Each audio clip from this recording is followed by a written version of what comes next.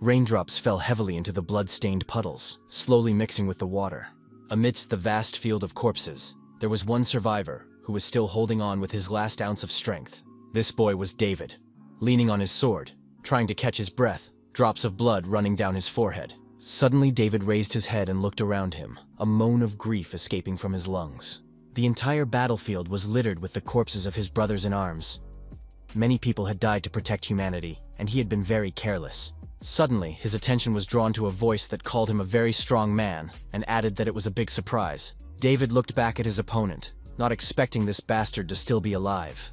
The boy approached the giant lying on the ground with his wings spread, and climbed onto his chest. It was the giant Daniel, who 20 days ago had unexpectedly appeared in the Empire, sowing chaos for unknown reasons. This monster was the last of the three giants.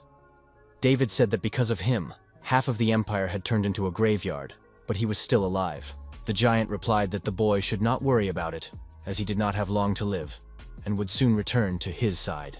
David leaned over Daniel and said that was good. His dead friends were already waiting for him there. Daniel looked up at David and asked which friends he was talking about, and the boy replied that he was talking about those who had come with him. One of them had been roasted to a crisp by a fiery red dragon.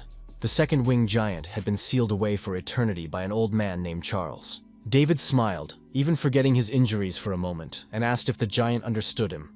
Daniel replied that a strong person may not try to hide the truth behind superficial words, that the children of the stars share their feelings with each other, and they knew very well that they had taken their enemies with them to the other world.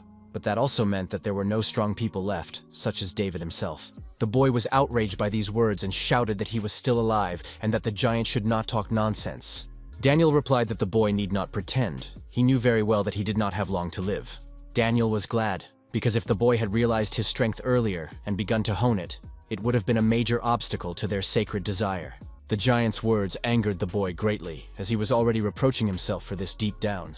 In the end, David overcame himself and said aloud that he didn't care. He knew even without Daniel that he had ruined his life. The giant Daniel said that the boy was a great man and therefore had every right to be proud. But in the end, his world would soon be engulfed by the starlight and dissolve into it. David decided that he could no longer listen to the advice of the enemy who had killed his friends and dealt the final blow. Although Daniel's murder did not bring the boy any satisfaction, he could now finally breathe easy. The boy looked around and did not understand how he could change everything that had already been done. David tried to walk, but after a few steps he was overcome by an uncontrollable cough. The boy remembered his friends and brothers with whom he had recently sat around the campfire. David remembered the jokes and laughter, the feelings of happiness and unity. Life had been carefree. The boy also remembered his best friend before they went into battle. Michael was a very cheerful guy, but now he was no longer alive. David knew this for sure because at that moment he was looking at his body. All his friends were dead. David fell to his knees. They had fought to the death because of their pride.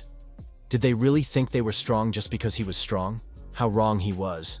They should have first assessed the situation correctly and fled.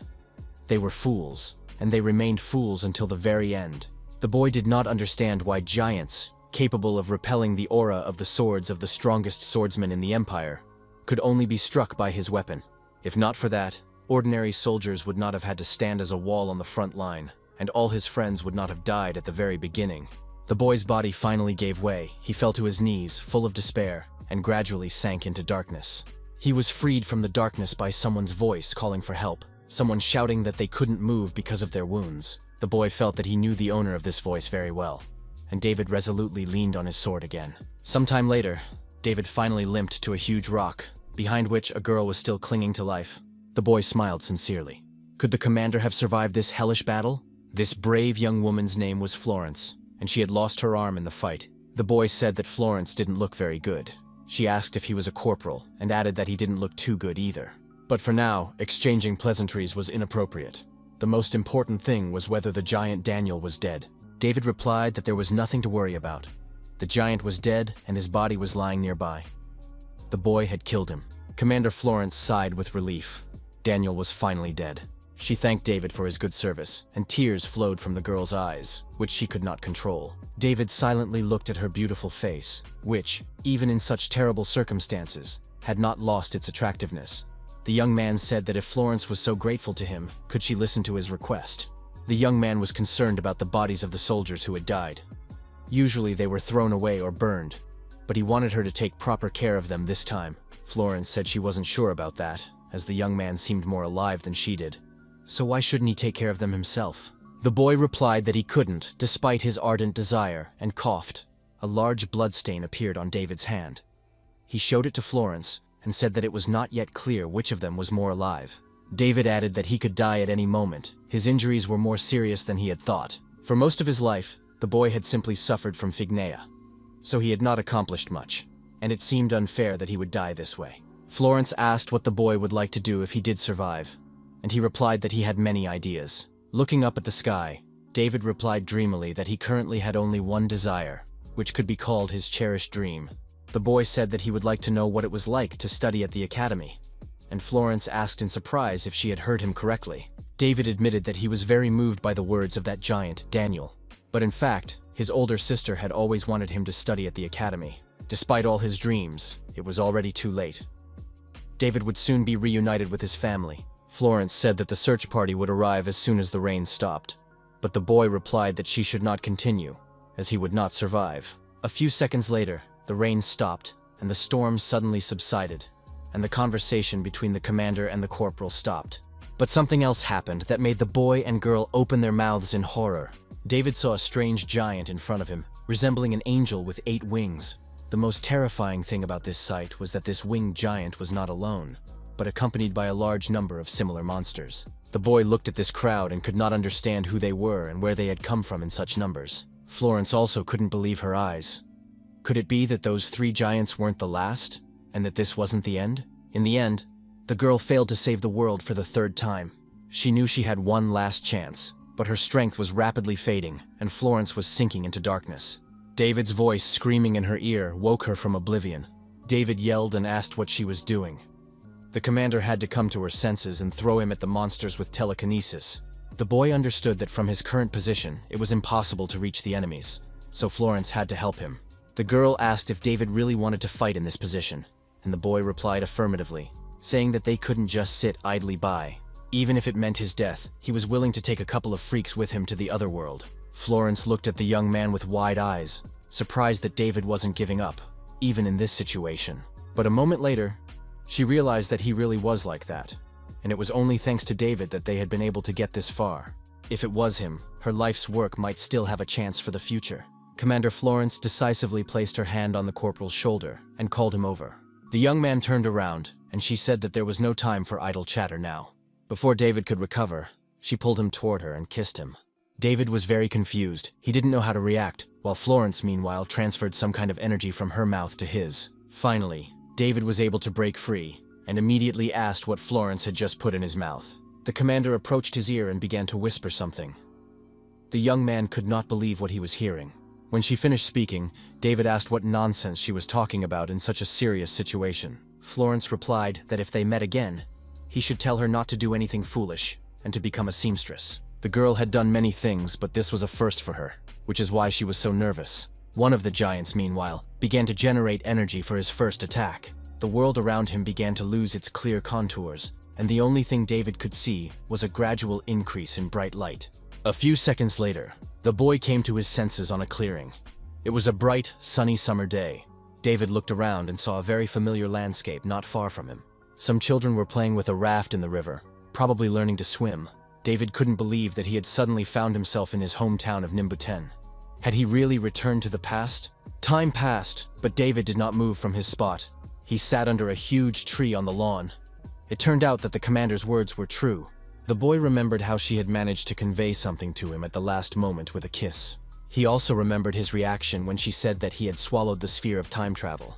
Thanks to this sphere, she was able to transform herself from an ordinary seamstress into a woman in the position of commander-in-chief. This sphere allowed the bearer to go back in time only 4 times, and she had already used 3 of them. The boy had one more attempt left, and Florence left it all to him, believing that David had the strength to kill giants. As a farewell, the commander sincerely hugged the boy, paying no attention to the enemies behind her. The girl whispered in his ear that she believed David was the key to saving the world, and that he needed to hone his abilities. The commander was very pleased that the boy wanted this himself, because she had heard this from him quite recently.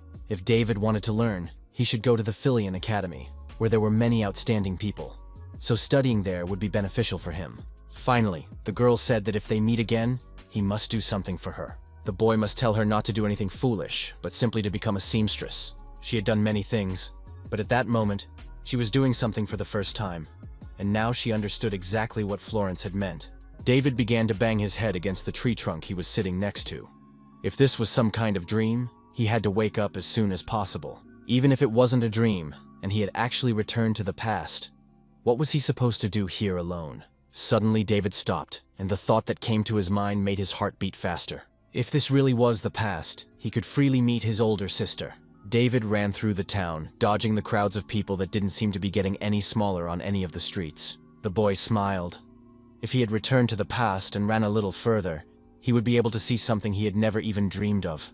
Suddenly, the boy heard screams, and looking back at the sound, saw bullies tormenting some boy. He knew the bullies well, but he didn't understand why they had hung the child upside down. This gang of bullies was exactly the same bunch he remembered. Suddenly, David saw that the unfortunate child was not hung from a tree with a rope, but with magic. Mages were extremely valuable on the battlefield because they were rare. So where did they come from in this godforsaken place? Come to think of it, around this time that boy could have been here. The boy looked at the gang of bullies, not understanding when they would get tired of tormenting him, in which case something very bad could definitely happen to the victim. The boy hanging from the tree kept shouting for the bullies to stop. He swore to everyone that he really didn't have any money, that he had nothing to give them. This month, the price of his mother's medicine had gone up, but the leader of the bullies didn't care about such excuses. The bully said that he was just robbing him. Why should he care about the health of some nobody's mother? Unexpectedly, he hit the boy in the face and shouted that he had to earn money if he wanted to be a worthy son. Amidst the shouts of his henchmen, the boy suddenly looked back at the red-haired mage standing nearby. He yelled that the bastard in the tree had lost consciousness and was not coming to, so he needed to be lifted even higher. The boy began to say that he couldn't do it, that if he lifted the boy even higher, he might drop him. But the bully didn't care. He yelled that it wasn't his job to hang there, so he should shut up and lift the guy higher. If the magician, Thomas, refused to do so, he would be hung next to this scoundrel on the same tree. The red-haired boy began to sweat profusely. He didn't understand how it had come to this. Was learning magic really such a bad choice? At first, he just wanted to show everyone that he was capable of doing something good, something worthy. Thomas understood that he needed to refuse the bully, but the boy was very scared. He clenched his lower lip with his teeth, trying with all his might to overcome his fear, but his body betrayed him, and he began to lift the bully's victim up. Suddenly, his actions were interrupted by a blow to the back with a stick. David was standing behind him and said that Thomas had to stop because his actions would simply kill the boy. The moment the stick touched the mage's back, the victim of the bullies fell to the ground. The leader of the bullies turned to Thomas and shouted, "What the hell are you doing?" Has the magician lost his mind? He rushed at the boy with his fists and accusations, and Thomas began to justify himself, saying that he had done it unintentionally. David stood in front of Thomas and told him to forget about the bully. The boy should only look at him and talk to him. Suddenly, Thomas recognized the mysterious stranger. David said he had something to tell Thomas while the bully tried to get his attention. David asked Thomas where he had learned telekinesis, and he replied that he had studied with the help of a grimoire he had bought from a merchant. The corporal was impressed that this red-haired boy had learned to do such things with the help of some cheap grimoire. It was incredible. They needed to see what else Thomas was capable of, because sooner or later, they would have to face the giants. Suddenly, the boy heard a familiar clang of steel, a sound that could not be confused with anything else. It was the sound of a sword being drawn from its sheath. The bully had decided to use his weapon against those who dared to ignore him. He muttered that David had started to dare to do such things only because he had given in to him a couple of days ago. Today, the bully had set himself the goal of finally putting the boy in his place, and he lunged at David with his sword. David was shocked. He couldn't understand where this scumbag had found a real sword, how he had managed to get it. The boy's stance was certainly poor, but he compensated for his lack of skill with his strength. And in the context of this situation, that was quite enough. Everything would have been fine if the bully hadn't swung his sword at David, who easily dodged his opponent's first blow. The bully was impressed by the boy's agility. He had no idea he was so fast. David thought that his body was certainly younger, but the combat skills he had acquired during his service in the penal battalion had not gone anywhere. The hooligan laughed and said he wanted to beat the boy so badly that he wouldn't be able to lift a spoon. David replied that today, success was simply flowing to him. The hooligan wanted to force David to his knees and beg for mercy, threatening to take one of the guy's arms anyway. David wanted to feign surprise and fear, but he couldn't do it. He wasn't afraid at all. The last straw for the boy was when the bully threatened to take care of his sister after killing David. The boy asked if the bully had really said something about his sister, and the bully, without even flinching, answered in the affirmative. He continued to say something about his lust and his sister's round ass when David swung the stick at his head. A second later, the bully was still standing there, but his ear was missing, and blood was gushing out of the wound on either side. The sword immediately fell to the ground, and the scumbag grabbed his head, screaming in pain. His henchmen did not immediately understand what was happening and continued to giggle. But when their leader fell to his knees in front of David, they began to realize that something unexpected was happening. The hooligans couldn't comprehend how this was possible. A stranger had cut off their leader's ear with a simple stick. Having done what he set out to do, David looked at the other hooligans and asked if these fools liked his show. Pushing their leader, he said that now they all had to get out of there with this freak if they didn't want to end up the same way. When the bullies agreed, David added that they had to leave the boy's money behind, as well as pay for ruining his mood. The bullies promised to return everything and fulfill all the demands of the intimidating stranger. A few minutes later, the shocked boy got his money back, and David said that it was all for him. The boy said that there was much more money in the bag than they had taken from him, but David replied that he only wanted the sword. He added that the boy should not worry. The bullies would not come back for him. They would not be brave enough to wander around. David waved away the boy's words of gratitude, calling it a trifle, and urged the boy to go home as quickly as possible. Suddenly, the red-haired boy caught the attention of both boys, interrupting their conversation. Thomas said that he was really sorry. He understood that such things should not be done, even under threat from bullies. Tears streamed down his face, and the boy confessed that he was terribly scared and couldn't stop himself. He apologized again for his actions, because he considered everything that had happened to be his fault. Unexpectedly, the boy replied that Thomas was crying just as he had when Paul first brought him here. The recent victim of the bullies added that when he saw him for the first time, he immediately thought that the bullies were picking on him just as much. Approaching Thomas, he put his hand on his shoulder and told him not to blame himself for everything that had happened. But despite all that, the boy greatly appreciated all the apologies that the magician Thomas had offered him. The boy said goodbye to his savior and went home, leaving only Thomas and David, who was watching him on the lawn. David nudged the boy with his elbow and said that they needed to talk urgently, and Thomas jumped in surprise. Realizing that he would not argue, he added that in that case, they would meet at the same place in 4 days. Thomas looked back at his new acquaintance and asked what he meant. David replied that he was busy now, but they would meet at the beginning of the month. Finally, David said that if the boy didn't show up on time, he should understand what would happen to him. Seeing that he had frightened Thomas enough, David ran off to attend to his business, his knees buckling beneath him. Sometime later, David was standing at the doorstep of a neat little house in the middle of the forest, unable to bring himself to enter. He was held back by the bouquet of flowers he had picked on the way. It had seemed like a good idea at the time, but now it seemed excessive. He remembered that his sister loved receiving flowers, so he picked everything he saw on the way to her house. In the end, the boy decided that giving her a bouquet of flowers now would be too much, and turned around to throw them away. Halfway there, he was stopped by the voice of a girl who said she was trying to guess who was standing at the door, and it was her precious brother. The young man recalled that when he was in the penal battalion, he often thought about what he would say to his sister when they first met. But then he left without saying a word. He thought about it constantly, but all these were words that only David from the penal battalion could say. Looking at the girl who joyfully spread her arms in front of him, the boy realized that now he could only say one thing to her. Bowing his head and still holding the flowers in his hand, the boy said that he had returned home. A few minutes later, they sat down at the table, which the girl had set with great love. Suddenly, Willow cried out that she never would have thought that her cold-hearted brother would finally give her flowers. The boy saw with his own eyes how happy his older sister was, and felt a little guilty for planning to throw the bouquet away. Suddenly, the girl turned to David and asked if he wanted seconds, but he replied that he was already full. David asked how old she was this year, and she replied that she was 22 and wondered why he was asking such questions. The guy said he had simply forgotten, which greatly upset Willow. She said that such things should not be forgotten. Willow got up from her chair and began to fuss, suspecting that the guy had caught a cold, but he had calculated how much time he had left. David realized that if the girl was 22 now, then there were about 10 years left before those freaks arrived. The boy looked at Willow and realized that his sister was still the same as he remembered her. As she took his temperature with her hand and asked how he was feeling, he saw kindness and warmth in her. This moment was so precious to him that he wanted to prolong it for eternity. This time, he wanted to protect his sister and the whole world in 10 years' time. But he only had one chance. David stopped Willow's hand and said he had something to tell her, and the girl said she was listening to her brother carefully. Still holding his sister's hand, the boy said that he was planning to go to the academy. This news shocked the girl so much that she forgot how to move. Could her dream really come true? A second later, she started screaming for her brother to repeat his words. Had she heard him wrong? He had never listened to her advice before. Suddenly, she let go of his hand and ran off somewhere, saying that she had something interesting for this moment. Willow said that she had always known that this day would come, that he was a very smart boy, so everything should work out for the best. After a few minutes of diligent searching, the girl pulled out a huge cauldron. When the boy came closer and they both leaned over the cauldron, Willow said that it was his gift. The boy asked where his sister had gotten so much money, and she shyly replied that she had secretly saved it to surprise her brother.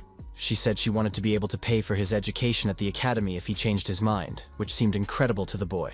He was really grateful to his sister for caring so much, but asked her to keep the money because it wouldn't be enough anyway. Willow began to say that there was more money than he thought, that it should be enough. But David announced that he would enroll in the Philian Academy. The Imperial School, the Philian Academy, was the best educational institution in the Empire. Thanks to the best teachers and huge funding from the imperial family itself, this place provided the best education for applicants. The Philian Academy was so prestigious that it was called a factory of heroes. Its status was extremely high, and Florence also graduated from there. In addition to the commander-in-chief, the swordmaster Joseph, the worst of the bandits, the Winter Witch, and others studied there. During the war, the Academy's students proved themselves very well. They were so useful that the commander-in-chief recommended this particular institution. But the problem was its popularity, not to mention the sky-high cost of tuition and high standards. David was helped and motivated by his sister's reaction to the news that her brother was going to study. He had to cope. The young man paused and solemnly promised himself that despite everything, he would prove to his sister through his actions that he was capable of this training. When he reached the agreed meeting place, David saw Thomas there, although, in fact, he had not even expected this, despite his threats. The red-haired boy emerged from behind a tree and whispered that his name was Thomas. He added that there was no need to be surprised, because David himself had said that he would not leave him if he did not come, and he said that they could forget about it. Taking his backpack off his shoulders, David said that they had a lot of work to do, but first he wanted to test the boy. Thomas asked fearfully what he meant, and David replied that in fact, nothing like that awaited the boy. He pointed at himself and said that the red-haired boy should test his telekinesis on him. Thomas had to lift him into the air as high as he could. The young magician was very surprised. He had not expected to use telekinesis as his test. It was unexpected. Thomas asked why he had to do something so dangerous, and David replied that it wasn't dangerous at all. The boy just had to do what he was told. To finally calm the boy down, David added that he definitely wouldn't die from it, so there was no need to be so scared. Thomas announced that he would do it in the next second and used the invisible hand spell against David. The young sorcerer's energy beams quickly found their target and enveloped the boy from head to toe. David felt his body become light as a feather. The boy was much better than he had thought at first. His height and stability were still lacking, of course, but overall, it was similar to what Timothy had felt during his last battle. It was the magicians who possessed the skill of telekinesis that allowed him to fight Daniel on equal terms. Telekinesis is a very rare ability among magicians, not to mention the fact that sorcerers themselves are quite rare. Based on all of the above, Thomas would become a key part of David's battle against Daniel in the future. Looking at Thomas, the boy said that his abilities were quite good, but the magician replied that it was quite difficult for him right now. The boy begged to bring David down to earth, but he replied that he needed to wait a little longer, as he had something to check. To Thomas's great surprise, David shouted that he would descend to the ground himself. A second later, the boy was already on the ground, holding a sword in his hands. Thomas was shocked. David had cut his mana.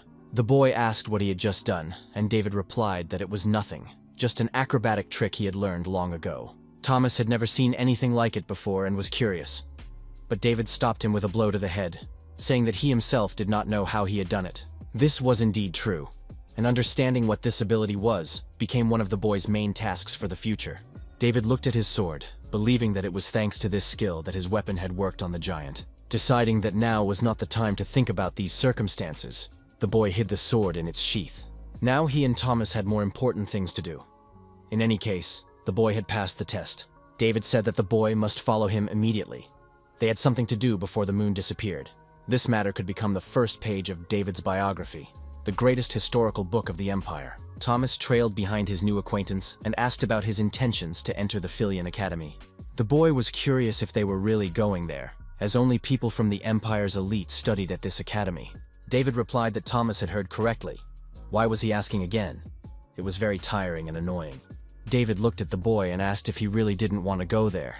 Thomas replied that that wasn't the case. It was just that David had a talent for martial arts, while Thomas had very low self-esteem and thought he was good for nothing. The red-haired boy considered himself very cowardly and shy. David interrupted him and asked if Thomas wanted to continue living like that. He saw in Thomas an innate talent that the boy was wasting on entertaining foolish scoundrels. Did he really like that?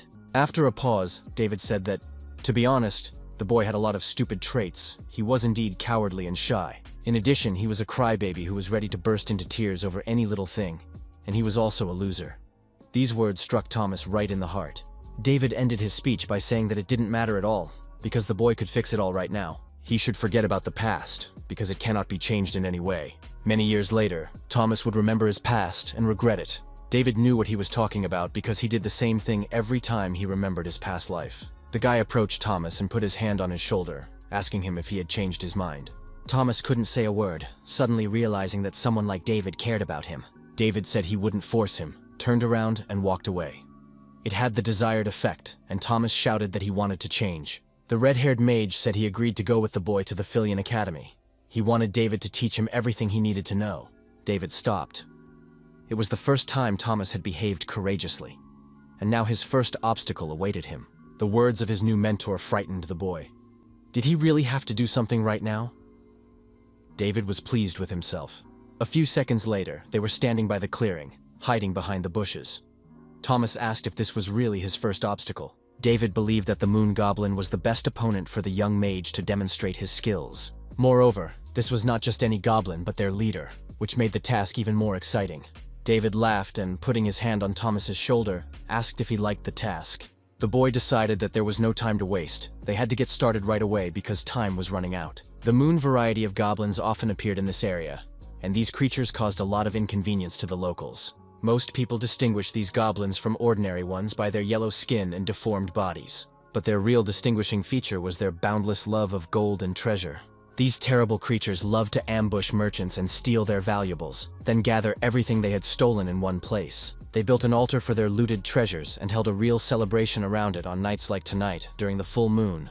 Thomas finally understood David's plan, and he was struck by his mentor's audacious plan to steal all the goblins' gold. Thomas had never heard of goblins gathering their treasures in one place and throwing a party. He asked David how he knew this, and David replied that he had his sources, but he couldn't say that he had encountered such creatures in his past life. In any case, all Thomas needed to do was to use telekinesis to transfer their treasures into his backpacks without them noticing. David thought the conditions of the test were easy, but Thomas did not agree. He was worried about what would happen if he made a mistake and woke the goblins. David replied that in that case, they would both be in big trouble, and things would be bad. Thomas began to whisper loudly that it was too dangerous, and that they needed to plan everything first, to which David replied that he was a coward. The corporal ordered Thomas to look at him carefully, saying that in order to get into the Filian Academy, they both needed two things. The first condition was money. They needed to cover the insane cost of tuition. The second condition was experience. Money was also a problem, but experience was much more important. David said that Thomas should know that Filian was full of aristocrats who had received elite education since birth. The boy asked if Thomas wanted to beat these rich kids, and if so, there was only one way to do it. Starting from that moment, Thomas had to begin gaining experience, risking his life. These guys were ideal opponents, thanks to whom the boys could get money and experience, killing two birds with one stone. Thomas cried his eyes out, and David asked if the boy had any better ideas. If not, then everything was decided. David opened the first backpack and slapped Thomas on the back. They had to start right away. Very slowly and carefully, Thomas used his telekinesis spell, and the first backpack slowly filled with treasures. In a matter of minutes, the last coins and the dagger landed in the boy's other backpack. David looked at the treasures and was satisfied. The task had been completed perfectly. The boy ruffled Thomas's hair with his hand, noting what he had said earlier. The main thing for the boy was experience. The magician breathed a sigh of relief. The plan had worked. In fact, David wasn't sure that everything would work out. But just think, the boy learned very quickly. It turned out that Thomas was even better than he had imagined, and the boy had finally found himself a wonderful servant. David said that since they had already filled their backpacks to the brim, it was time to run. Thomas did not immediately understand that they were done. The corporal confirmed that they had done everything they needed to do, so they had to leave immediately before something went wrong. At that very moment, Two boys were running through the forest, trying to catch up with something that was moving at great speed. Unable to keep up with the pace of the chase, one of them started shouting that the chicken flying in front of them had to stop immediately. Everyone heard this cry. David did not understand what kind of sick freaks could be causing such a commotion in the middle of the night. While the boys stood with their backs to the goblins, their leader woke up, the same cry having awakened him from his sleep. The leader looked around to see where the noise was coming from and saw that there were no treasures in the chest. His voice, in turn, woke up the other moon goblins, who tried to figure out which thieves had stolen their shiny trinkets. Looking around, two of them suddenly noticed David and Thomas, who had not yet managed to escape from the clearing. David was dissatisfied, to say the least. Their situation was bad. The moon goblins were running at them in a pact to attack. The boy dropped his backpack on the ground. Thomas couldn't stand on his feet. David felt that from the very beginning, events were unfolding very well. He expected a trick and he got it.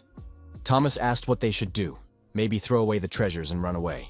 David was against this idea. In that case, they would not be able to pay for their education, and that was his goal, to obtain some money. And although Thomas thought that this was not the main thing, they still had no time left. The goblins were dangerously close. Thomas took his sword out of its sheath. It was made of cheap steel, and with its weight and strength, it would last for about 15 blows. There were about 30 enemies, and they all rushed at their only opponent at once, because Thomas could be disregarded.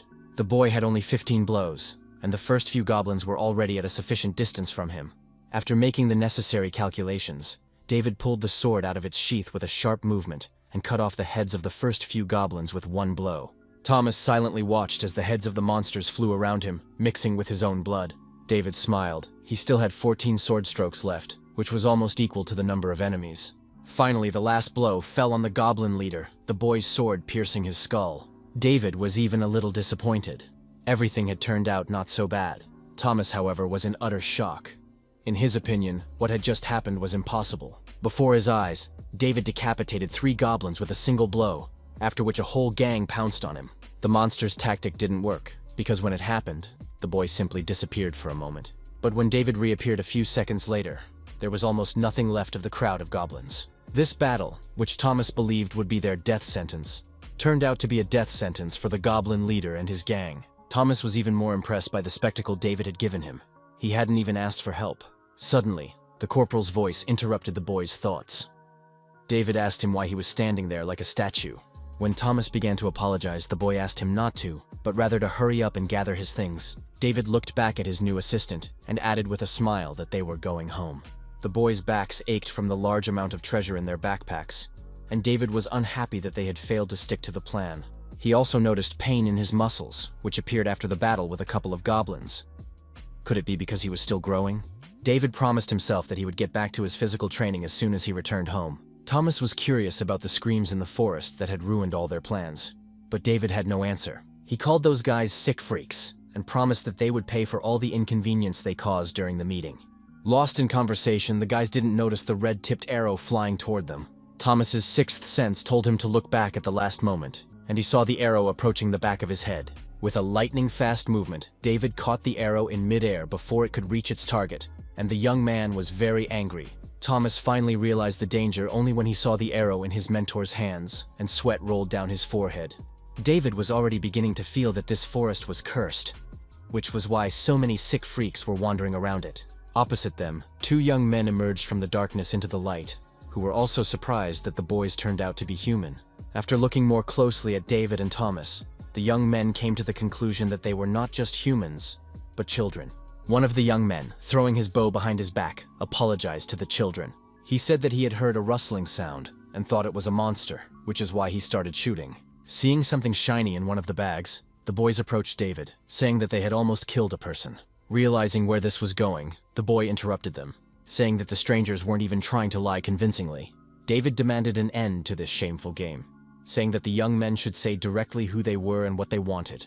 The archer scratched the back of his head, apologized, and said he had forgotten to introduce himself. Suddenly, lunging at David with a knife he had pulled out at the last second, he shouted that they were Calaboro. But the boy's plan failed. David grabbed his arm and struck him in the jaw with lightning speed.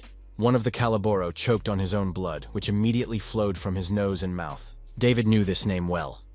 Could it be that he had encountered these scumbags again? Seeing that his accomplice was in trouble, another Calaboro took out his knife and rushed at David. But Thomas, who was standing nearby, had no intention of giving him that opportunity. The boy shouted to David to be careful and cast a restraining spell of an invisible hand against the robber.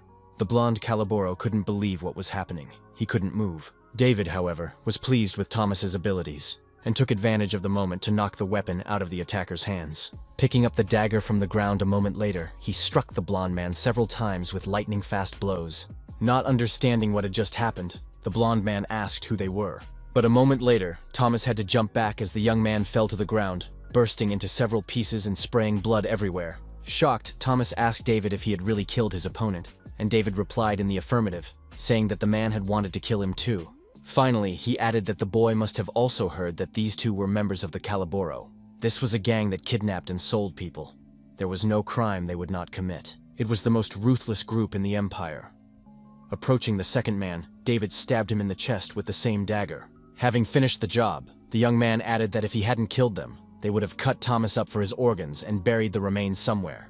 Leaving these guys alive, knowing who they were, was tantamount to committing a crime. That's why Thomas shouldn't make a scene. He just needed to gather all their belongings. Suddenly, one of the young men's bags began to bounce. David looked around in surprise, not understanding why it was moving. Could it be that the Calaboro had been carrying it with them? Thomas was curious about what was inside. Perhaps there was a stolen animal. David replied that they would see everything now and decisively untied the knot. At that moment, a bird flew out of the bag. Even David was struck by the beauty of this bird. It was sky blue in color but resembled a chicken. Thomas was delighted. It was the first time he had seen a blue bird. David added that it was also a first for him, despite his experience. The boy looked at the handcuffs on the bird's feet. They were poacher's handcuffs, which disrupted the flow of the prisoner's mana. The boy had always thought that they were used in rare cases, such as when they were catching fantastic creatures. Perhaps this blue bird was something unusual, because unexpectedly, the bird began to talk. The bird demanded an answer, and in the end, cried out that it had finally been able to make contact. The boys were so surprised that they couldn't move. The first to move was, of course, Thomas. He rushed to David with an embrace, but David stopped him, realizing that it was the magic of communication. Judging by the fact that they started talking as soon as the bird flew out of the bag, it was most likely blocking the mana. The boy asked who he was talking to, and the interlocutor introduced himself as Paul, who studied fantastic creatures at the Institute. The bird's name was Marpez, and no matter how hard he tried to communicate with it, he couldn't. But luckily, everything turned out fine. Marpez asked who the boys were, and David replied that they were just passing by. They were intercepted by poachers from Calaboro and had to fight them, and it was the poachers who stole the bird. David didn't want to go into details because what happened was too bloody to talk about out loud. All the bird's owner needed to know was that they had saved it. Paul said that, of course, he had considered this possibility, but he hadn't focused on it. After all, he owed them a great deal for saving it. He didn't know how to repay them. But Thomas asked how best to return the bird to Paul, because Marpez looked very tired from the shackles. David asked if the bird would be able to fly normally if he removed them, and Paul replied that everything should be fine. The bird had a very good instinct for returning, so if they freed her, she would find her way home. David cut the shackles that bound Marpez's legs with a single stroke of his sword, and she chirped happily. Hiding his sword in its sheath, the boy said that the bird was now free and could fly home so as not to worry its owner. The bird was in no hurry. For some reason, she kept poking her beak in the boy's face. Paul said that Marpez was asking the boy to pluck her feathers. David did as he was told, and Marpez's feathers worked like a compass, always pointing in the direction of the bird. As they parted, Paul said that if the boys ever visited the Institute, they could come and see him and Marpez. The bird flew swiftly from David's hands, so Paul's last words turned into a solid echo. David noted that Marpez was an extremely fast creature, but Thomas focused on what was left in the boy's hand. The corporal said that this little gift was even pinching his hand, but neither of the two boys knew what it was. A few days later, they reached the city, where everything seemed to be as usual. The market was bustling with activity, with porters unloading carts full of countless goods. The local dealer, Don Carabel, was buying one of the usual pieces of jewelry and offered 20 gold coins for it. Turning to the boys, he said that they had brought him a large quantity of wonderful goods today, and that he was having a good day. Don Carabel was delighted to have met such a valuable customer, and the young man was also pleased with this acquaintance. He had finally met a specialist. All the other merchants who were present at the market turned out to be swindlers, and they annoyed him greatly. But David realized that his wandering around the neighborhood had not been in vain, as he had managed to meet such a conscientious merchant, and Don Carabel blushed. The young man asked if the dealer would like to appraise something else, a small item, and he agreed. The boy took the bird's gift out of his pocket and asked what it could be, as he did not want to sell the item. That night, the blue bird of dreams, or simply Marpez, left him this egg. At first, David thought that it had just pooped in his hand, but that wasn't the case. It had repaid him for his kindness in another way. He even threw the egg at a rock lying on the lawn nearby. But to his surprise, the purple egg smashed the rock to dust. It turned out to be really strong. Don Carabel, looking closely at the egg, said that he had never seen anything like it before and did not know what kind of bird it might belong to. But it definitely belonged to an extremely rare species of fantastic creature, and this treasure could be worth a lot. The color and texture of the egg also caused surprise, forcing them to think and go over all the knowledge stored in their minds. David laughed, not wanting Don Carabel to say in a few seconds that it was just horse manure. The dealer gave the egg to the guy and said that he didn't really know what it was, but he thought it was something unusual. He asked David if he wanted to take the egg to a specialized place. David replied that this was the only option left to him. He couldn't sell the egg without knowing what it contained. After sorting through his treasures, the corporal asked if the dealer still sold books about the Filian Academy. David explained that he and Thomas were going to apply there, but knew nothing about it. Corabel replied that it was a great coincidence. Don Carabel explained that his daughter was also planning to apply there, and he was sure she would not mind helping them. He tried to explain that she would be there soon, and at that moment, the boys heard her voice. The girl asked what was going on. David looked around and saw a beautiful blonde, whom Don Carabel called his only flesh and blood. The girl's name was Marie. The dealer said that the boys were very important clients with whom he had just made a big deal. Mary did not believe her father's words, calling Thomas and David brats, which outraged them immensely. The merchant apologized for his daughter, saying that she had grown up in a merchant family and was therefore very sharp-tongued. Thomas replied that it was all right, but David was not concerned with such mannerisms. He saw something very familiar in the girl's face and asked her if she was really Marie. When Marie answered in the affirmative, he asked if her middle name was Alice, and she replied, "How did you know that?" David replied that it might seem very strange, but she looked very much like someone he knew. But just to be sure, he needed to ask the girl one more question in her ear. Mary Alice allowed David to do so, and he whispered, asking if she had something down there that was not typical for a girl. The girl was shocked by the nonsense she had just heard from the mouth of a stranger. David ignored her reaction, and continued to think aloud that it didn't seem like she had a penis. The boy looked at Don Carabella and said he would rather believe that the old man had another child he didn't know about. But David's thoughts were interrupted by a slap in the face from Mary, who now considered the guy a sick freak. But the effect of the slap was quite the opposite. The feeling seemed quite familiar to the boy. After the physical sensations, the boy was certain that this girl was Countess Mary Alice. When their penal battalion was in the city of Armalin, Count Mary was responsible for their supplies. Thanks to his excellent work ethic and friendly nature, he could befriend anyone. He was an impressive personality. However, as soon as someone mentioned the word member in conversation, he would instantly become extremely angry. When he lost his temper, he would start slapping everyone, and David was no exception. At the time, he didn't understand why this was happening all of a sudden. David always wanted to ask Count Mary why this happened the next time they met, but he never had the chance. Count Mary Alice died in battle, like all of David's other friends and comrades. He saw his body with his own eyes, but it seemed that David had just found the answer to his question. Who would have thought that this was the reason? He looked at Don Carabella's daughter, who was standing opposite him, angry, and realized that Count Mary Alice was a girl. Seeing the boy smile, Mary Alice exploded even more, deciding that she needed to punish him again and lunged at him. The girl's next attack was instantly interrupted by the boy, who hit Mary on the head and told her to calm down. Mary grabbed her head, and David told her not to get cocky just because he had allowed her to slap him once. But the guy decided to point out that he was also wrong in some ways. David's remark further provoked Mary, and she shouted that she would hit him twice. Mary Alice grabbed David by the hair, and he tried to stop these senseless efforts. The boy no longer doubted that she was seriously deranged. Thomas and Don Carabel watched everything that was happening in shock, not knowing how to react. Finally, recovering from the shock, the boy and the old man rushed to separate the two opponents, who had completely lost control. A little more time passed and everyone calmed down more or less. Thomas still couldn't understand what was wrong with those two. The two had just been fighting as if they wanted to kill each other. Mary asked if they really didn't want to sell it. David replied that it was true. He was just curious to see if everything was okay with them. David assured the girl that if not, he would buy something from them to replace it.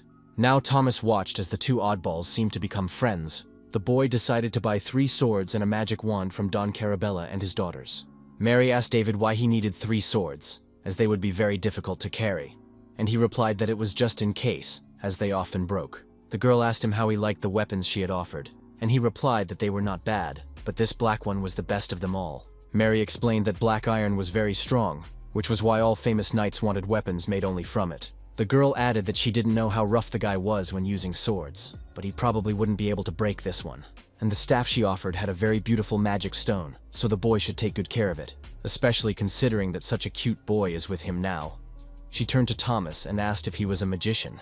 Mary asked what kind of magic Thomas used, and he modestly replied that he had telekinetic abilities. Mary was delighted.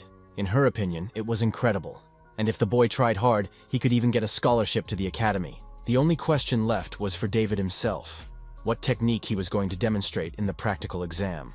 The girl said that in order to get into Filion, he needed to impress them and show his techniques in the practical exam. The theoretical exam was also difficult, but not as difficult as the practical one, and if the boy showed good results, he would definitely be accepted into the academy. If the boy did not prove his worth, he could forget about entering the academy. David believed that he only needed to be skilled with a sword. The boy asked what they usually show to the professors on the committee, and Mary replied that most nobles show their family's secret techniques. But most martial arts masters and applicants show their own fighting techniques using mana. David did not know that sword-wielding children of that age could already use mana even if they were not magicians. But it turned out that he had to be able to do so as well. Mary said that if he wanted to join Filion, he absolutely had to be able to do this, to use his mana in battle. The girl saw David's reaction and suspected that he still hadn't learned to feel his mana. In the end, the boy had to ask if mana was the same thing as an aura, and this question made Mary's jaw drop. Mary Alice covered her face with her hands and groaned. Was it really true that David was going to enroll in the Filion Academy? She said that they were incomparable things, but her reaction even slightly offended the boy. Mary Alice stopped laughing and suddenly said that they needed to go out into the yard with David, who was a little scared. She got up and grabbed the swords lying on the table, saying that she would borrow them. David asked where the girl got so much confidence from, as she could damage the weapons, but she replied that he shouldn't worry. Mary said that if she broke any of the weapons, she would pay triple for them. Looking back at David, who was still sitting in place, the girl hurried him, saying that it was no longer appropriate to talk, and that he should follow her. Mary explained that mana was the primary source of nature's power, that it was like air and was everywhere, but not everyone could use it. In order to use mana, one must first feel one's own mana and develop a sense of mana. This can be achieved if you have talent, through training, strong desire, or something else. Many factors influence the result.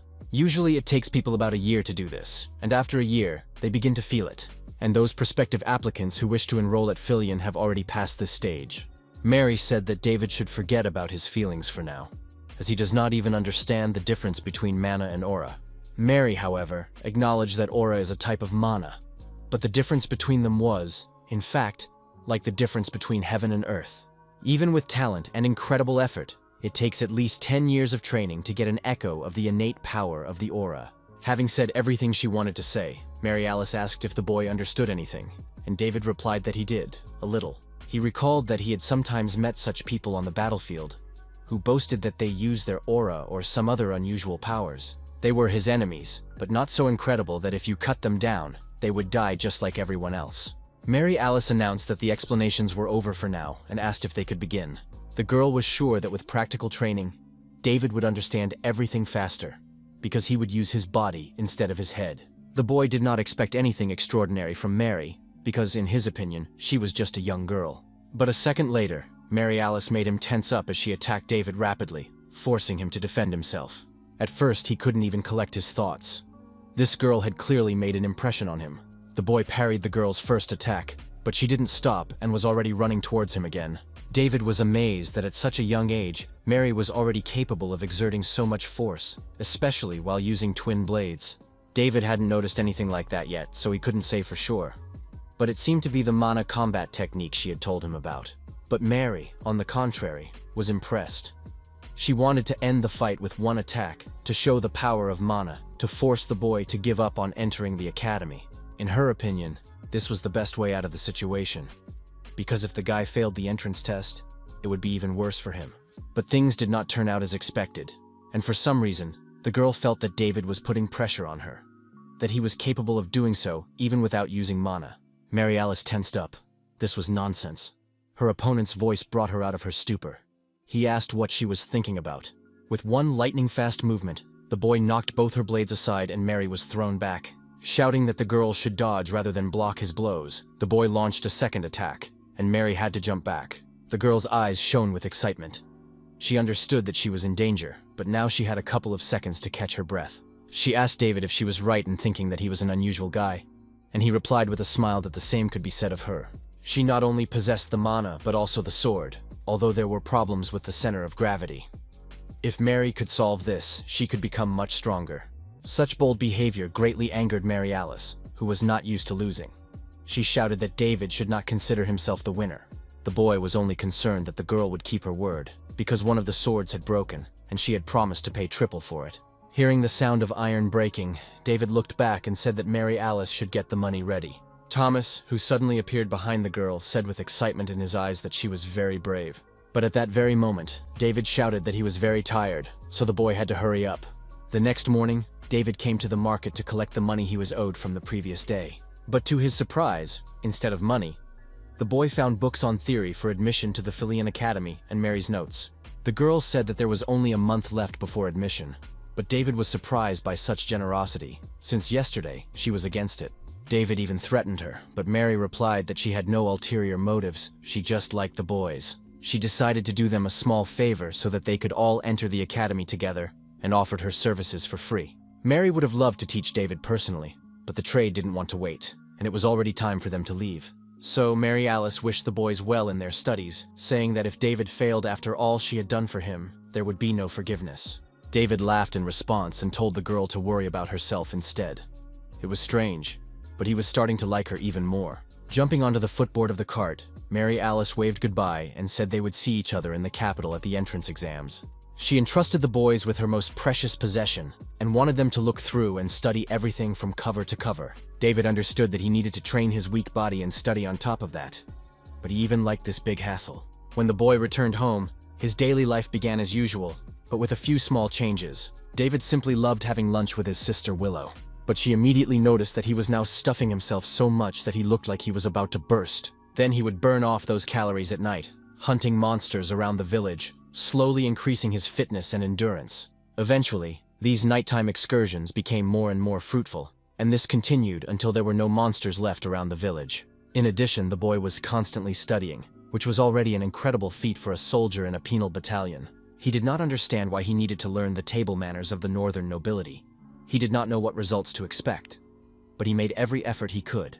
A month passed, and finally, the friends reached the main scene of the story, the capital of the Walloon Empire. The capital was home to the Empire's best educational institution, the small town of the White Tower.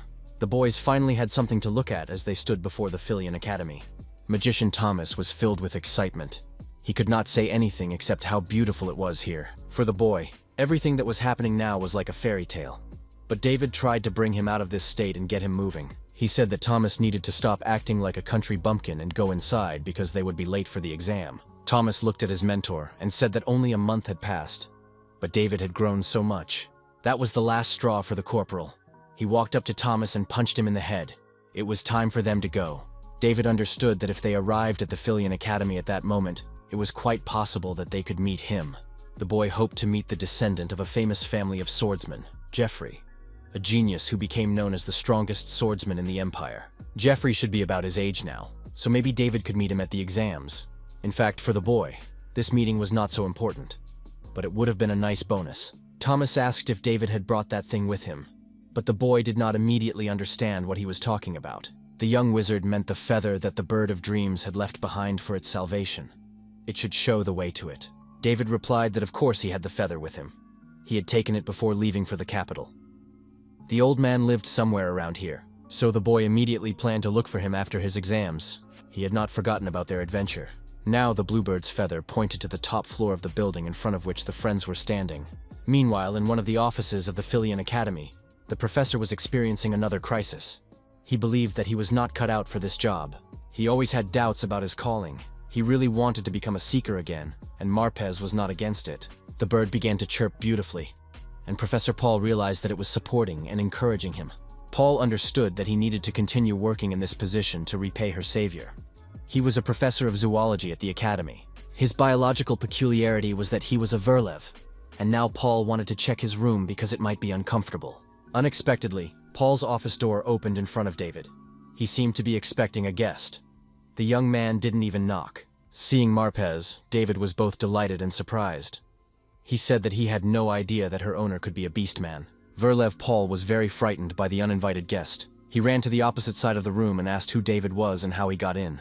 His office was on the top floor, but the friends did not climb the stairs. Thomas regretfully reminded David of this as he tried to recover his hearing. But Verlev Paul did not stop talking. He was curious whether the strangers had come for his beloved bird Marpez. David showed Paul the feather, and he immediately understood that these two were his friend's saviors. Verlev immediately began to show hospitality. Realizing that he had started the acquaintance with rudeness, David replied that everything was fine, that apologies were enough. The boy confessed that Thomas was to blame for everything, that he had brought them up to the office, although he noted that it was David who had asked him to. But the boy did not let the mage finish his sentence and, grabbing him by the cheeks, forced him to be quiet. David didn't want to waste any more time and got straight to the point. He was surprised that the owner of the bird was a Verlev, a rather rare species of beast people. On top of that, this Verlev turned out to be a professor at the Philian Academy, and Paul was also surprised that Marpez's rescuers were their applicants. Verlev noted that if he had known about this earlier, he would have prepared letters of recommendation for them. But the exams had already begun today. David decided to ask a few questions because they didn't have much time, and he didn't like what Verlev said about the possibility of failing the exams. He took a dark purple egg out of his pocket and asked what it was that Marpez had left him as a souvenir. Impressed, Verlev Paul looked at the egg in the boy's hand. It was the egg of a fantastic bird. Paul decided to double-check whether Marpez had really laid the egg, and David confirmed this fact, not understanding what was so strange about it. Verlev explained that this was indeed the case. But Marpez was not just any bird. She was a bird of dreams, and that was not the most interesting thing. Paul held the egg out and announced that he had no idea what would hatch from it, and David's jaw dropped. David said that it was a bird's egg, and therefore, a bird should hatch from it. But with the bird of dreams, everything was different. Depending on its environment, the bird of dreams absorbs different types of mana and lays an egg. And when it hatches, a phoenix will emerge, enveloped in tongues of flame. If the bird lays an egg in a monster's nest, the chick will look like the monsters that live there. And sometimes it is not a bird that is born at all. Of course, if you analyze the mana flows emitted by the egg, you can predict what kind of bird will hatch from it. Myriad types of mana are intertwined in this egg, resembling turbulent molten metal. But right now, it was difficult to say for sure who was inside, and David was overwhelmed by the number of problems this egg presented. He looked at the blue bird and asked her where she had been wandering, which had allowed her to lay such a strange egg. The boy had never seen such a shameless bird, which was now looking at him and covering its head with its wing. Unexpectedly, Paul asked David if he would let him look after the egg, and David had no objection. Verleva was satisfied with this answer. The bird of dreams laid its egg only once in its lifetime, and he understood its value well. If Marpez herself laid this egg right in front of her rescuers, he believed that the bird felt something special about them. He scratched the bird's neck and said that he wanted to respect the choice of his friend, with whom he had lived for so long. David agreed again and added that he was also curious to see what would hatch from this egg. The young man understood that he and Thomas had little time. So, having resolved all their issues, he began to say goodbye to Paul, but Paul asked them to stay.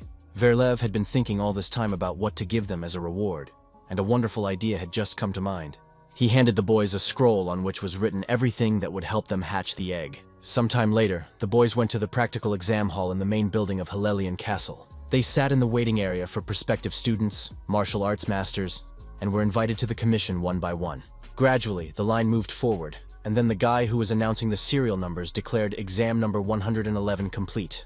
After announcing this, the guy invited the next applicant, number 112, to follow him. David watched with boredom as the guy walked into the next room. Judging by the number of the previous applicant, he was next. The boy was upset that he had to wait so long, but Mary replied that this happens at all exams. David asked Mary why she was dressed like that, because it was uncomfortable, but she replied that she had paid special attention to her appearance because it was Philean. She said that the nobility were entering here, and they could become their future clients, so she had to dress to impress. Mary Alice regretted that Thomas was not with them now. But David replied that he was taking the exam elsewhere with the magicians. Applicant number 112 finished his exam and came out in despair. The boy was sure he had failed the exam. David realized that it was his turn, and Mary wished him not to be nervous, but just to give it his all. The girl shouted after him that if he failed, there would be no forgiveness, and David thanked her for her support. At the door, the young man looked back at all the other applicants and said he would be back soon. In the next room, where the admissions committee was sitting, the young man finally saw the professors of the Philian Academy. Each of these teachers stood out from the rest. They all looked quite interesting. But what caught his attention most was the old man sitting at the center of the table, the director of the academy, Archmage Donald. But the woman sitting next to him was also a very impressive personality. In his past life, David had rarely felt such an aura. The young man bowed respectfully to the admissions committee and gave his name. The director of the academy greeted him politely and introduced himself. He announced that the boy's opponent would be a magical mannequin, and David would have to demonstrate his technique on it. They asked what exactly the young man wanted to demonstrate, and he replied that a chopping blow would be sufficient for such a mannequin, in his opinion. Some professors believed that there was always a guy among the applicants who started talking nonsense when he saw this mannequin. The mannequin was capable of withstanding an aura strike and on top of that, recovered quickly, a well-thought-out product of magical engineering. Even the genius Jeffrey could barely scratch this mannequin. It was interesting what this guy could show them. Could he really cut the mannequin in half? The academy director did not like such talk from his colleagues. The boy was right there, but they did not hold back in their expressions. He didn't want to jump to conclusions because, for some reason, he felt that this child could show a completely opposite result. Looking more closely at the applicant, the man saw a very strong aura in the boy and was surprised by this because he was very young. In a moment, David completed his part of the practical exam, striking the mannequin, at first glance, with a single blow to the neck. Turning to the commission and sheathing his sword, the boy announced that he had finished his performance. The two skeptical teachers began to laugh and say that it was difficult for them to evaluate such talent. After laughing to their heart's content, one of them turned to the director and asked his opinion on the matter. But Donald did not have time to answer because his neighbor jumped up and rushed towards the boy. The woman's name was Emma, and she was a fencing instructor at the academy.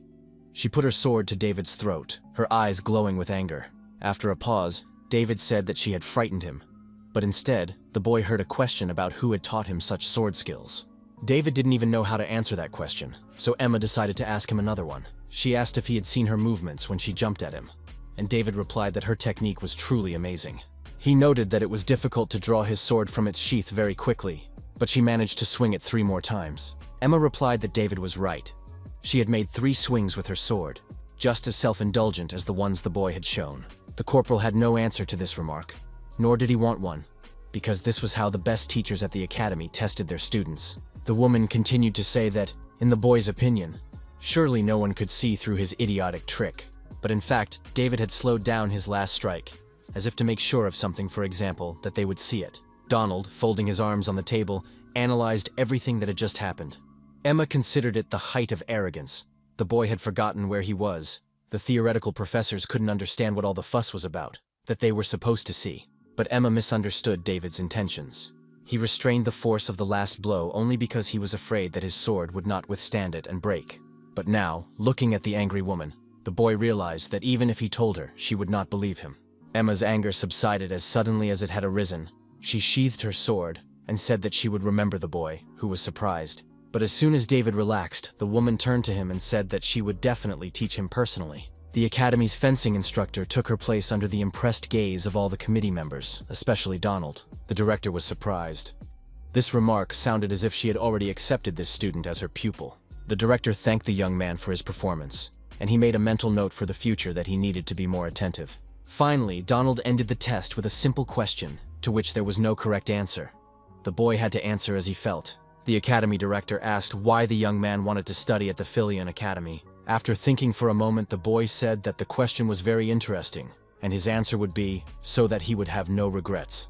That was the main reason David came to study at this institution. When the door closed behind the applicant, the director continued to sit pensively, unmoved.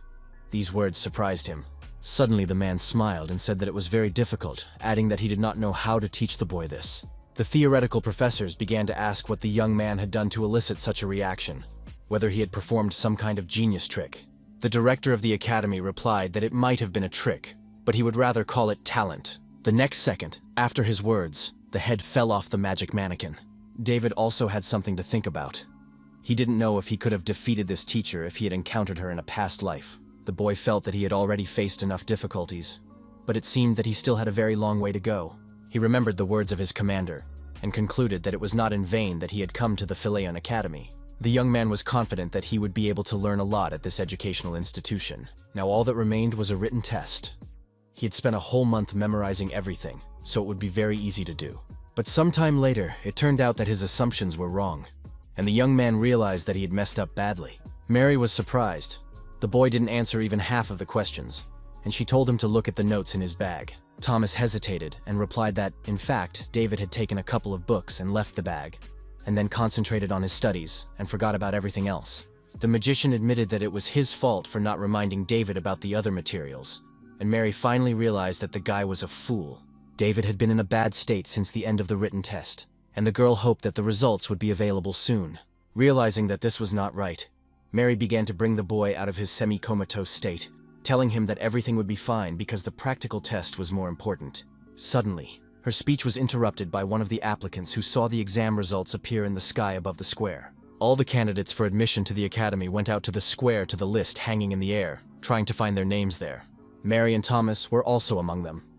According to the girl, the results appeared much earlier than she had expected. Thomas ranked 12th in the practical exam and 1st in the written exam, while Mary ranked 9th in both. The girl and the boy were ecstatic with joy. Now they could relax a little, as they had become students at the Phileon Academy. Mary noticed that Thomas had taken first place in theory, and praised him for it, even though he hadn't yet realized his score. 2 other people shared first place with him, but that didn't detract from his achievement, even though he himself considered it luck. Mary Alice turned to David in a good mood, intending to ask him how he was doing. But the boy was not happy at all. His face was lit up with pain and sadness. David was not on the list. Mary and Thomas ran up to him, not believing their ears. In their opinion, such results were absolutely impossible. Mary opened his eyes with her hands and demanded that he look again, because David must have simply read everything wrong. Suddenly, the sky above the square lit up with flames, and all the students closed their eyes from the bright light. The friends thought it was just fireworks in honor of those who had successfully passed the entrance exams. But it was much more interesting than that. A fiery phoenix bird hovered over the square. Finding David in the crowd, the bird released a fiery sphere in his direction, and the boy did not know how to react. Suddenly, the flaming sphere exploded in the air, and the flames covered the entire sky above the square. Against the backdrop of this flame, an announcement appeared that David had taken 2nd place in the martial arts faculty and 1st place in the practical exam. After a moment of shock, his friends rushed to hug each other. The young man had managed to enter the most prestigious academy in the country after all. Despite failing the theoretical exam, David still managed to take 2nd place in the faculty thanks to the practical exam. Probably, only the boy himself doubted his abilities, because neither Mary nor Thomas believed in his failure. Suddenly, it dawned on David that if he took 1st place in the practical exam, it meant that Jeffrey had lost to him. He understood that this guy would definitely not tolerate this, and that was a little scary, but it didn't take away from his joy. For a while after the announcement, the guy managed to have fun until he heard a question behind him asking if he was the same David. The corporal suspected that the meeting with Jeffrey would be something like this. He turned around and saw the holy swordsman himself standing in front of him. Everyone at the Phileon Academy knew what Jeffrey looked like, but every time they saw him, admiration was inevitable. Mary noticed that Jeffrey wanted to talk to David, but he himself saw that the boy was the same as he had been in his past life. Jeffrey from his past life could not stand those who were better than him at swordplay and had a vile desire to always win. David decided that he needed to resolve the situation quietly and peacefully, so he replied that he did not understand what his interlocutor was talking about. Jeffrey was not satisfied with this answer. He asked the boy why he was lying, but David insisted that his opponent had no evidence. As soon as the boy said something about evidence, Jeffrey drew his sword from its sheath and rushed at him to attack. Mary Alice and Thomas, who were standing nearby, gaped in astonishment. No one had expected this turn of events.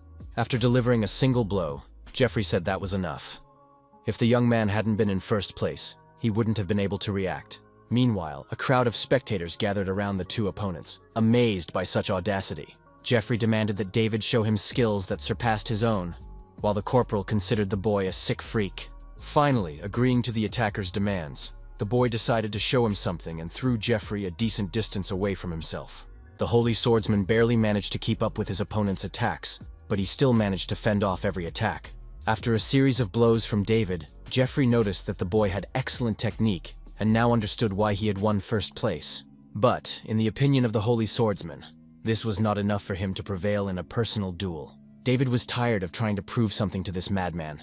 He wanted to stop Jeffrey, but he did not back down. The Holy Swordsman, shouting that he still did not recognize David's victory, struck the boy with his first blow. The corporal did not understand why this idiot was picking on him, probably because he had decided to die, which was why he did not want to cross paths with Jeffrey. At this rate, the boy was afraid that he would have to use his aura, and that was a problem because he did not possess it himself. With a single swing of his sword, Jeffrey was capable of summoning a storm, which is why his incredible aura was called the Sword of the Storm. David couldn't handle it. The boy saw only one way out. He instantly turned around and began to run away from his opponent. Jeffrey was surprised that his opponent had turned his back on him. Did he really think they would let him go so easily? Thomas, behind whom the boy was hiding, was terrified. He did not understand why his mentor had chosen him as a human shield for the mission. Jeffrey called David a vile bastard, saying he had stooped so low as to use a girl as a shield. He was definitely not a knight. Thomas shouted that he was not a girl but a boy, and David remarked that Jeffrey's character was just as despicable, even on the verge of death. Saying that a holy swordsman puts nobility above all else, the corporal pushed Thomas aside and flew into the attack. This unexpected attack took Jeffrey by surprise, and the holy swordsman was struck in the face with the hilt of his sword. Seeing this, the enemy fell to his knees and covered his face with his hands. David looked back at his friends and shouted that this was their chance.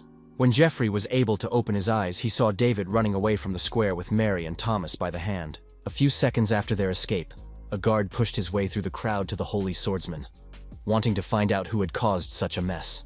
But when he saw Jeffrey himself on the ground, he forgot all about his severity and began to find out who had dared to do such a thing to an aristocrat. He began to question the boy about what the attackers looked like and promised that the guards would definitely find them. Jeffrey said that he was now an ordinary student and they should not worry about it, because it was a fair fight. Getting to his feet, the boy saw that his sword was cracked, and this sword was, for a moment, made of high-quality mithril. All this time, Jeffrey thought that there was nothing unusual about his opponent's skills, but he did this to his sword.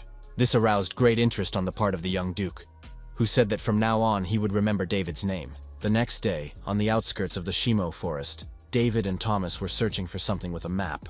Thomas asked anxiously if the corporal was sure that everything would be all right with them. The mage was referring to his mentor's battle the day before. He had heard that his opponent was the Duke of Gracia, the second most important person after the imperial family. In that duel, David broke Jeffrey's nose. What would happen if he wanted revenge? But the corporal replied that the Duke was a good guy.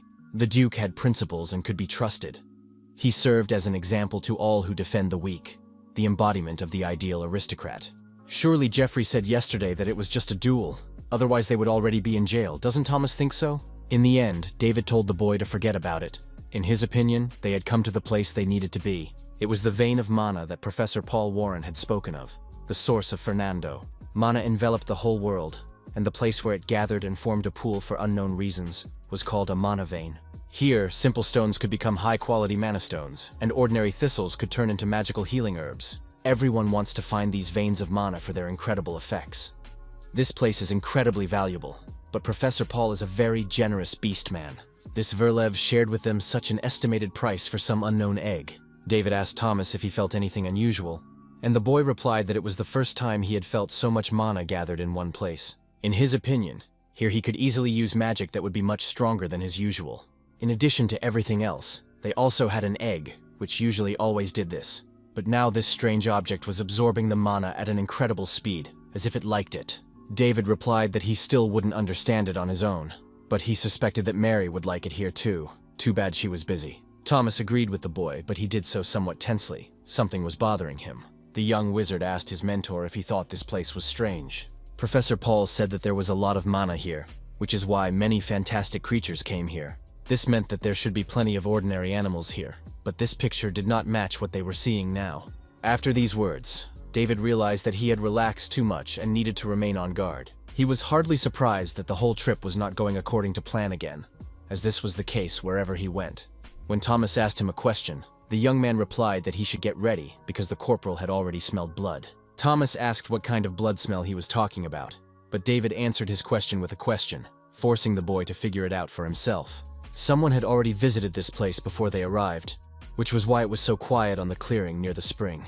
However, these guests were uninvited, and at that very moment, they were aiming their bows at the boys. The arrows, charged with mana from the spring, flew rapidly toward Thomas and David.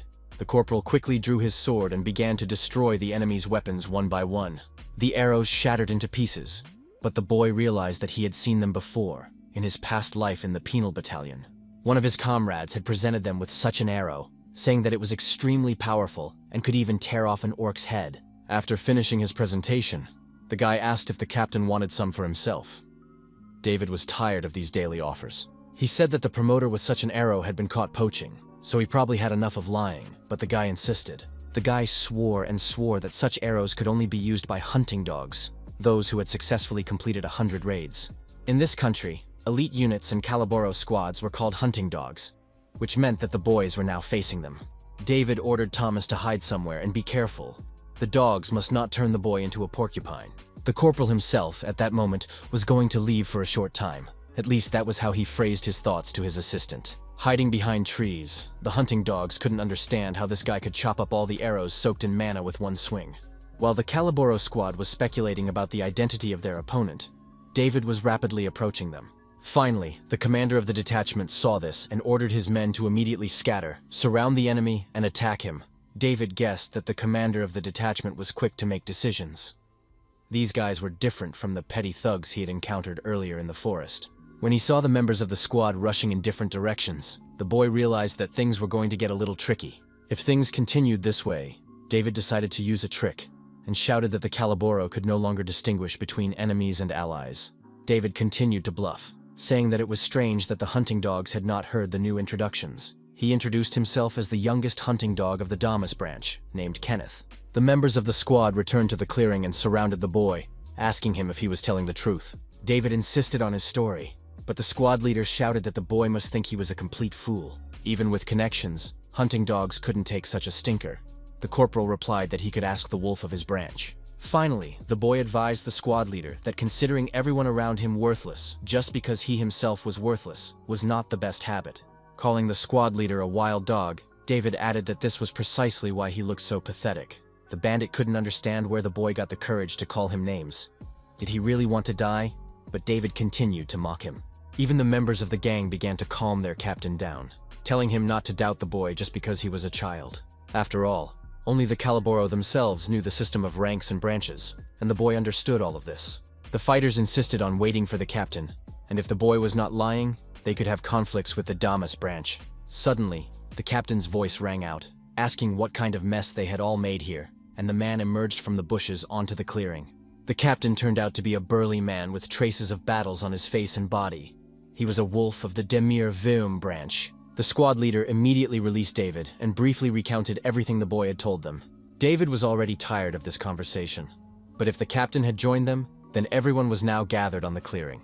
The wolf asked if the boy was really Kenneth from the Damas branch, and David hastily replied in the affirmative. For the captain, this statement was quite strange. He did not understand that, in that case, Kenneth had forgotten that this part of the mountain range was Demir territory. David laughed and pretended that he was simply unaware of this division of territory. After a short pause, the boy added that it was all because he was not Kenneth, and the wolf stared at him. A second later, everyone around David was struck by his sword, and the boy no longer wanted to talk. Continuing to kill the hunting dogs, the boy said that he had simply given himself the worst name he knew. The wolf did not have time to respond, because his head flew off his shoulders with one blow, and the captain was no longer among the living. When only David and the squad leader remained on the clearing, the boy turned to him and repeated what he had said earlier about his bad end. With one lightning strike, David cut off the fingers of the hand holding the dagger. The enemy's reaction was unexpected. He fell to his knees, his back to David, and began to scream in pain. The corporal threw the map in the direction of his opponent, and said that if he did not want to die, he should pull himself together and grab it. The commander of the hunting dog squad must mark the location of all the branches he knows on the map. At the silent question in Caliborn's eyes, David laughed. Everything was quite clear, or the enemy simply did not want to do it. Raising his sword, the young man said that if the enemy resisted, there was no point in leaving him alive. The commander of the hunting dogs said he had nothing to write with, but David said he had made an unbeatable pen for him. The enemy had to look at his right hand. It was much better than any pen in the world. Sometime later, when the job was done, David looked at the map with the new markings and said that the commander had worked very hard. The young man added that, in his opinion, the commander of the hunting dogs even had a talent for drawing, and asked if he would be released now. But he shouldn't have asked, because a moment later, the corporal's sword cut the boy's face in two. David stood bathed in moonlight, radiating a powerful aura. The young man had no intention of leaving anyone alive. Thomas was thrown against the tree the boy was leaning on by the horrific sight that appeared before his eyes. David looked at his protege and said that he had warned him about this in advance. But, in Thomas's opinion, it was too much. A whole pile of dead bodies of magical creatures and forest animals lay before the boys. David looked at the pile of bodies and said that, as he had said before, not killing a Calaboro when you meet one is a crime. But still, Thomas had nothing to worry about, as they were all wanted criminals who should have been executed. Suddenly, among the dead animals, the boy spotted a blue bird and said that if Professor Paul saw it, he would be very upset. Finally, David asked Thomas if it was time for them to return to the academy dormitory. Suddenly, the boy felt the egg on his belt stir, so he untied the bag and tried to pull it out. But Thomas paid no attention to his mentor's hopes. The boy pointed to something in front of them, and the corporal looked in that direction. A veritable tsunami of blood rose above the clearing, but the entire avalanche froze in front of the boys. David forgot about his egg and grabbed the hilt of his sword, preparing for another fight. Suddenly, all the boys' worries vanished, because the egg flew into the air and glowed purple. A moment later, the boys saw that this strange egg with an unknown creature inside was absorbing blood. Thomas peered over David's shoulder and asked the corporal what he thought was happening, but he had no answer. David was sure of only one thing. Whatever was under that shell, it was definitely something unusual. A short time later, there was not a drop of blood left on the lawn. The absorption was complete. David thought this was an interesting feature, but noticed that nothing had changed, and at that moment, the egg cracked. The boy realized that the time had come for the unknown creature to hatch. He was thrilled. An amazing bird was about to hatch. But having come too close, the boy lost his vigilance, and what was inside the shell flew right into his face. David grabbed his nose, not understanding what the hell was going on. Was this creature going to attack them?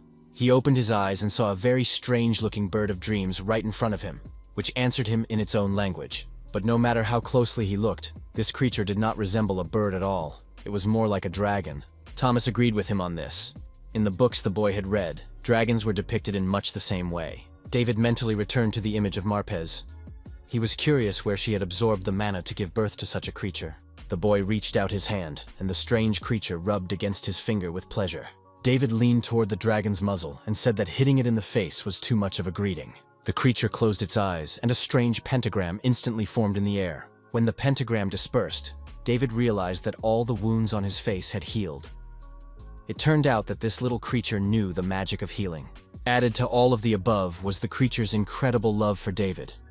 The creature did not appear as capable as it actually was.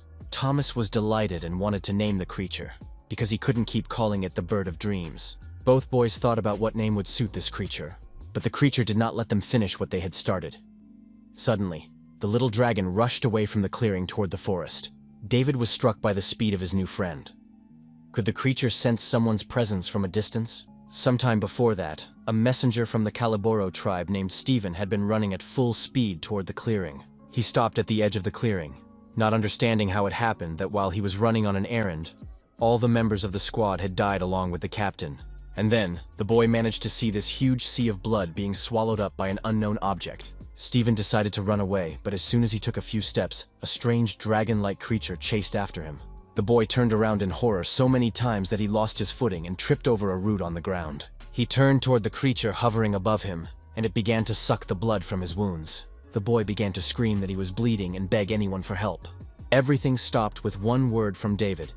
He called the creature Sita and said that this was how she would kill the boy. Thomas asked if David had just named the dragon Sita, and he replied in the affirmative, saying that the name had been floating around in his head for a long time. The boy scratched the creature's paw and asked if she liked her new name, in front of the stunned messenger. Stephen realized that David had been in that clearing with this creature. Could he really be the master of this monster? The corporal turned to the messenger and asked how Stephen was feeling, calling him by name. The boy was initially taken aback, but then replied quickly that he was only alive thanks to the stranger. Stephen realized that this strange boy knew his name from somewhere, but David, threatening him with his sword, said that it was none of the courier's business. Who would have thought that they would meet this way? In any case, David was glad to see him and asked how the boy's poaching business was going. Finally, the corporal called the guy a talkative hunting dog, which really impressed Stephen. He immediately began to justify himself, calling himself an ordinary messenger. David replied that the guy needed to do something for him. Laughing out loud, the corporal added that he needed to explain something right away. This was not a request at all. David played with gold coins, tossing them from his palm into the air. He was satisfied. For the first time, everything turned out even better than he had expected. And Thomas was also pleasantly shocked. Thomas was a little confused when David said that even water from the spring was worth its weight in gold and made him take some with him. At that moment, the boy could not even dream that Marie's father would offer such a high price for this water. Thanks to Don Carabel, they no longer had to worry about money. And besides, they owed Professor Paul a great deal. The boys were very upset when they went to thank the wizard and show him Sita. But he had already left on a business trip. Still, David thought that, considering the map he had received from the hunting dog he had killed, and at the same time, having given the task to the asshole errand boy Stephen, their conversation would not be limited to simple gratitude. The boy had frightened Stephen so much that night that he would not dare betray him under any circumstances. Thomas asked what David was going to do with all that money, since the boy was exempt from tuition fees and even received a scholarship. The magician asked if David wanted to do something specific with the money, and the corporal thought carefully. Come to think of it, the entrance ceremony was about to begin, and they needed to hurry. A few days passed, and another carriage arrived at the stagecoach station in the center of Wallonia. The page kindly opened the door and asked the woman to get out, informing her that they had arrived at their destination. The girl was delighted. She looked around and couldn't believe her eyes. It turned out that the capital was just like that. David's sister Willow was in high spirits. Everything around her was shining and sparkling, and the buildings and people were incredibly beautiful. David appeared out of nowhere and asked her how her trip to the capital had been, which made the girl even happier.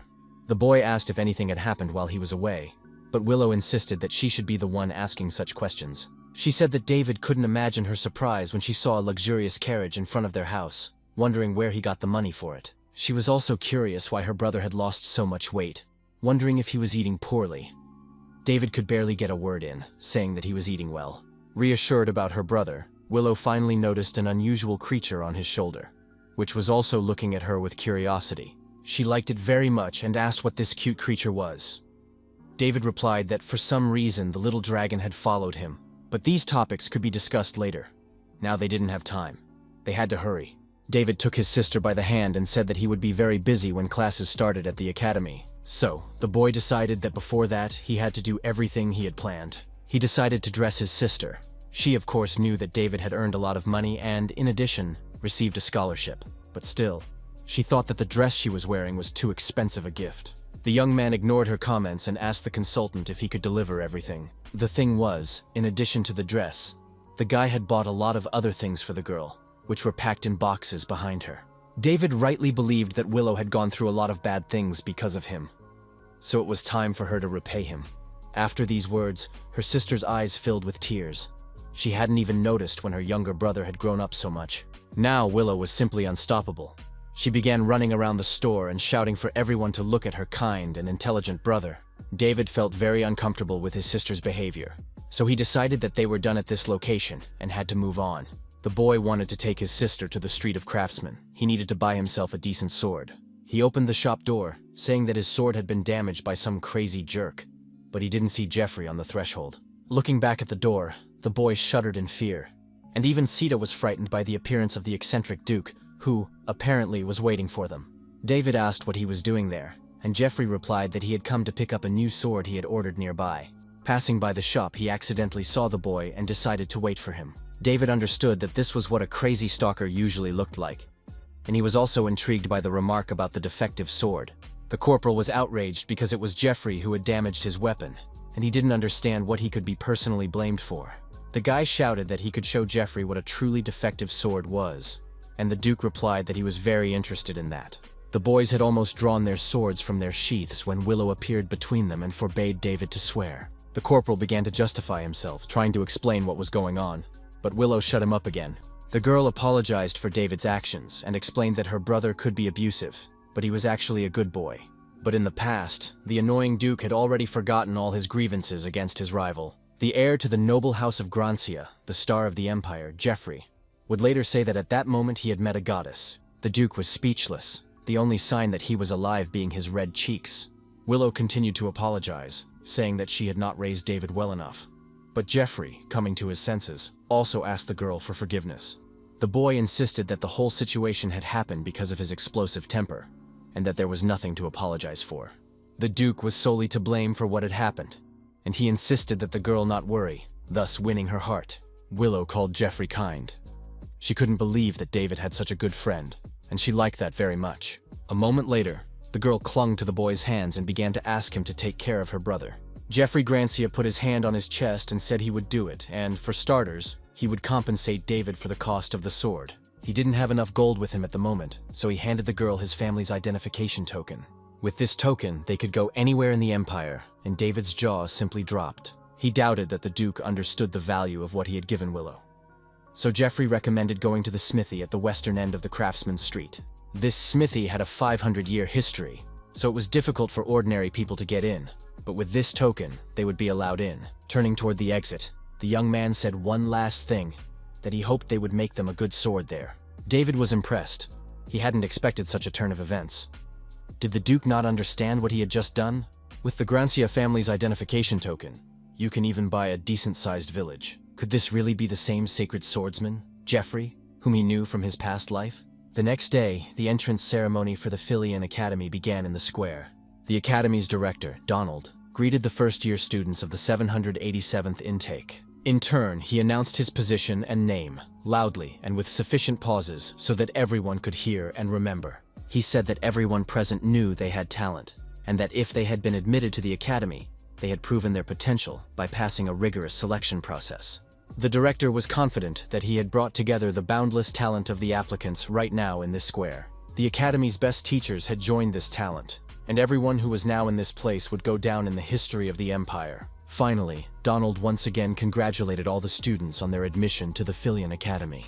Willow, who was watching the ceremony, could not hold back her tears of happiness, and David realized that such moments in life are also necessary. The director suddenly snapped his fingers, and a very strong energy appeared in the air, lifting all the freshmen. Suddenly, one of them shouted that the sky above them was collapsing, and indeed, the image they saw before them began to crumble. As it turned out a moment later, all 787 students of the Filian Academy's class of 2017 were now in the arena. David told Thomas that it seemed as if the director had transported the entire field with people in an instant, with a simple snap of his fingers. Donald announced that at the end of the entrance ceremony, they would like to begin the meeting between the senior students and the juniors. This event was traditionally held to facilitate the exchange of experiences between students who had just entered the academy and second-year students. This event is special for the Filian Academy and always takes place in a tense atmosphere. It usually went like this. Those who took first and second place in the entrance exams would choose one opponent each. These opponents were chosen from among the 4 strongest second-year students, each of whom had their own fighting style. Donald explained that this event reflects the approach to learning at their prestigious academy. You have to learn not only from professors, but also from other students, because finding vulnerabilities, teamwork, and rivalry are the beginning of learning. This ceremony was the first step in learning through duels between students from different courses. Donald noted that, of course, first-year students have the right to choose their opponents, and they can also refuse to fight. The director hoped that they had not scared the newcomers too much, and that they would want to participate. The first and second-ranked second-year students immediately recognized Jeffrey and David, as they were the main celebrities of the year. The third and fourth students in the rankings picked up on this, calling David a comet who had overtaken the Duke in the practical exam. The second-year student was eager to start a duel with them as soon as possible, and the corporal noted the strong physique of one of them. The guy decided that if everything went ahead, it would be a great opportunity to show his sister that he could stand up for himself. Most importantly, David had a great opportunity to make new friends, as this was not a problem for him. Donald, meanwhile, announced that the representatives of the new students could now choose their opponents. Corporal decided to make the first move and raised his hand. Donald asked the boy to speak. The boy said that if he had the opportunity to freely choose his opponents, he would very much like to receive a lesson from all of his distinguished seniors. And the young man really did not want to limit himself to one opponent, so he proposed to choose all 4 second-year students at once. This proposal shocked the professors a little, and Donald asked instructor Emma for her opinion on the matter. The woman replied decisively that the boys should be allowed to do so, as the main principle of the academy was that you could do anything you had the strength to do. So whoever won this fight, it would be a good lesson for many other students. Nevertheless, Instructor Emma promised that, if necessary, she would gladly intervene in the duel to defuse the tense situation. The second-year students believed that the young man was still wet behind the ears, but he had the audacity to treat them with contempt. His opponents decided to teach the boy some manners and put him in his place, but the leader among them calmed his friends down. He said that no matter how insolent David was, the boy had still defeated Duke Jeffrey and should not be underestimated.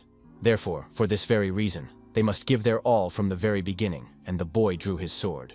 Willow was very afraid for her brother, as the determination of his opponents could be fatal for him. The girl shouted with all her might for David to be careful, and if he couldn't handle it, he should surrender immediately. Donald finally announced that if the sides were ready, the first battle between the seniors and juniors could be considered open. As soon as the sentence was finished, the first of the second-year students rushed to attack the boy. The blow was quite good, much better than Mary's attack. It seemed that this foursome was on a completely different level of power. David also noted the speed of his opponents, and the fact that all of his opponents acted very cohesively. As soon as one opponent landed a blow, another participant in the fight immediately joined in. But the guy managed to avoid being hit, even though the second-year students worked well as a team. In the end, David had to retreat to a safe distance, deciding that he needed to change his tactics urgently. The boy did not notice that a fourth opponent, the strongest student, had already appeared behind him. He raised his sword above the boy and said that David had started all this in vain. He wanted a serious fight with the boy, which, in his opinion, could no longer happen, although David skillfully avoided his blow. The opponent's attacks were powerful enough, and they attacked in turn without pause. The boy understood that the second-year students were all at a very high level of skill. But he was also off target, and in a moment the boy was no longer where his opponents were running. The burly student's sword struck the ground with force, and none of them even noticed that the boy had disappeared from view. David was very impressed by the skill of the Philian Academy, despite the fact that the boy managed to strike 3 opponents in a fraction of a second. In the end, only 2 remained active in the arena, and the burly student was impressed by the freshman's power. David asked if the boy had lost his fighting spirit, and if not, he promised to remain serious until the very end. The corporal rushed towards his opponent without waiting for an answer, and the latter prepared to repel the attack. Suddenly, the sophomore noticed and recognized the unique stance of Instructor Emma in David's movements. While the boy was focused on this, David managed to land a series of blows to his torso. In the end, such a powerful attack caused the sophomore's giant sword to shatter. The duel was over. David turned to his opponents and said that he had learned a lot from them. All the spectators jumped up. There was an uproar. Everyone was curious about who this newcomer was, who had been able to turn the situation upside down in a flash. Even the second-year students themselves, when they came to their senses, could not understand if David was really a first-year student. The top-ranked second-year student looked at his broken sword and said that he had no objection to his opponent. David looked at his sister, who grabbed her neighbor by the chest and shouted that he was her brother, and now she wouldn't have to worry about him getting beaten up here. The boy turned to his opponents and said that they had done well and that he had learned a lot from them. Amidst his joy at being accepted into the academy, the boy admitted that he had gone a little too far. But they were much stronger than him, and now he knew that for sure. He sincerely thanked the second-year students for accepting his challenge, which greatly surprised Mary and Thomas. The young man asked them to forget about his rudeness today, hoping that he would still be able to learn something from them in the future. After a moment of silence, the burly student shouted with a smile that at first he thought David was a jerk, but he turned out to be a strong, well-mannered younger man.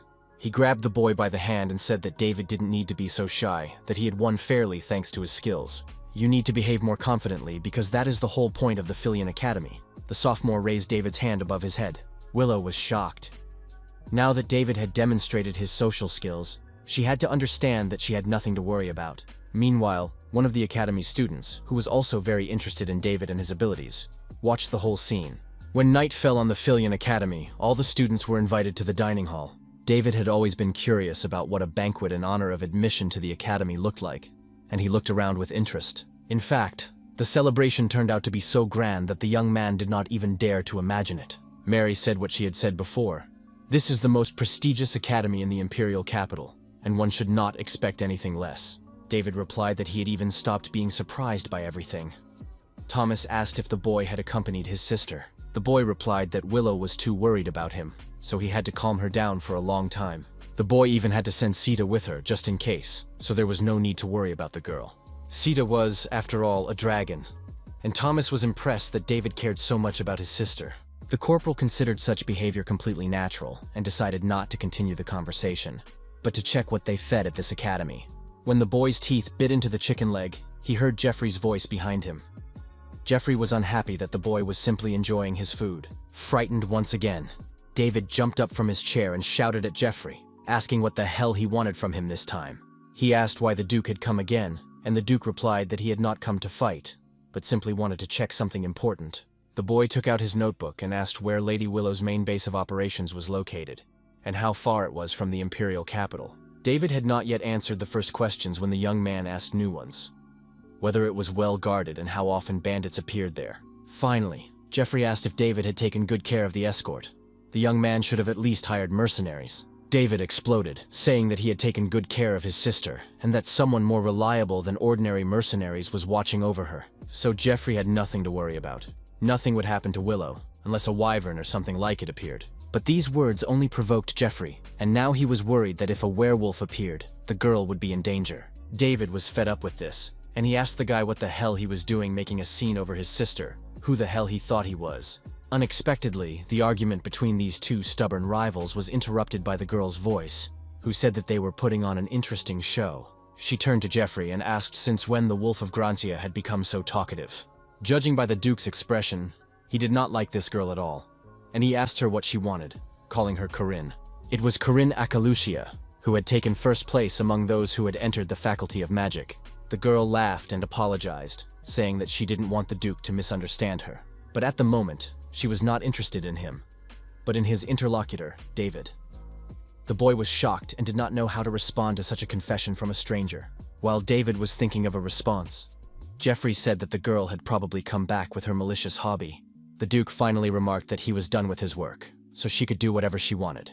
But Jeffrey couldn't just leave, and finally suggested that David send a couple of guards after Willow, but David asked him to just get lost. Thomas approached the boy and whispered that it was the same girl who had shocked everyone during the duel. David asked him not to remind him, because he himself remembered how Corinne had shown complete superiority over all her opponents. Recalling that explosion in the arena, the boy came to the conclusion that, in his opinion, she had even gone a little too far. The girl smiled sweetly in response, and asked if he didn't think it was necessary to teach those who had become completely arrogant a lesson. But David said he didn't understand what she was talking about and suggested she get straight to the point. Corinne smiled predatorily and replied that she was very impressed by the guy's talent and had come to make him an offer. The petty thief would not have dared to even dream of such an offer, so special was it. David stared in amazement at the medallion the girl was holding in her hand.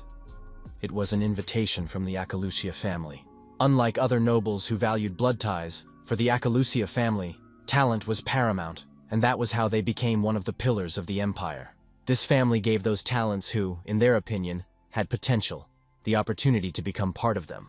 The symbol of this opportunity was the very invitation from the Akalucia family, the medallion that the young man now held in his hands. David asked if she had permission to just give such things to people, and Corinne replied that if he was asking such questions, he understood what it was. The young man couldn't tell the whole truth, so he simply replied that he had heard something about it. He first learned about this medallion in a penal battalion in his past life. When the commander showed him the medallion, the young man asked if a commoner like him could become part of this noble family. Florence looked closely at her young interlocutor and said that it was undoubtedly possible. But first, the boy would have to pass a test administered by the head of the family, which would not be a problem for those with talent. So the boy should keep this in mind. As soon as he washed away his sins with achievements in this war, he would be able to receive such an invitation.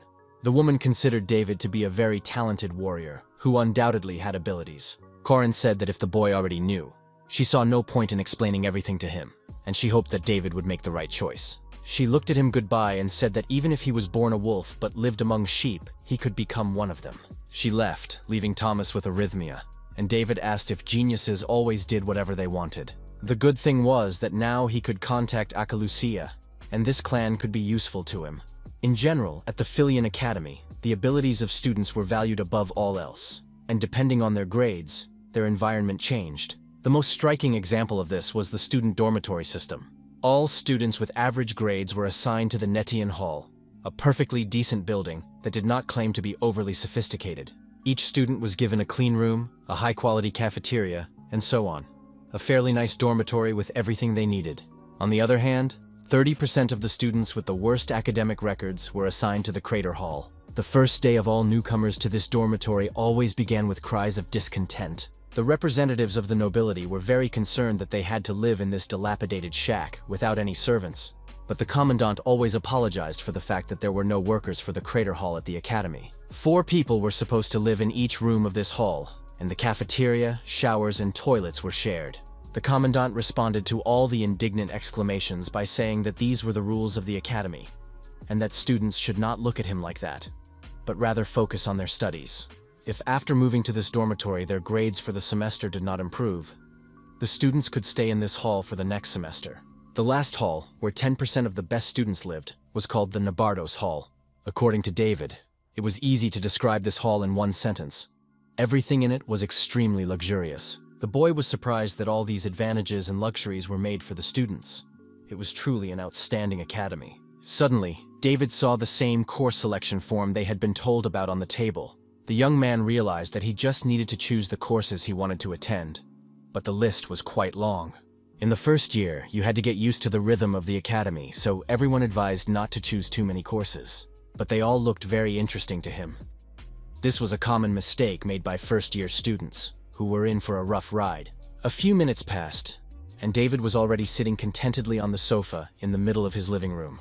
Perhaps his choice was too exaggerated, but if the guy had entered the Philian Academy, he believed he had the right to do so. But the guy's intentions were gradually falling apart. First, the teacher of the basics of imperial fencing said that the guy didn't need his course. David didn't understand at first what he meant, since they had only just started training.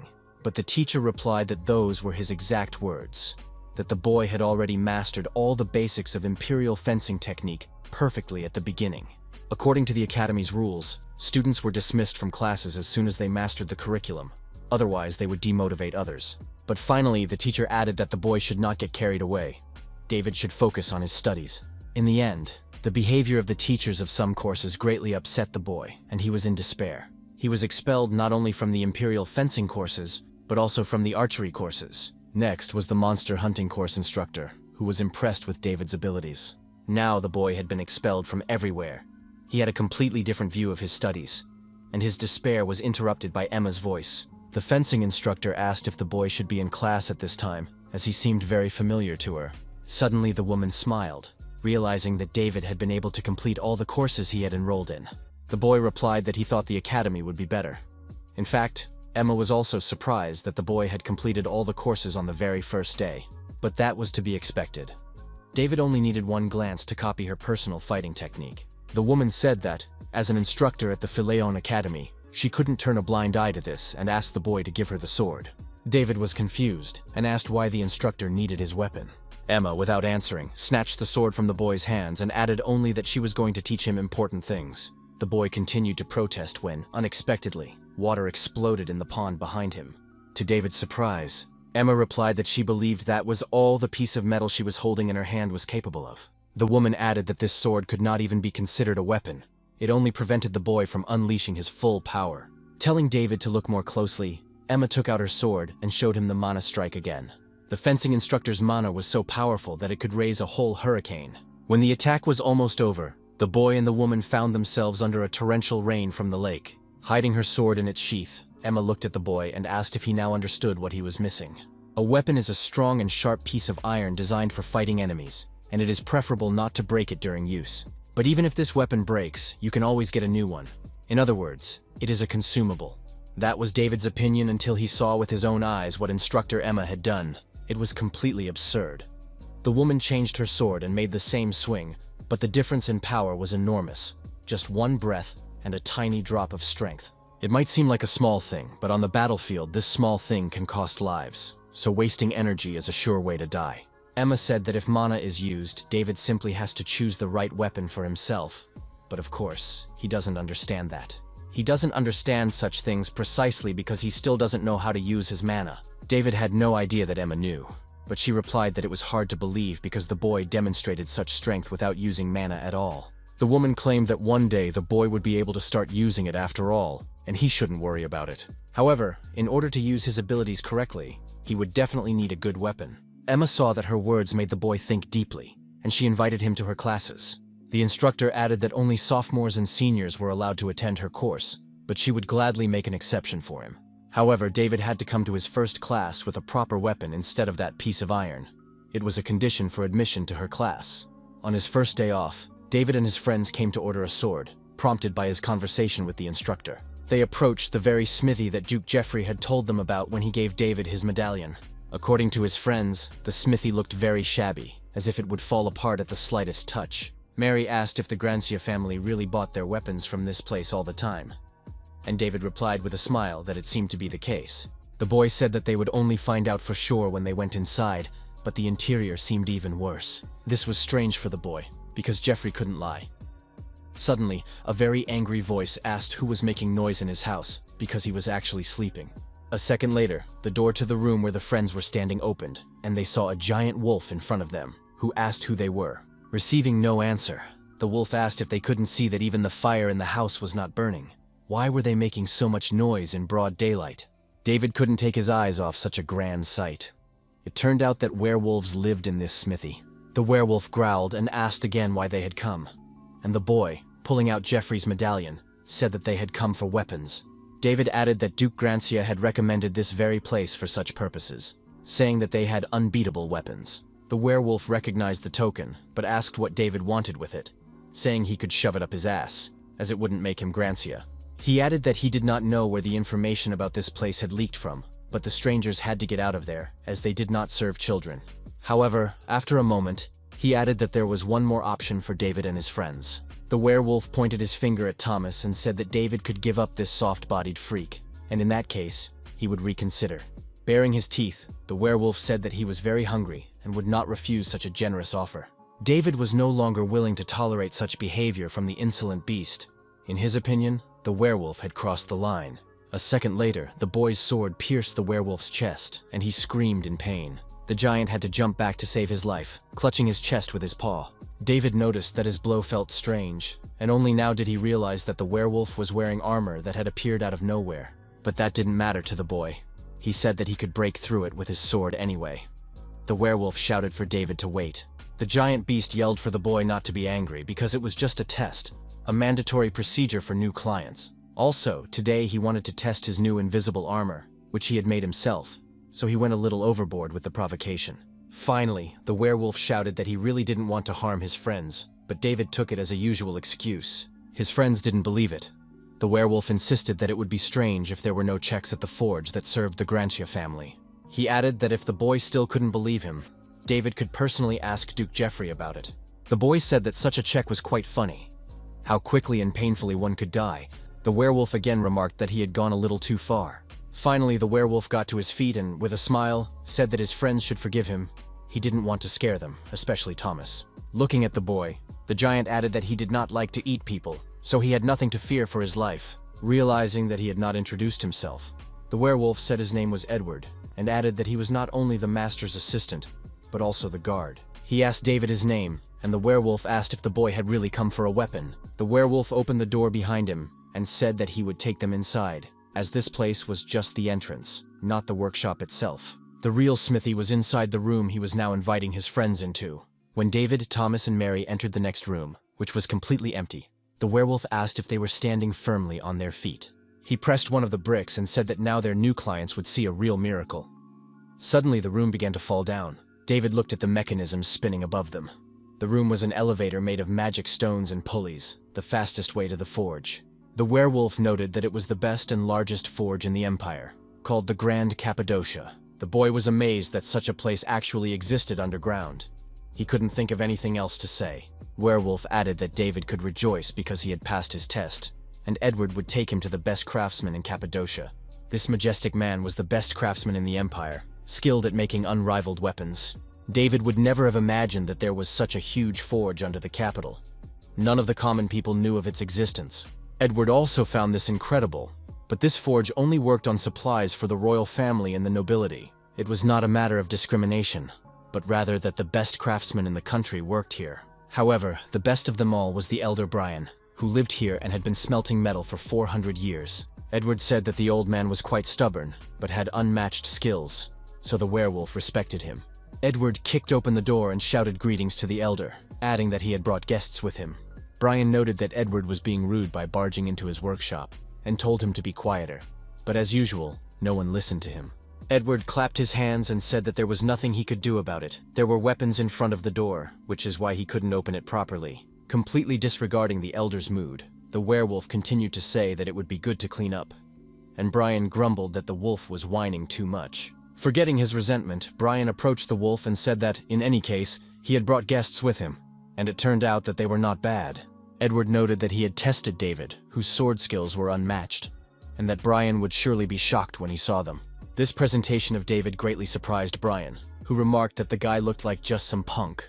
The master asked if the boy could demonstrate his skills, as he could tell a lot about his abilities just by seeing them. David answered in the affirmative. But at that moment, Brian saw his chipped sword and snorted meaningfully. The master snatched the boy's sword from his hands and broke it with a single blow of his hammer. Brian asked if the boy had really been carrying it as a weapon all this time. After a second's pause, David exploded, lashing out at the master with complaints about what he was doing with his belongings. But Brian said that the boy could take any of the swords lying around, otherwise he would not be able to fully assess his skills. The master agreed to give David the sword he chose for free, so the guy didn't have to worry. He was doing this because any of the swords lying around would be 100 times better than the piece of crap he had just broken. The boy's anger instantly subsided. He picked up one of the swords and felt that it really did feel different in his hand. But the boy was still curious about how different it was. David said that if he broke anything, it wasn't his fault, and Brian agreed. The master asked the boy to fully immerse himself in the new weapon, and David decided to recall Emma's instructor technique again. From the boy's first movements, Brian recognized the person he reminded him of. David had mastered Emma's technique, but the master's surprise was even greater when one of the walls of his house simply exploded and scattered into the air. Other blacksmiths rushed to Brian's house. No one understood what was happening there in broad daylight. Had the blast furnace exploded? The answer awaited everyone when the smoke cleared, and they saw the master and his new clients inside, unharmed. But even though everyone was physically unharmed, David and everyone else in the room couldn't understand what had just happened. David was the first to come to them, asking those present what had happened. Brian's workshop had been smashed in half by his blow. The boy said that he had not planned it at all, but Brian noted that this technique definitely belonged to Emma. Approaching David and looking closely at his face, the master asked if Emma was teaching the boy martial arts. The corporal responded with surprise, asking if the master could possibly know the instructor Emma, and he replied in the affirmative. Brian added a moment later that he had made the sword for her, which made David wonder if he was referring to that comically long sword.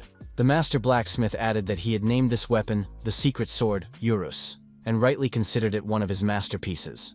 The sword David was holding was not even fit to be compared to the sword of Urus, but Brian asked if the boy liked it, and he replied in the affirmative. The corporal called it incredible, and admitted that he did not think that a weapon could be anything special, and Brian said the same about the boy himself. But it turned out that the master had not seen such a grand talent in a long time, and he felt alive again. Bran noted that great talent is also a big problem, as it would be difficult to find a sword that suited him, because it is very difficult for any weapon to withstand the boy's blows. The boy looked at the blade of the weapon he was holding, and saw a crack in it. David looked back at the blacksmith and asked what he should do in this case, and the blacksmith replied that ordinary materials would not withstand it. He said that he would have to use the highest quality steel and alloy it with a special material, which would have to be at least a byproduct of a wyvern. David took the fragments of his treasure out of his pocket and asked about it. He wasn't sure at first, but took it just in case. The master, of course, did not understand what the boy had in his hand, and he explained that it was the shell of a magical creature's egg. A short time later, the sound of hammer blows rang out in the forge. Brian couldn't believe what he was seeing with his own eyes. The mithril hammer did not leave a single scratch on the shell. Could such a material really exist? Brian turned to David and shouted in excitement, asking if he could use such a precious material for his creation. The boy replied that the shell was worthless to him, so it was more important to see if there was enough of it to make a weapon. The master promised to make the boy a sword in 2 weeks, and assured David that this weapon would be the best in the entire empire. Turning to Mary and Thomas, the man remarked that since they were already there, they could go to other craftsmen and order weapons from them. Brian couldn't send the friends of an important person away from the forge empty-handed if they said that he would take care of them. The master added that he could take care of them himself, but he didn't want to be distracted and waste time on it right now. The friends watched in awe as Brian worked feverishly, and David realized that this master was crazy, completely obsessed with his work. Meanwhile, discontent was rising under the smithy, and one of the interlocutors noted that the people above them were very loud, and it was very annoying. He wanted to burn everything above them, but his opponent said that for now, they had to be patient and not reveal themselves. To calm the young man down, he added that the wait would not be long. Starting with the blacksmiths and ending with everyone in the empire, they would destroy everyone. Soon the day would come when the entire empire would be buried in streams of light, and no one knew that these two were now standing next to one of the giants. David was thrilled. The foreman, who was called the best blacksmith in the empire, said he would make him a sword personally. Thomas and Mary also placed their orders with other blacksmiths, and it seemed to cost them a pretty penny. But David wasn't worried about that at all, because he wasn't even going to pay for all these orders. He put all the expenses on Jeffrey's pocket. The only problem for the boy was that it would take half a month to make the sword. David was walking down the street and couldn't decide what to do to kill time while Thomas and Mary were in class. Suddenly the boy realized that he was near the third hall for senior students, the Hallelian Hall. Instructor Emma seemed to be teaching her class there, but he hadn't been attending because he hadn't bought himself a proper weapon. But if he had a temporary sword now, he could afford to attend her course. Suddenly, Emma appeared next to him like a ghost and grabbed the boy by the ear, saying that they hadn't seen each other in a long time. She said she had given him permission to come to her class as soon as he found a weapon and asked what he had been doing all this time. Still holding David by the ear, she asked if he had decided to start skipping class, but the boy began to deny this. He mumbled that he had very good reasons for doing so, but Emma was no longer listening to him and dragged him inside. To David's endless protests, the woman replied only that she would listen to his excuses and explanations on the way to the training hall. The guy was shouting so loudly that he was heard even inside the building. A girl with a stack of papers approached the window to find out what was going on, but she was not allowed to satisfy her curiosity.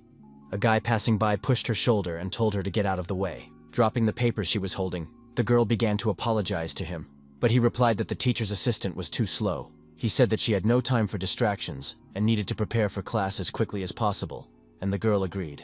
Emma brought David to arena number 1 and introduced him to the other students, who might already know him from the academy entrance ceremony.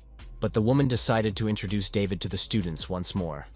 They lined up in several rows and listened attentively to their mentor. Emma paused for a moment and said that this asshole's name was David, and from now on he would be attending classes with everyone else in the hall. The boy bowed to his classmates and said that he was very pleased to meet his seniors. The freshmen began to discuss whether this was the guy who had taken second place among the first-year students. Some of them had already heard that David had passed his classes as an external student. Was he really that good, even though he looked like a dandy? David thought that these jerks weren't paying attention to what they were saying, because he was standing right in front of them and could hear everything. But he was still glad to see some of the upperclassmen in the hall. Although among the rows of students, he also spotted Duke Jeffrey, who remained the person he disliked. Suddenly the door opened and a girl's voice apologized to Instructor Emma for being late. The girl quickly approached her mentor, passing David, and said that she was late because she was preparing for class. The boy recognized the voice, but did not yet dare to admit it to himself. Emma replied that the girl should not worry, she needed to catch her breath. The instructor had just finished introducing the newcomer, the younger one everyone was talking about. Emma told the stranger to say hello to him because he should know her assistant. The boy heard a greeting from the stranger addressed to him. The girl turned around and said that she was a sophomore and worked as Emma's assistant instructor. It was Florence. She approached David and extended her hand, offering to establish a relationship with him, but the guy could hardly hear her words. Florence was famous for her exceptional leadership skills, and she was also known as the first woman to hold the position of commander-in-chief. She ruled the battlefield with her cool-headed prudence and outstanding leadership qualities. She was a true Iron Lady, and everyone under her command spoke highly of her. Some noted that it was not blood that flowed through her veins, but red-hot iron. David would never have thought that the commander-in-chief could smile like that. It was clear that she had no memories of her past life. And David looked at the real commander-in-chief from his past life. He remembered her request that he tell her to become a seamstress in her next life, but he didn't understand what he should do now. But now he was preoccupied with something else. One of the seniors asked the girl to look at his stand, and she gladly agreed to come over. Following the first, a second senior said that her towel smelled bad, and asked if there were any others, and the girl again agreed to help. David watched this scene as Florence ran from one student to another and couldn't understand why they were putting her to work so hard. The boy's thoughts were interrupted by the voice of a senior who offered to spar with him. The corporal was surprised by this offer, scratched the back of his head, and said that if it was too unexpected, David should forgive him. The senior introduced himself as Anthony and said that he was a third-year student. He had heard about David and thought the boy's performance was simply incredible. Anthony added that if this was true, he would like to have a duel with David, to learn something from him. But David replied that he was busy at the moment. Anthony seemed not to hear David's answer at all. He said he was asking him for a duel, but he hadn't even brought his weapon. Finding Florence with his eyes, he shouted for the loser to bring him a training spear, and the girl agreed without even taking offense. The words of this insolent man greatly angered David. He couldn't understand how this bastard dared to insult the commander-in-chief. A moment later, Anthony received his spear, but not the one he needed, and he lashed out at Florence, who began to justify herself. Anthony laughed at the girl's behavior and told Florence to look at herself and her pathetic excuses. He hit the girl on the head with a spear and added that a teacher's assistant couldn't be so brainless. She didn't even have the right to attend classes. Florence was only allowed in because she tearfully begged instructor Emma, so she had to do her job well. Anthony yelled that the girl had no conscience, and she began to apologize and say that she would be more attentive in the future.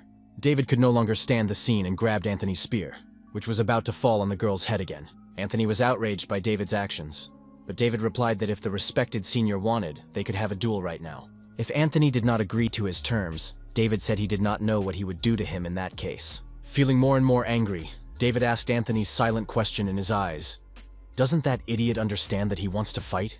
Anthony smiled and asked if he had heard correctly, wondering why the guy had suddenly changed so much. He looked at Florence and said that it was probably because of that idiot, and that the guy must know her. Or, in his opinion, it was even worse if they were both commoners who had decided to date, and Anthony just didn't know about it. David told the guy to shut up immediately and try to block his blows, unless he wanted to die. A second later, David's sword pierced Anthony's chest, and he didn't have time to defend himself with the spear that started it all. The senior clenched his teeth in pain, unable to understand how this freshman could be so strong without even using mana. With one powerful blow, David knocked his opponent back a decent distance, and he barely managed to stay on his feet.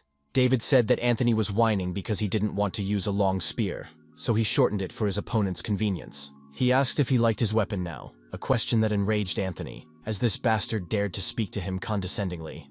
The senior rushed at David, saying that he had forgotten his place and threatening that the boy would not leave there unharmed. A second later, the piece of spear Anthony was wielding was broken into several more pieces before the boy could even blink. Seeing his opponent's shocked expression, David said that he should only worry about himself and struck the boy hard with his sword. Anthony choked on saliva and blood, and, losing consciousness, fell to the floor at David's feet, who stood impassively in place. Looking at his unconscious opponent, David said that he was lucky because outside the academy he would have finished him off. Anthony's classmates were shocked by the outcome of the fight, as he was one of the best third-year students. Meanwhile, David turned to the other students who were insulting Florence and addressed the lazy bitch who had asked for a towel. He said that if her towel stank, she should deal with it herself. Why bother others with such trifles? The boy did not understand the behavior of everyone around him towards Florence. The teacher's assistant was not a servant to any of them. He began to call the girl closer to him and promised to fix her nose so that nothing would bother her anymore. Florence tried to stop him.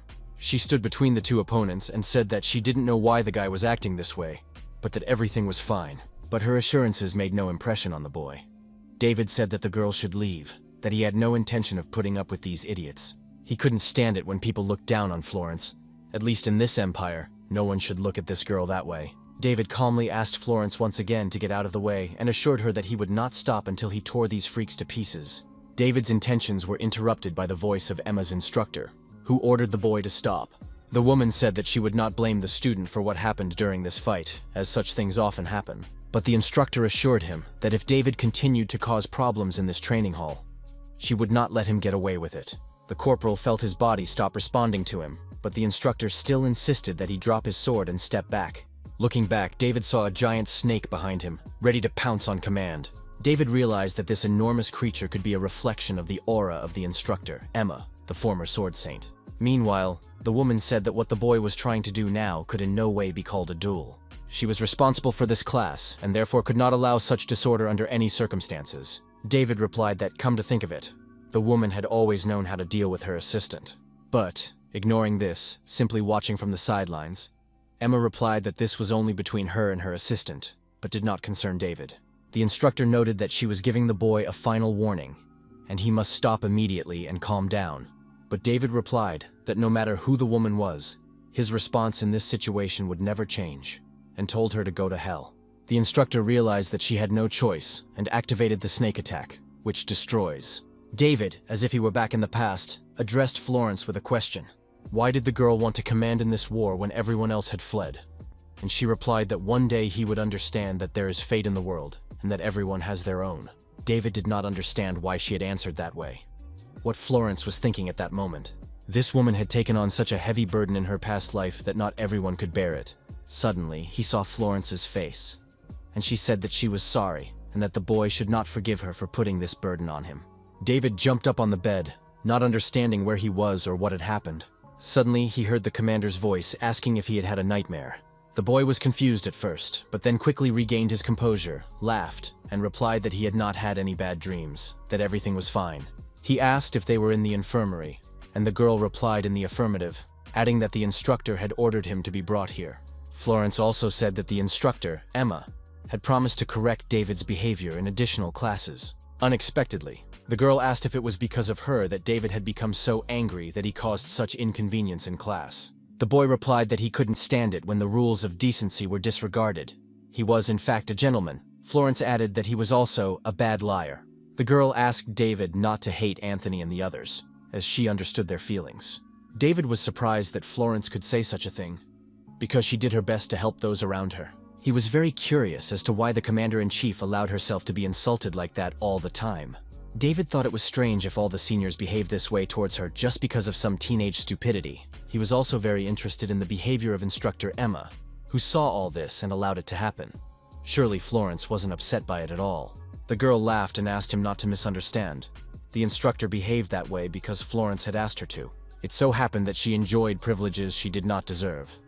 Initially, only those who had reached the level of expert could attend this course. But even after a year of academic leave, she was still barely able to control her mana. David couldn't believe it. Florence, who used such an incredible, powerful aura, was once such a girl. The commander said that she had asked the instructor not to interfere if any of the students behaved badly towards her. The girl didn't want to be a burden, because she had already taken the place of Emma's assistant instructor, bypassing all the rules. If she enjoyed such privileges, then of course she believed she had to pay the price for it, which was disrespectful treatment. She said that it wasn't hard for her to put up with it, but she still thanked the guy for his concern. In fact, Florence seemed to have already gotten used to such treatment. But today, it was really hard for her. David asked if Florence was putting up with all this because she wanted to become commander-in-chief, and the girl covered her mouth with her hands. Florence was surprised that it was so obvious.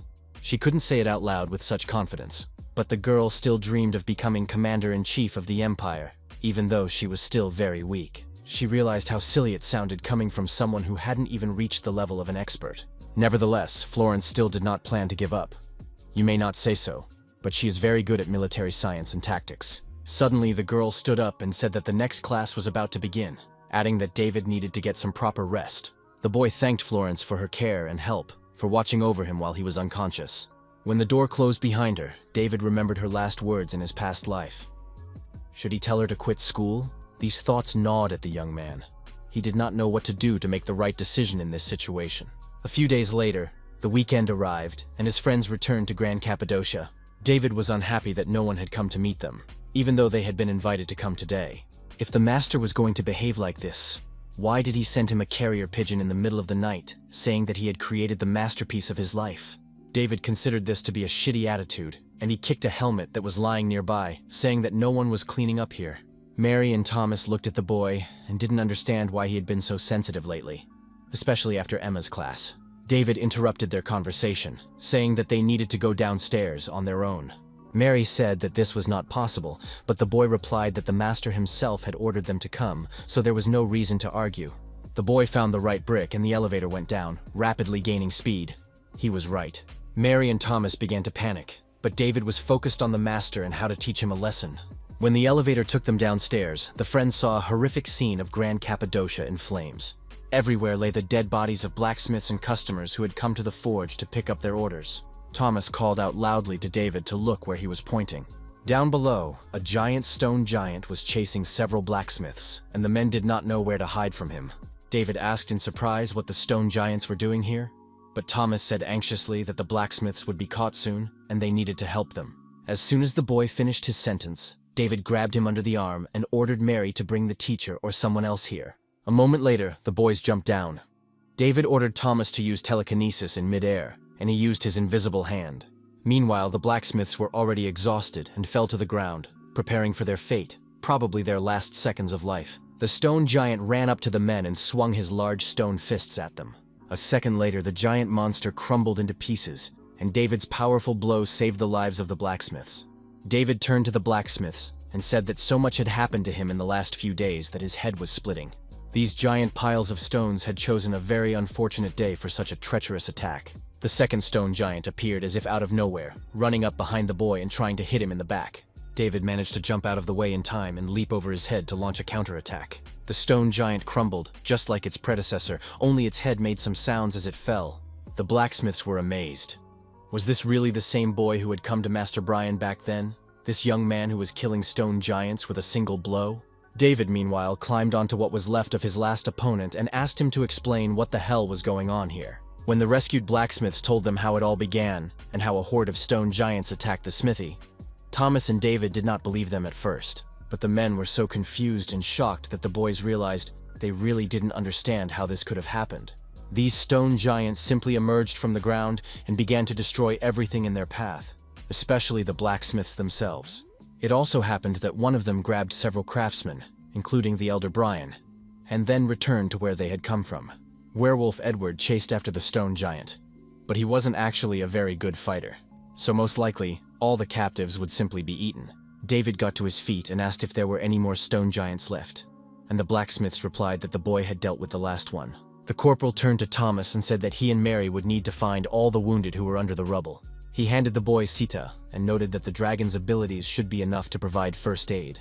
Thomas asked what David was going to do in the meantime, and he replied that, of course, he would go to rescue old Brian. The old fart owed the boy a weapon, which he promised to give him today, which is why they came to the smithy. Meanwhile, Brian, clutching his new work of art to his chest, assured Edward that he had come down after him in vain, although he was grateful to him. He wanted the werewolf to flee the dungeon, which he should have been able to do with his invisible armor. But the old man told him to lock the door. Edward growled that it was hard enough for him without this senseless chatter, but the old man had no intention of shutting up. He said that if Brian had so much strength to whine, he could use the sword he was holding in his hands. But the elder closed his eyes and replied that he could not do that. That it was his magnum opus, his monumental creation. He couldn't tarnish this sword with his pathetic fencing skills. In Edward's opinion, the elder was crazy. As if, at that moment, the blacksmith was not going mad over his weapon, now was not the time for that, because the stone giants were approaching. When one of them ran up very close, he brought his stone fist down on the werewolf and the blacksmith with all his might, trying to crush them. But, to Master Brian's surprise, Edward proved to be a tough nut to crack. He withstood the blow, and it did not harm either of them. But in the process of holding back his opponent's onslaught, the werewolf began to realize that even the protective spells on his armor had failed and dissipated. The stone giant retreated to strike again, and the werewolf thought that if he had known about his death, he would have created only what he wanted. He regretted his last years of life and prepared for death, not knowing that David was already flying to his aid. With a lightning-fast combination of blows, the boy prevented the stone giant from attacking. Landing on the floor in anticipation of new opponents, the boy said that Edward was a good boy and that he would deal with the others himself. Master Brian immediately picked up the werewolf in his arms, and he, like Edward, was delighted with David's unexpected appearance. They asked how he got there, as there were many giants on the way, but the boy replied that while he was rescuing the other smiths, he had dealt with them all. Impressed, Edward fell to his knees, unable to comprehend how this was possible. But David noted that now was not the time to talk. He pointed to the bundle that Brian was holding and said that he should give him the sword because his weapon was already broken. The old man did not immediately understand what he was talking about, and the young man added that the thing Brian called his magnum opus was probably his sword. An understanding was reached, and the master handed David his creation, adding that he had not yet had time to make the scabbard, but the sword itself was ready. Unwrapping his weapon, David said that he was now going to test how good a craftsman Brian was. The boy made one swing with the sword, which broke the other two giants on the stone, who were struck by such force. David himself did not expect such power in his hands, and he froze in place, admiring what he saw. Brian ran up to the boy in excitement, asking him incessantly if he liked the Sword of La Mancha, named after the dreamer who wanted to reach the stars. The elder said that the sword was so light that its weight was imperceptible, yet stronger than mithril, capable of withstanding any sword technique. Moreover, the elder master did not add any spells to the alloy, but by absorbing blood this sword could repair itself. The corporal was pleased with what he heard. Could it be that the abilities of Sita's eggshell had now been transferred to his sword? David replied that the old man was much more skilled than the boy had thought. and Edward said that now was not the time to show off. In his opinion, they needed to get out of there as quickly as possible. He and Brian were in the vanguard, so there shouldn't be anyone else in the dungeon. David replied that, in that case, Edward should grab the old man and leave, as he still had something to check. The surprised master and werewolf asked what else the boy was interested in seeing here, and David replied that he thought there were rats here. In his opinion, these rats were quite large, so they needed to be dealt with urgently. But the werewolf Edward did not move. He asked David again what he was talking about, and the boy replied that something was bothering him greatly. The corporal knew well from his past life how stone giants behaved. These freaks did not gather in groups and did not attack first. Furthermore, he had never before seen such suspicious tattoos on the backs of these giants' heads. Brian noted that it was a magic circle, and David asked if the elder knew what he was doing, but the master did not understand much and could not say for sure. He came closer, and after looking closely said that, judging by the behavior of the remains of Manhwa, this circle was quite treacherous. In his opinion, the stone giants had gone mad precisely because of this strange magical tattoo. Elder Brian became very curious about who could have done this, but David did not have any answers yet, although he himself wanted to find out. But the boy was sure that they could find out if they didn't miss their chance and went deeper into the dungeon. It was decided to do as David insisted, and now the boy was already rushing through the underground tunnels at full speed. At first, the boy was not entirely sure, but the deeper he went, the more he became convinced that among the traces of giants, there were also human ones. Eventually, he began to see stones that reacted to mana, placed there to guard the tunnels.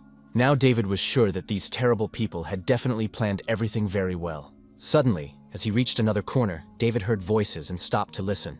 The boy was sure that the story was almost reaching its logical conclusion, and soon he would find out who was behind it all. Peeking around the corner, the boy saw an oversized stone creature, in front of which stood a couple of strangers in hoods. It was obvious to David that these two scumbags were behind all this chaos and the murders of innocent citizens of the Empire. At the moment, however, the boy was more concerned that he did not understand where this stone mountain had come from.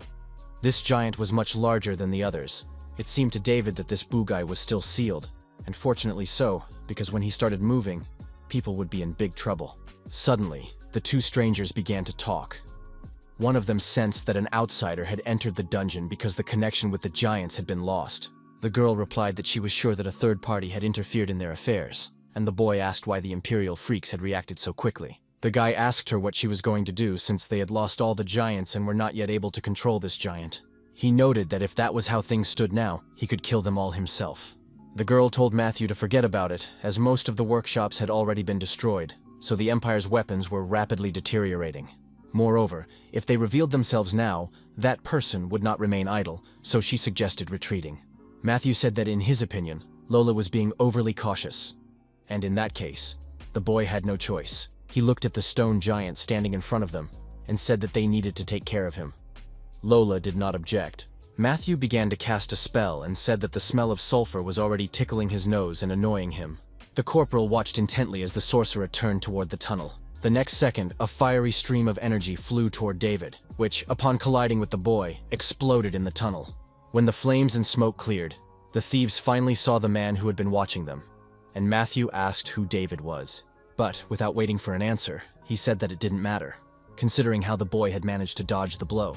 Matthew activated the energy accumulation again, and noticed that the boy was quite agile, so he asked if he should tie his legs first. The sorcerer attacked David a second time, and the boy was impressed that Matthew had materialized so much magic so quickly. These two were unusual thieves. Matthew asked David again how he got there, because the guards shouldn't have died so easily. After analyzing his opponents, David got to his feet, leaning on his sword, and said that he should be the one asking questions here. It didn't matter to the boy how passionate their relationship was, because coming here was a bit wrong. Matthew said that the boy should behave in such a way that it would not be a pity to kill him, and Lola said that they were wasting time. But her accomplice replied that he wanted to enjoy the entertainment, because there really wasn't much time left. He added that the day would soon come when this empire would be engulfed by starlight, and David's words made him remember his past life. The boy took a few steps toward Matthew and asked what he had just said. Now the corporal was even more interested in this couple, and in particular whether they knew the meaning of the words that had just come out of their mouths. David prepared to attack and said that the two strangers must come with him immediately, as he had many questions for them. Matthew laughed and asked if the boy had completely lost his mind. Surely he wanted to catch them on his own. Did he really think that was possible? David did not respond to the insults. His weapon spoke for him. The young man severed the arm with which Matthew was about to attack him. After the limb was severed from the body, the boy said briefly that it was possible, but for now, the enemy should just lie quietly. The sorcerer fell to the ground and began to crawl toward his severed limb, while David approached his companion. Lola had no idea what to do. Her accomplice, Matthew, was completely unable to react to the boy's swift attack, while the girl looked on in confusion as her accomplice gathered himself together piece by piece. David grabbed her by the throat with his hand. The corporal said that she'd better answer his questions honestly if she didn't want to end up like her friend. After David's words, the girl finally snapped out of her stupor and used a protective mana shield against him. The corporal sighed, realizing that the girl was not going to give up so easily. He noted that Lola had created a strong protective shield, but the fate of the barrier was decided by a combination of his lightning-fast strikes, and the shield shattered into tiny pieces. Lola once again dropped her hands in amazement. This little boy had managed to cut through her mana shield with just a few blows, but the girl's surprise was short-lived, because a few seconds later, David threw her to the floor, stabbing her in the chest with his sword. The rapid fall knocked the hood off Lola, and the boy saw her elven ears. She was a half-elf who had gotten involved with a complete freak. Suddenly, a powerful explosion sounded behind the boy, drowning out his words. To save himself, David had to pull the sword out of Lola's body and fend off the attack. The first explosion was followed by several more, all coming from the giant stone giant. David turned around and saw Matthew, whose hand had turned into something quite ugly. He thought that he had chopped off his hand after all. Matthew yelled at the boy to immediately take his hands off his accomplice. David smiled and, thrusting his sword into the girl's leg, said that Matthew didn't seem to understand how things really worked. The boy looked intently into the sorcerer's eyes and said that, in fact, he had to understand. They were nuts. David added that Matthew had to choose. Either he would silently do what the boy told him to do, or this half-elf lying on the floor would also lose her arm. David wondered if she would be able to grow a new limb as well. Matthew suddenly calmed down and said he agreed to obey David, and the boy was satisfied with this choice. In fact, the corporal didn't want to shed any more blood either, so he pulled his sword out of Lola's leg. He looked at the girl and said that it would be bad if she died, but a smile froze on the half-elf's face. While David was wondering why Lola was smiling, the stone giant's hand struck him with such speed that he barely had time to raise his sword.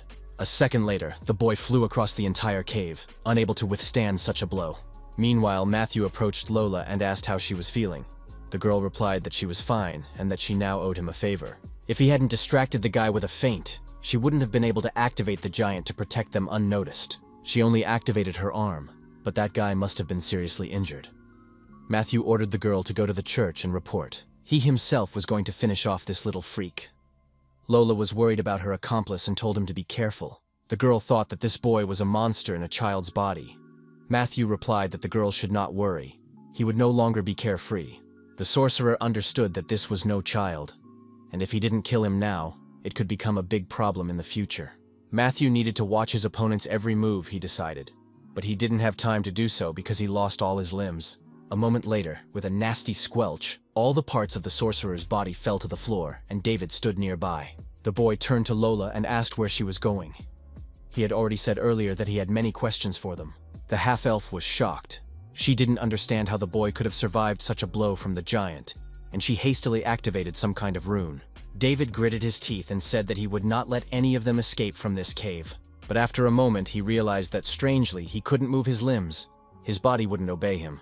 Lola stood opposite him and, after a short pause, said that everything had changed dramatically and that she had to report all of this. Activating the portal, the girl added that David should prepare himself, as she would find out everything about him and take away everything he held dear, his family, his beloved, and his friends. David couldn't let that happen. He had just found a way out, and he couldn't lose it, or everything would happen again. The boy tried with all his might to move, but he could only move his hand. He shouted for the girl to stop. Suddenly, a green light illuminated the cave, and a woman's voice ordered the half-elf to stop. Instructor Emma said that she also had many questions for the girl, but first, she had to answer this one. The question that interested the teacher most was whether the half-elf Lola was the same person who dared to raise her hand against her student. Emma approached David and said that she knew what had happened, praising the student for his good work. David looked at her and said with a smile that the instructor had arrived just in time. The boy said he didn't expect to see his teacher here, and added that he was very lucky. The woman replied that if he had the strength to talk, he would live. But now it was time to deal with these two criminals. Lola felt that the snake's aura paralyzed her entire body. Could it be that the very person she was looking for had come here?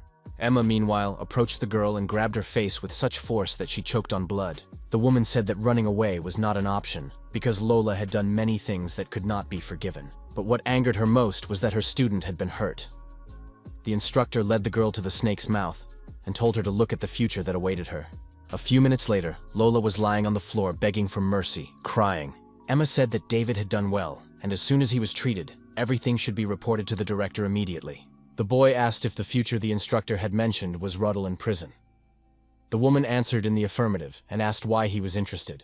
The Fortress of Screams Ruddlen is a prison located in the heart of the sea. It holds criminals who rebelled against the Empire and is famous for its use of all kinds of torture. Having found out everything he needed to know, David began to ask for permission to be present at the interrogation. Emma pretended not to understand what he wanted, but the boy did not give up and grabbed her hand, begging her to at least listen to his request once. David looked pityingly into his teacher's eyes, not letting go of her hand, and said that it was very important to him. Meanwhile, the mage doctors provided first aid to all the victims in the smithy and carried them up the mountain. Mary and Thomas were finally able to catch their breath, as if a weight had been lifted from their shoulders. It seemed that they had managed to help all the victims. Thomas was still worried about their friend David, who had not yet returned. Could something have happened to him? Suddenly, the friends heard the boy's voice coming from the dungeon. He said that the boy and girl had done a great job. They told him everything on the way, and the boy heard that while Mary was running for reinforcements, Thomas and Sita had rescued more than half of the people who had been buried under the rubble of the smithy. He asked if his friends were okay, but received the same question in response. Thomas saw that the boy was covered in wounds. Young Mock ran up to David and asked him to get medical attention immediately. But David replied that he had already done so, and that his friends should rest. Moreover, the boy still had some business to attend to. He watched as two unconscious criminals were carried out of the dungeon on stretchers. A few hours later, David, accompanied by teachers from the academy, arrived at the meeting place with Rodelin's convoy. Suddenly, a cart appeared above the cliff in the forest of Greno, pulled by a giant magical flying creature and driven by a man in a mask. When the carriage landed, the man approached the instructor and greeted Emma by name. Two more people quietly joined him, and he said that they had come to escort the criminals, having received an imperial order. He approached the bound criminals and asked if these were indeed the people he was looking for, and they replied in the affirmative. Emma added that the man had an amazing ability to regenerate, and they should keep that in mind during the interrogations. The escort replied that the interrogator would be pleased, as this was the first time in a long time that they had come across such an interesting subject. After clarifying all the details, they grabbed the prisoners and promised to contact Emma after the interrogation was over. A few minutes later, the prisoners rose into the sky. Probably for the last time they would ever feel free. The instructor watched the convoyers leave and said that after a week in Rodelan, the two would definitely talk. She added that she would definitely let the boy know when they contacted her, so all they could do now was wait. David had no choice but to agree to the conditions offered by his teacher. If he had to wait, he would wait. From that moment on, time flew by very quickly, and the restoration of Grand Cappadocia also moved quickly with the support of the Empire. David gladly returned to the academy and spent a lot of extra time with instructor Emma practicing combat techniques. A few more days passed, and the fortress of Rodelin finally welcomed them back. The chief interrogator was questioning another prisoner, so engrossed in the case that he almost forgot one thing. They were about to receive guests, which was a rare occurrence in these parts. A gray-haired elderly man politely greeted instructor Emma and David within the walls of the Rodelin fortress. He introduced himself as the interrogator assigned to the criminals they had captured, and also said that he would be accompanying the guests today. The man's name was Larry, and he asked if the guests wanted to go to the prisoners right away. Emma replied in the affirmative. They wanted to get information. David was very surprised by the investigator's appearance. It was impossible to tell at first glance that this nice old man was Rodelin's executioner. The instructor replied with a smile that, to be honest, she still couldn't believe it, but everyone said that when they first met him. But you shouldn't judge a book by its cover. And the young man would soon see why this man was called the worst nightmare. Larry said that the prisoner's cell was nearby, so he would only tell him the main points. First, it should be said that he had thought so from the very beginning. These two turned out to be members of the Clavier Nebula. That was the name of their villainous organization, but instructor Emma noted that she had never heard of it before. The woman asked if it was something like Caliboro, and Larry said yes, but added that they were much more dangerous because their identities were unknown. From the Great Fire at the Nalanda Granary to the bombing of the Institute of Magical Engineering, They were behind everything that had happened this year. The boy had not heard anything about them, but it turned out that things were so bad that he decided to intervene in the conversation. David asked if either of the two prisoners had said anything about the starlight, or anything about the arrival of the star. Larry replied in surprise that this was the first he had heard of it. David, so as not to attract attention, said that he had overheard the couple's conversation before capturing them, and that it seemed to be somehow related to their goal. The young man decided to repeat his question, thinking that his interlocutor was simply hard of hearing due to his advanced age. Larry did not respond, but silently took his mask out of his pocket and put it on in front of the surprised David. He seemed to become a different person. The man even got a little confused. It turned out that he had gotten himself into trouble the first time he met the young man. He felt great shame. It seemed that these two prisoners had not yet been impressed by his sincerity, so he would have to open his heart to them again. David looked at the old man in horror, not knowing what to expect from him. Before his eyes appeared a picture of tortured former enemies. Were these really the same people he had met that day? Larry said that Matthew was a very interesting specimen, restoring his body with unusual dark magic. He asked if the visitors knew how to get close to such people. It was easier than it seemed. You had to cut him so that he couldn't regenerate. Larry said that he put his whole soul into cutting off Matthew's limbs, thus showing his sincerity. So from then on, he and the stump were good friends. But that's what the investigator thought until the guy said that Matthew had been insincere with him. The man was very disappointed that after what had happened between them, the boy was still hiding something. He grabbed the prisoner by the hair, lifted his head, and looked him in the eyes. Larry said that it seemed to him that they had opened their hearts to each other. Matthew shouted that he was not hiding anything and had told him everything. But Larry said that he had maliciously concealed information about the arrival of the star. He informed Matthew that he wanted to end this delicate conversation with him because Lola did not have the strength to recover like he did. Of course, he didn't care, but the guy had to be aware that the girl could die if the interrogator decided to continue with her. David looked at the tortured Lola, who moaned with a plea to kill her. The corporal had never seen such cruelty, even in the army. But looking at Matthew, the boy couldn't understand how he still had the strength to hide anything from the executioner. The main thing David couldn't understand was why. The identities of the two criminals had been revealed, so surely the guy couldn't just not talk. Emma and Larry looked at David, and silence fell in the torture chamber. The boy explained that this was what they usually did with soldiers on the battlefield. To prevent important information from falling into the hands of enemies, soldiers are often subjected to magic that blocks their ability to reveal secrets. It was quite possible that the same thing had been done to these two criminals, as he had just explained. Larry exclaimed that he was very ashamed that he had missed such an important moment again. The man asked him to wait a little longer and left the room. A few minutes later, the executioner returned to the room, holding something rather ugly in his hands.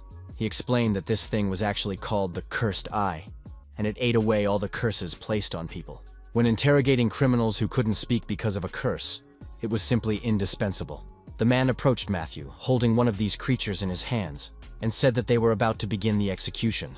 He promised that the prisoner would soon be freed, so the Cursed Eye could eat to its heart's content. A few seconds later, the room was flooded with purple light, and Matthew screamed in agony. When it was over, Larry approached the prisoner again and repeated his question about the arrival of the star.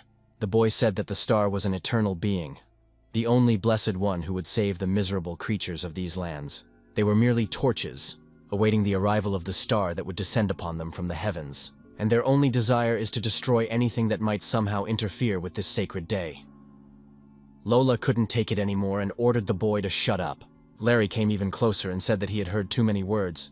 Matthew had to explain everything more simply for his sake. The man asked what was about to fall from the heavens, and the captive boy replied that it would be the children of the star. Hearing those words, only David was frightened in that room. He understood well that they were talking about Daniel. The boy couldn't help himself, and despite all of Larry's warnings, approached Matthew and asked if he meant Daniel when he said the children of the stars.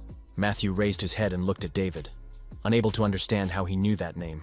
Suddenly his face began to blister and swell in different directions, and the corporal couldn't understand what was happening.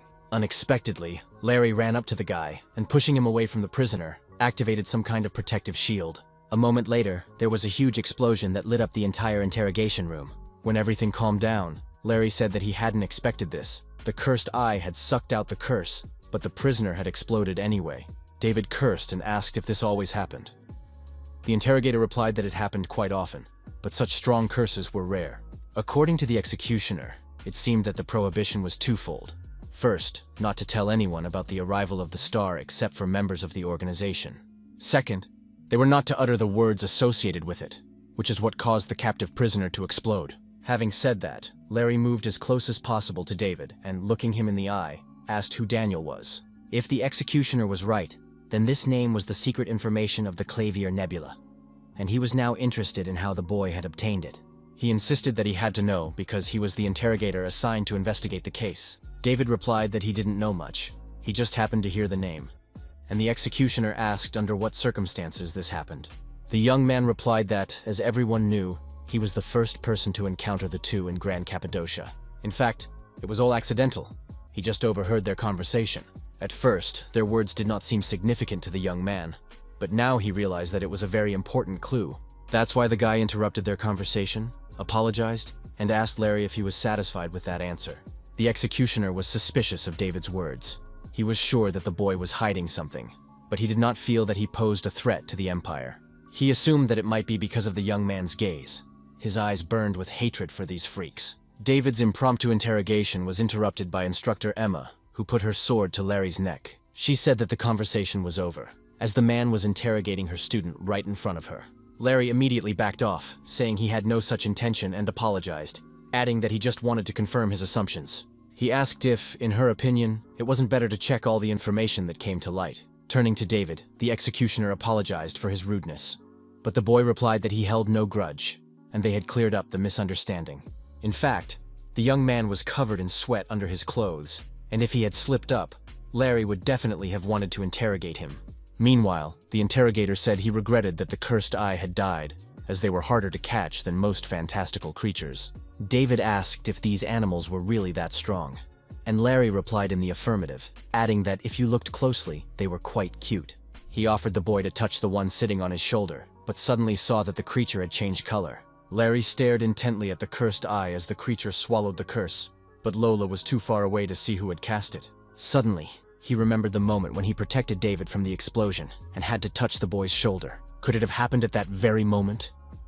The executioner turned sharply toward the young man and quickly placed the cursed eye on his hand, apologizing in advance. The magical creature immediately changed color and began to grow in size, clearly absorbing the curse. Unexpectedly, a few minutes later, the cursed eye exploded right in David's hand, and he barely had time to cover his eyes with his hand. He shouted why it had exploded, and Larry replied that the curse was so strong that the eye couldn't handle it. He took the boy by the hand and told David not to be afraid, but to listen to him until the end. The investigator believed that the boy was cursed and asked if he felt any limitations in his daily life. For example, the inability to run or touch iron, something that only he could not do. David thought about it. It seemed to him that there was something like that. Larry did not demand an answer from the boy and did not want to insist. In the executioner's opinion, he couldn't help the young man anyway, but the boy had to know that judging by the power of the curse, whoever had put this curse on the boy, this creature or person hated him very much. Sometime later, he accompanied the guests to the carriage and noted that he would continue questioning Lola as soon as the ban was lifted. Instructor Emma replied that she approved and said she would eagerly await the report. Larry, meanwhile, watched the boy, who was lost in his thoughts and did not participate in the conversation at all. Kat asked what he was thinking, and the boy replied that he had learned about the curse that had been placed on him his entire life. The interrogator replied that he understood, but that David shouldn't worry so much, as he was a student at the Philion Academy. The young man didn't understand what this remark meant. Larry smiled and replied that, as far as he knew, there was a mage who had been working there for a long time, and who knew more about curses than anyone else on the continent. The name of this amazing woman was Professor Lillian Secret, and she was the one to turn to with a problem of this nature. On the way to the academy, the boy continued to be bothered by his eye, which was constantly itching, forcing him to scratch his eyelid. Seeing this, the instructor asked if he could leave his eyes alone and how bad the itching was. The boy replied in the affirmative, saying that ever since the cursed eye had touched him, the itching had been unbearable. Emma said that this was a sign that the curse was weakening. She added that the student should not worry, and asked if he could think of anyone who might have done this to him. He had no idea who it could be. In his opinion, no one could hate him that much because he led a quiet, ordinary life. But the boy decided to thank Emma for her help. She had stopped Larry when he was looking at him with such anger. If it weren't for the instructor, he would have been forced to confess to a crime he did not commit. Emma laughed and replied that she was only doing her job as an instructor, and that the boy had nothing to thank her for. David looked closely at the teacher. She not only had excellent skills, but also character, and she seemed to him to be a worthy person more and more every day. But the boy was very upset that, for some reason, he knew nothing about her in his past life and had never seen her anywhere. He was worried that it might be because of the infamous Clavier Nebula. Could those criminals be connected to it somehow? The next day, David and Florence met at the entrance to Sherry Forest, near the park columns. The girl greeted him and added that they hadn't seen each other since that day, and if it weren't for the instructor's order, they would never have met. Florence asked how he was doing. David suddenly realized that he still couldn't figure out the commander's questions. The young man clutched his head, not knowing how to behave with her, what to do, or how best to act. Letting go of the situation, David decided he would think about it later, but for now, he needed to smile. He replied that they really hadn't seen each other in a long time. Things were going well for him, and Florence said that after that day, everyone had started to warm up to her. So now, it was much easier for her. Although she still had a strange feeling because Anthony was always scared and ran away when he looked at her. Still, the girl felt that she didn't really like this situation, and David was very surprised by this clarification. Florence said that the instructor had told her about the boy's curse, and he confirmed that this information was correct. That was why he had come here today. He needed to meet with Professor Lillian's secret. But now the guy realized that this weirdo had very specific tastes if she decided to live in such a place. Florence agreed, adding that the witch's office was also unusual and could only be found by students of the magic faculty. That's why she asked for help from a friend from the magic faculty, but she seemed to be late. Suddenly, out of nowhere, Corinne materialized next to Florence and shouted, hugging her, that she missed her sister. They engaged in everyday conversation about their affairs, while David was still in a state of shock. He had definitely seen the same Akalucia who had told everyone about wolves and sheep. But now the girl was different. Florence apologized for asking the girl to come so unexpectedly, but she replied that her sister could call her any time. Suddenly, Corinne's smile disappeared, and she asked anxiously why Florence needed Professor Secret. There was a silence, and David realized it was time for him to intervene in the conversation. He greeted Corinne and replied that it was his idea. The girl's reaction was unexpected. She grabbed her head and shouted that David had forgotten something. Sometime later, the friends finally reached a strange little house, and the boy asked if it was really the professor's office. He added that it was very suspicious and asked Corinne if she wanted to kill him and bury him there. The girl exploded, shouting that he shouldn't call her that and asking why he thought she was going to kill him.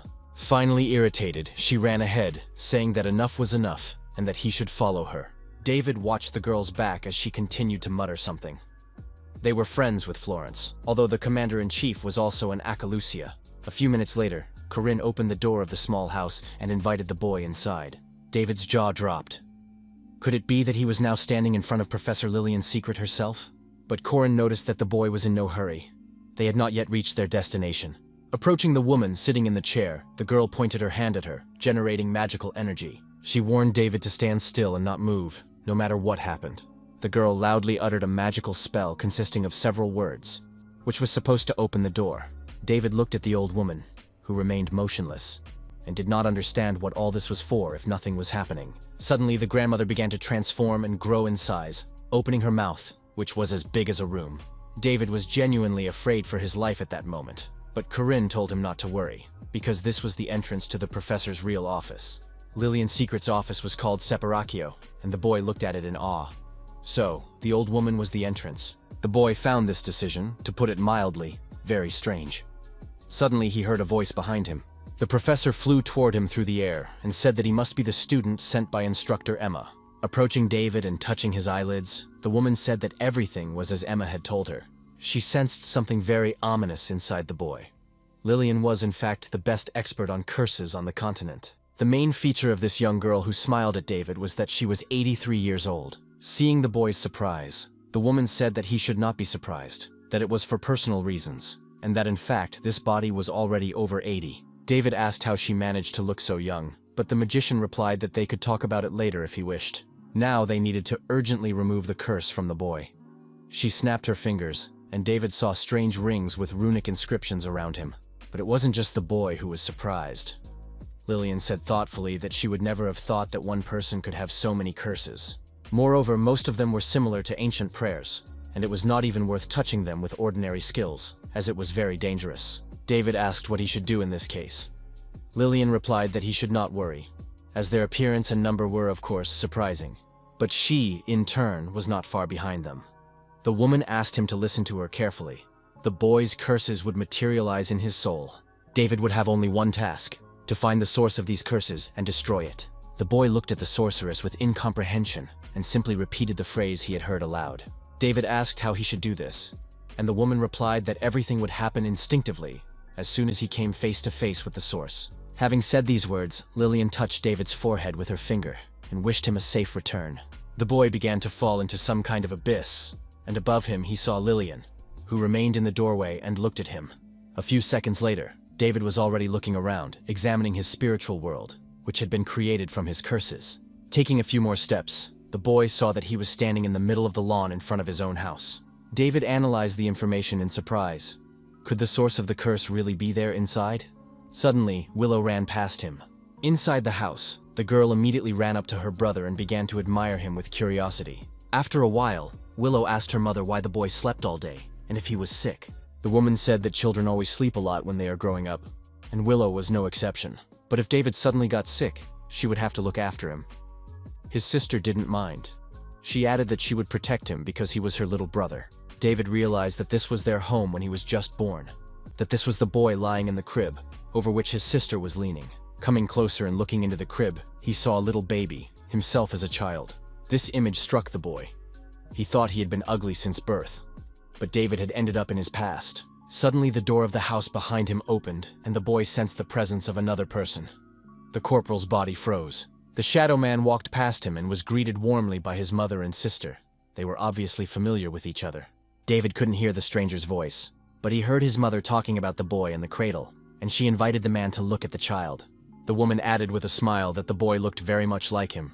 It turned out that David was now seeing the shadow of his father. Suddenly, the mood of the conversation changed. The man raised his hand toward her, activating a dark energy, and she cried out that her son could not be dangerous. All of the mother's objections were drowned out by a magical spell, and she fell to the floor unconscious. After the woman, it was David's sister's turn. She was sitting on her knees, looking at her father in horror, and asking what had happened to her mother. The man approached the child and repeated the gesture he had once shared with his wife. This scene greatly upset David.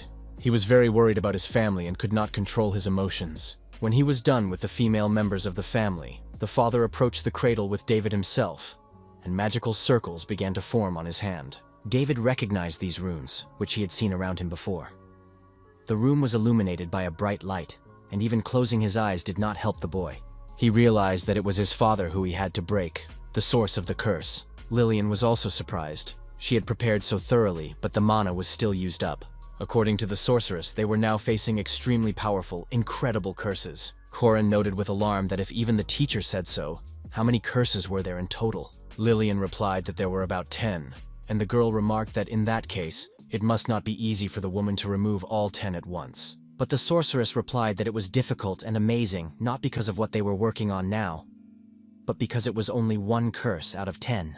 Having done his dirty work, David's father headed for the exit of the house. He stepped over both his wife and his son's sister without even flinching, while the corporal was still unable to move. When the shadow left the house, the restriction on the boy's movement was lifted. David immediately ran to make sure his sister and mother were okay. The boy saw that his family was just asleep, and he realized that he urgently needed to calm down. In this world, there was only one thing he could do. He needed to destroy that monster, who could not even be called a father, as quickly as possible. Extremely angry, David broke down the front door and ran out into the street, trying to catch up with the source of the curse. But to his surprise, his father was not going anywhere, but was simply waiting for him on the street. David looked at the ghost with hatred and asked what the son of a bitch wanted with him. The ghost remained silent, which only made David angrier. He demanded an explanation for what the bastard had done to his family right before his eyes. Saying that he would never forgive his father for what he had done, the boy rushed at him, and the shadow prepared to defend himself. The swords of the two opponents clashed in a fierce battle. But no matter how hard the boy pressed, his strength was not enough. He couldn't understand what was happening. The shadow fought with the same ferocity as he did, even more so. The boy began to suspect that his sword was also under some kind of curse, and that was why he was losing so badly. After a few more rounds of blows, the boy realized that his opponent had cut his arm. The enemy had no intention of stopping and attacked the boy again. This time David did not have time to dodge the attack. Blood flowed from the corporal's mouth, and he was left with numerous wounds. The young man could not believe what had happened to him. At this rate, not only would he not be able to lift his curse, but he would also die. David's extremely powerful sword could not even touch the enemy. Was he driving him away because he couldn't do anything? Because after delivering his last blow, the shadow did not attack? David couldn't let his story end like this, so he forced himself to get up because no one else could do it for him. He wanted to ask this freak a bunch of questions, and getting to his feet, David shouted that he wasn't done yet. Barely restraining his anger, the boy asked why his father had done this, as neither his sister nor his mother had shown such emotions. The boy felt a definite connection. No stranger would ever have elicited such positive emotions from his family. Without a doubt, it could only have been his father, because his sister, Willow, looked at him the same way she looked at the shadow. With tears mixed with blood, the boy shouted to the shadow that it was him. And there was no doubt about it, no matter how he looked at it. The boy realized that his opponent had no answer to all these questions. He gripped his sword and said that his opponent wasn't even going to try to explain himself, despite what he had done to his wife and daughter. A few seconds later, after a lightning-fast attack, the young man cut off his father's head. The head of the source of the curse fell to the ground and bounced several times like a frog. David approached it and, kneeling on one knee, said that if he didn't want to, he didn't have to say anything. The boy would figure it all out on his own. All David needed now was for the curse to leave his body. Suddenly, the boy came to his senses in Lillian's office. He heard the magician's voice behind him and turned around. The woman asked how he was feeling. At first, the boy did not recognize the person in front of him. Could it be the same sorceress, Lillian's secret? The old woman smiled back at him. The boy asked why she suddenly looked her age. Was it because of him? The woman replied that David had good intuition, but Lillian added that the boy shouldn't worry. It had nothing to do with him. He should analyze his feelings instead. Maybe there were some changes. The boy replied that, to be honest, he knew at first glance that the woman was an extraordinary person. But now he could see how incredible Lillian's secret really was. The sorceress smiled in response, and said that this meant that everything had worked out. For some time, the woman couldn't believe that the curse was hidden in old memories that the guy himself didn't remember. In addition, it turned out that the person who had put the curse on him looked like his father, and the boy replied that it was possible. The magician asked why he said that, and the young man himself said that it was impossible to see the appearance of this person. But David had heard what his relatives had said. To be honest, the corporal believed that when this bastard touched his family, he felt something. This something was so unfamiliar to him that he would not have been able to recognize it on his own, an unfamiliar sadness. That's why the guy thought that was the reason why he got so upset. Now, when he thinks about it again, it seems to him that this man, his opponent, felt the same way. The woman asked if the young man had no memories of his family at all, and David replied in the affirmative, adding that his sister had none either. The young man explained that he and his sister had never even thought about it, as if those memories had been completely erased. The magician realized that not only his ability to perceive mana had been sealed, but also the boy's self-perception. It seemed that it was David's father who had placed such a powerful curse on his son, and also just in case, he erased the boy's memories, and for this reason, some of his father's memories were transferred to David. Sometimes magical spells related to memories have this effect, which is why his memories could affect the boy's imagination. The very fact that David was able to use mana before breaking the curse indicated that the boy had begun to perceive mana for a while. This was most likely a consequence of the boy's reaction to the restoration of his lost memories. David looked at his hand and asked Lillian if those shiny curls spreading out in all directions were really mana. The sorceress replied that it was, and that for now the boy could only see it, but later he would be able to manipulate it with ease, just like the other students. But this would only happen if the boy got rid of 2 more of the 9 curses that had been placed on him. Of course, this process would take some time, as it was unknown where the curses came from, but they were all very powerful. The woman said that when she was ready, the boy would receive a message from her, and for now, David could be free. The young man could not believe his eyes when he looked at the face of the woman sitting opposite him. It was the same young girl named Lillian's Secret whom he had first seen in this office. The young man asked if the magician's appearance changed depending on the time of day, and she replied that she had the same body as him, but with some differences. The woman added that the young man might be a little confused because he had revealed an unpleasant truth, but he had to take care of his consciousness. The future of any person is too precious to burden oneself with the past. David got up from his chair and said goodbye, saying that he completely trusted the professor. At the same time, on the other side, under Grand Cappadocia, a well-dressed man approached the stone giant. He thought this giant was smaller in size, so could the student have stopped him on his own, without the help of instructor Emma? After a while, a security guard approached him from behind. The man seemed to be waiting for him and introduced himself as Donovan. He asked how the guard's recovery was going, and the guard replied that everything was going well, and that he would be fully recovered in a week. In addition, as the master had ordered, they managed to conduct an investigation into those degenerates, but there was no additional information at this point. But at the academy, they learned the location of the student who was currently in this dungeon. Donovan asked if Duke Joseph Grancia wanted to meet the boy in person. He agreed, and immediately the stone giant's eyes lit up red behind him. Donovan, seeing the giant raise his fist in the air, asked if the Duke could temporarily step aside. The guard said that he and the others would try to stop the monster, but the Duke replied that there was no need. With lightning speed, Joseph drew his sword and turning around attacked the stone giant. A series of powerful blows, reinforced by mana, made the giant scream in pain. The Duke turned toward the exit and sheathed his sword, passing by Donovan and calling him to follow. They left the dungeon to the sound of stones falling to the floor, which was all that remained of the stone giant. The next morning, in the dormitory hall, Navarro heard a rumbling at David's door. The boy got out of bed and went to open the door with a frown. Donovan, the corporal, was standing on the threshold, and without holding back, he called him crazy. Furthermore, without holding back his emotions, David asked what he wanted, as if merchants had permission to come to this dormitory. Donovan listened to the insults directed at him and exploded, asking if the boy knew who he was bragging to. The young man saw a mania that enveloped Donovan from head to toe, and this energy was quite gloomy. Something definitely mixed with this energy, and unexpectedly, the Duke intervened in their conversation and said that it was their fault for coming without warning. Donovan began to argue, and the young man realized that he was now standing before the man who was called the Duke of the Empire. Duke Joseph Grancia apologized for the words and actions of Donovan, who was his escort knight, that is, his bodyguard. He asked if the young man would give them a moment of his attention, if, of course, he had no objections. David stared in amazement at the box the Duke had brought with him and asked if he had understood correctly that they had only finished making them yesterday. David examined the scabbard of his sword, La Mancha, which was truly an exquisite work of art. The boy asked why the Duke was doing this, and he replied that the Grand Cappadocia Masters had asked him personally. To be more precise, Master Brian insisted on it. He asked him for a favor. In addition, the Duke himself wanted to personally thank the boy for what he had done. The Grancia and Grand Cappadocia families had long been good friends. His favorite sword, Pale Lord, was also created by Master Brian in this forge. That is why it was only natural for the Duke to congratulate the hero who saved Grand Cappadocia. He reached into his pocket and, saying that he had prepared a separate gift from himself, pulled out an object in his palm. David was amazed. Duke Joseph had given him a sign of recognition from Grancia, which even bore the seal of the head of the family. The young man asked if the Duke had really decided to give him such a precious thing, which was worth as much as 3 villages. Joseph replied that they were obliged to treat benefactors in this way, and that 2 other students had also received gifts. They had also helped the boy in the smithy, so they received gifts from the master, and an award from the Grancia family. David replied that his friends, Mary and Thomas, were probably praising the Duke as much as they could.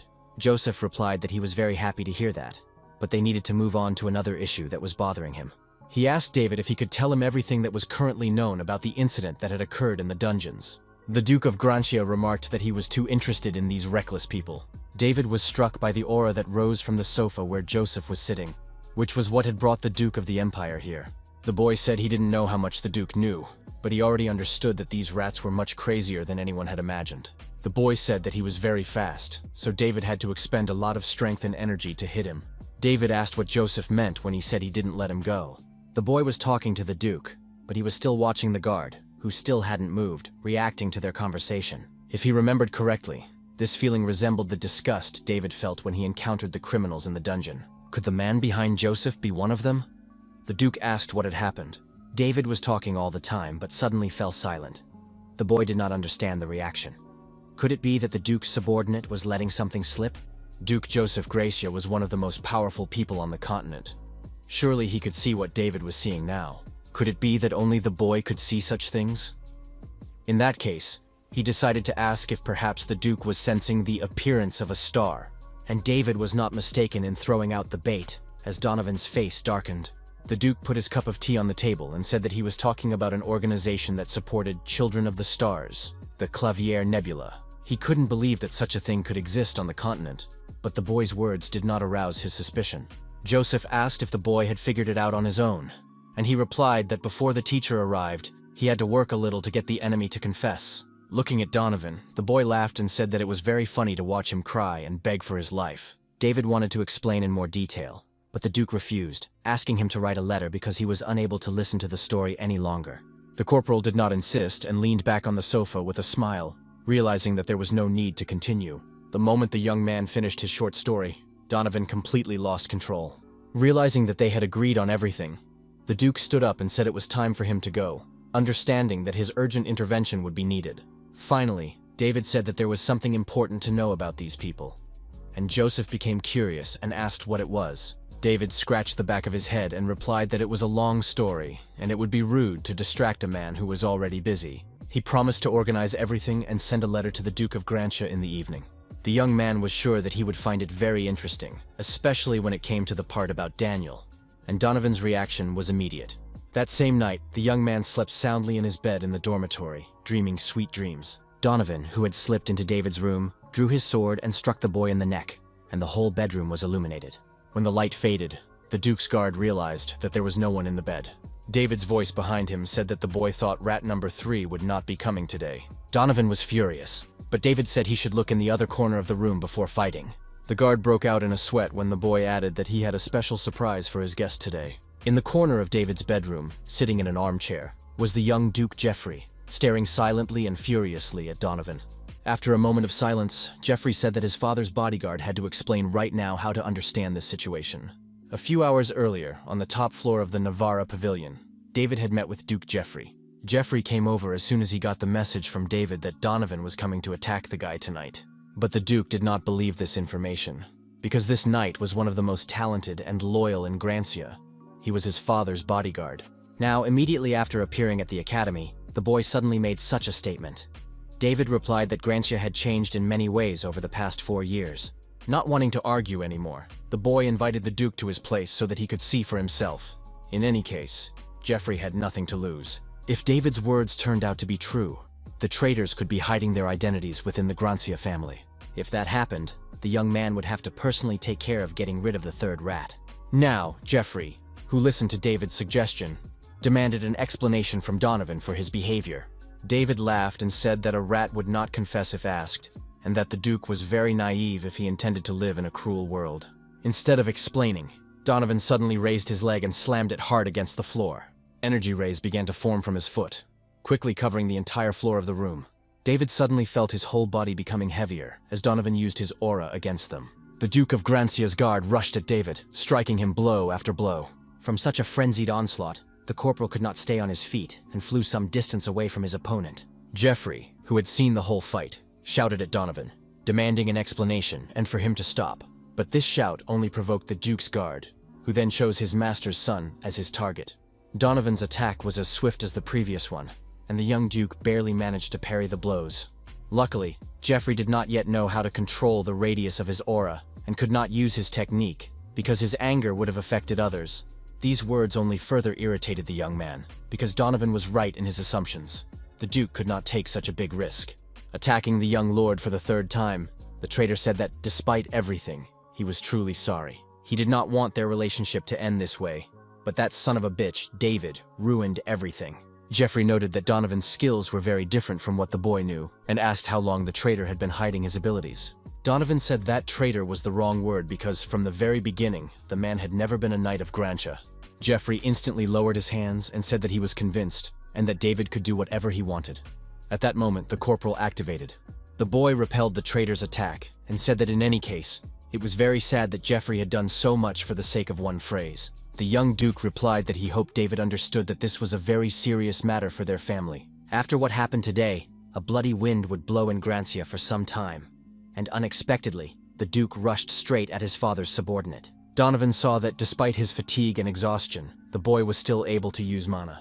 After Jeffrey struck and knocked his opponent back, he was surprised at how strong a swordsman he had dared to face. Donovan couldn't believe what was happening. Could it be that the boy had also been hiding his strength? But there was no reason for that. Could young Master Jeffrey have grown so much in his skill in such a short time? It simply couldn't be. David interrupted the traitor's musings about the genius of the master's son with another attack. The boy said that Donovan was probably free, and now so sad that he had completely lost his vigilance. The corporal's blow was so powerful that Donovan could barely withstand the pressure. The traitor already regretted getting involved with these two monsters. He had underestimated his opponents. David was surprised by Donovan's quick reaction. The boy, in turn, also did not expect him to be able to dodge the blow. The boy was so preoccupied with this thought that he did not notice the traitor's counterattack, which threw him back to the other end of the room. Donovan's attack caused a lot of noise in the dormitory, and the former knight was very angry with himself for it, as the professor might come here soon. The traitor decided that fighting was no longer an option and that he needed to retreat urgently, so he turned toward the door. The man was very irritated. He couldn't believe that he had encountered so many difficulties because of one damn boy. He realized that it was a mistake to think he could defeat these two. First, he had to hide, and then find a way to get rid of them. Jeffrey's voice interrupted the traitor's thoughts as he flew toward him, already catching up. The boy said that the guard was right. The boy added that, unlike his father, he was not yet mature enough and could not properly use the Sword of the Storm. But it was foolish of his opponent to run away like that. No one else would fall into his trap. The former guard of the Duke himself understood that there was only one traitor who needed to be punished. The next moment, when Donovan looked back, he saw a powerful tornado behind him from the boy's storm sword attack. The traitor knew he couldn't fight such a powerful technique, especially when the guy was so angry. But he had no choice. When the powerful whirlwind captured Donovan, he could only utter the word, "Star." When it was all over, Jeffrey sheathed his sword and said that from that day on, no one in the family would mention the guard. David looked at Jeffrey, smiling, and said that he must have been very angry. But now it was unclear whether they could even send the scoundrel to Rodalan in his current state. He replied that he had only cut Donovan's tendons. Jeffrey added that, in any case, he was glad David was there because he needed to report the situation to the family as soon as possible. The boy looked into the corporal's eyes and said that they needed to list all the traitors as quickly as possible. Before David could recover, Jeffrey turned and ran away, shouting that he was leaving the rest to the boy. The corporal was dissatisfied with the young duke's behavior, because it was he who had caused all this trouble, and now he had to deal with it. David was so angry that he didn't notice someone approaching him from behind until he heard a voice. The boy turned around and said with relief that someone had finally come, and was bombarded with questions in response. Director Donald asked what kind of storm had just happened, and whether the boy had been attacked. Along with the principal, the boy saw instructor Emma, who was wearing pajamas with a snake painted on them. The boy, seeing his home teacher, complimented her clothes, but she ignored him and said that David had to answer her questions. Donald supported the woman in her desire to know the truth, adding that Emma's pajamas were not important right now. It was good that the boy was not injured, because he needed to explain everything, and David agreed to the demands of his elders. But first, the boy asked the director to repeat something after him. He decided to check all suspicious individuals this way. Donald asked, laughing, what exactly he should repeat, and David said it was the phrase, "Daniel is a jerk." Emma and Donald stared at the boy in amazement. They didn't understand what it meant. But in the end, the director complied with the boy's request without any problems. A little later, a conversation took place in the academy director's office, and Donald learned that there was a spy in the Grancia family, which was a very serious situation. The director praised the boy for his work, saying that thanks to David, they had managed to avoid many problems. The boy decided not to tell anyone yet that he had the ability to see mana. After all, he wasn't 100% sure about it himself. If, God forbid, the information leaked, not only he, but everyone around him would be in danger. Donald said that the Grancia family would conduct a full investigation, so David had nothing to worry about. His grandfather noted that the Empire was indebted to the boy time and time again after the incident in the blacksmith's village. Donald added that he would like to thank David on his own behalf as director, and asked what the boy needed. David decided to take advantage of the opportunity. David didn't even think twice. He blurted out what he would like to do inside the academy, and asked if he would be allowed to do it. The next day, David stood by the bulletin board in Fillion Square and advertised his project. He asked everyone if they were tired of the club activities limited by the academy. He had ideas on this topic, and very good news for everyone, namely a special adventure club. One of the students tried to ask what the name meant, but David shut him up and said that it was, of course, a good question. David said that it was a very constructive club that developed personal talents that would help the Empire in practical terms. In addition, it is the only club that Director Donald has agreed to operate outside the academy, which caused a bit more commotion. Finally, the corporal announced that anyone wishing to join could come to the first arena of Hellelion at the time indicated in the brochure. As David uttered the last words of his speech, Sita flew off his shoulder, and a girl passing by the crowd noticed her and stopped. She even forgot where she was going and approached the crowd to get a better look at the strange creature. A few days later, at the first arena of Hellelion, a sad David complained about his fate to Florence, and he put on a show in the square. The guy was trying to recruit new talent, but only his friends and acquaintances came to the arena today. Mary laughed and asked if David was serious, reminding him of what he had done at his so-called interview. He personally knocked the wind out of people under the guise of testing their skills. He also said very suspicious things to those who did not know or were not ready to risk their lives. After that, rumors spread throughout the academy that you needed to have 10 lives to join this club. David, after listening to his friend's reproaches, said that this is what real battle is all about, and those gossips are just cowards. After all, the guy only needed promising individuals, such as the third-year student who had just gotten to his feet after regaining consciousness. David said that the guy himself insisted on sparring, even though he told him that these abilities did not need to be tested, as they were already familiar with each other. He said that the third-year student had obviously passed, that the guy's name was Danny Brown, and that he sincerely thanked David for accepting him. David noted that he was warning him in advance that their club would be quite difficult, and asked if Danny was ready for it. The third-year student happily replied that this was exactly what he was looking for. His goal was to become even stronger. David replied that, in that case, everyone present could leave for the day as they needed to rest before getting down to business. Thomas asked what David himself would be doing, and he replied that he had time, so he wanted to wait a little longer to see what might happen. David hoped that another talented person might come to him, but in the end, he lost hope after a few hours when no one came. The young man said it was time to get ready, and thanked Florence for her assistance. She had found a moment to help him. The girl replied that she was really sorry, and if it weren't for the help of Instructor Emmy, she would also have applied for membership. David looked intently at Florence. He couldn't tell her that he couldn't accept her into the club. He looked at the commander and realized that he would soon have to make a choice, to make her forget her dream of becoming a general, or not. It was a difficult decision, so he had to think carefully about everything. The girl's voice interrupted his thoughts. The stranger said she felt relieved that the guy was still in the arena, and David asked if she had come for an interview. The young man asked if the girl wanted to join the club, but she asked if she could do something in that case. The girl replied that if she joined the club, she would be able to touch him. David even began to stutter, and the guy asked what exactly the girl was going to touch. Suddenly, an indecent thought crept into the guy's mind, and he shouted that the girl must be a pervert. The strange girl replied that David could calm down, that she wasn't talking about him, that he had misunderstood, that she was talking about the creature David was holding in his arms. Hearing this, David laughed and said that she should have warned him right away, because that was why he had misunderstood her. Pointing to Sita, David added that this little thing was always with him, so if the girl joined the club, she would definitely be able to touch her. Seeing how the girl reacted to this news, David was finally convinced that she was a very strange person. He couldn't believe that he hadn't noticed her until she came up close. She was definitely an unusual student. Not at all simple. The stranger asked what she needed to do to pass the interview, and David replied that she had to show her technique on a magic mannequin. The girl said her name was Ruby DeKnight. She was a junior at the Faculty of Magic, and announced that she was beginning the interview. Both David and Florence were amazed as the girl used dark magic against the magical mannequin. Florence remarked that what they were seeing was incredible. Ruby was so easily handling dark magic. David was surprised by something much more significant. It was difficult to see, but the blood-red energy that Ruby was emitting was quite noticeable. The center of her magic was definitely a shadow claw.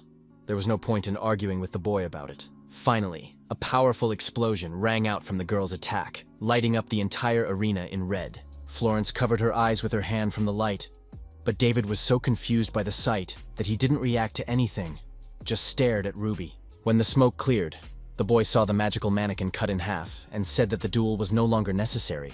Ruby had passed the interview, but David was curious about the aura and was about to ask about it when he heard the girl's voice in his head asking how he could see it. It turned out that Ruby DeKnight possessed telepathic magic, but the magician herself insisted on not saying it out loud, because if anyone else found out, it would be bad. The girl telepathically said that it would be better for them to go away and talk alone, as she also wanted to ask David something.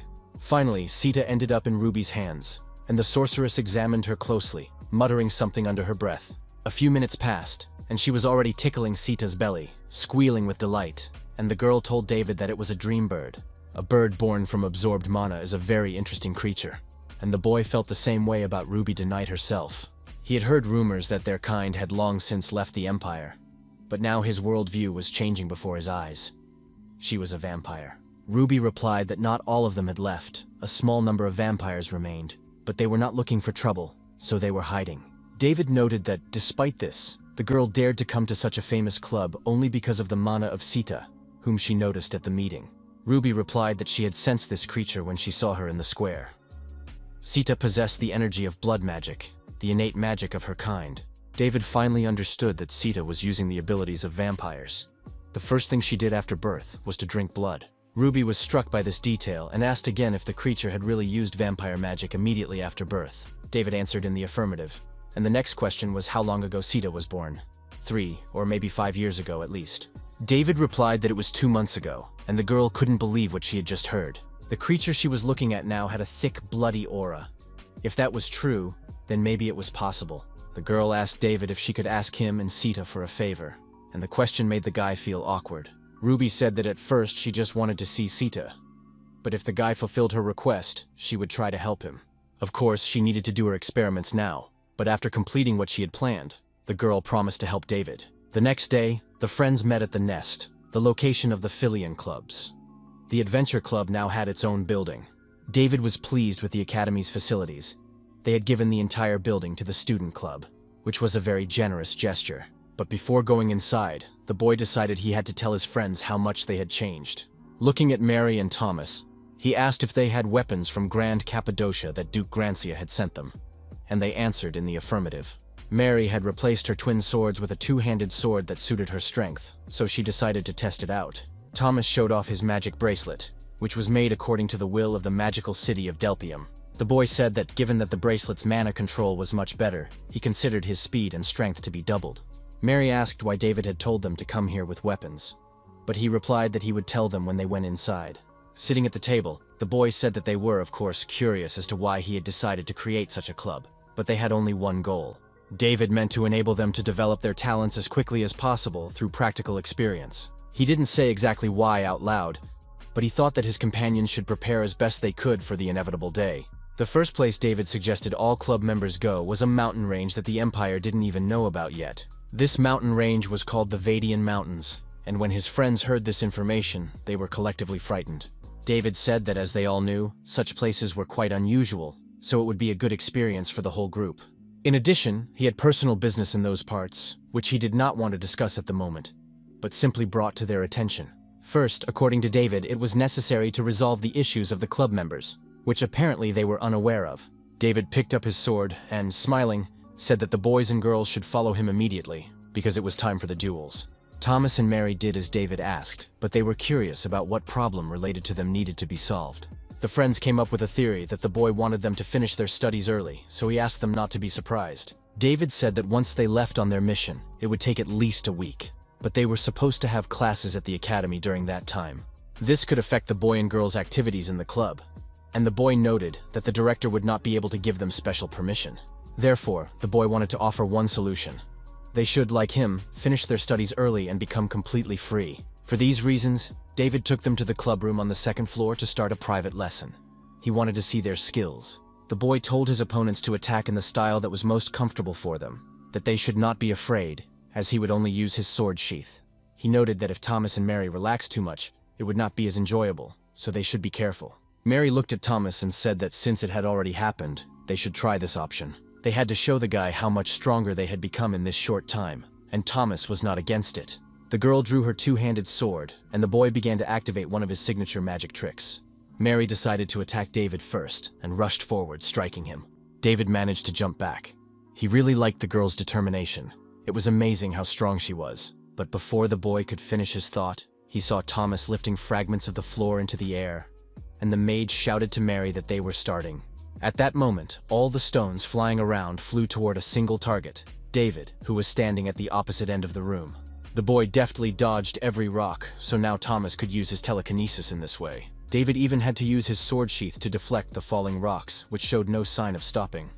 Thomas had a very good skill. While the boy was busy attacking the sorcerer, he almost missed Mary, who was flying towards him and shouting for David not to block, but to dodge. David decided to follow his friend's advice and jumped aside at the last moment. When Mary's sword touched the floor, the boy laughed out loud, realizing that if he hadn't dodged, he would already be dead. Mary did not give up, trying to get David. She struck new blows again and again. And then the moment came when the boy switched from defense to attack, and now it was Mary's turn to block his blows, which was very difficult. David was pleased. In many ways, these two had already exceeded all his expectations.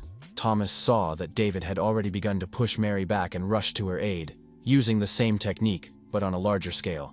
The attack was so powerful that David had to abandon his attempts to attack the girl and start defending himself from the stones falling from the sky with his sword.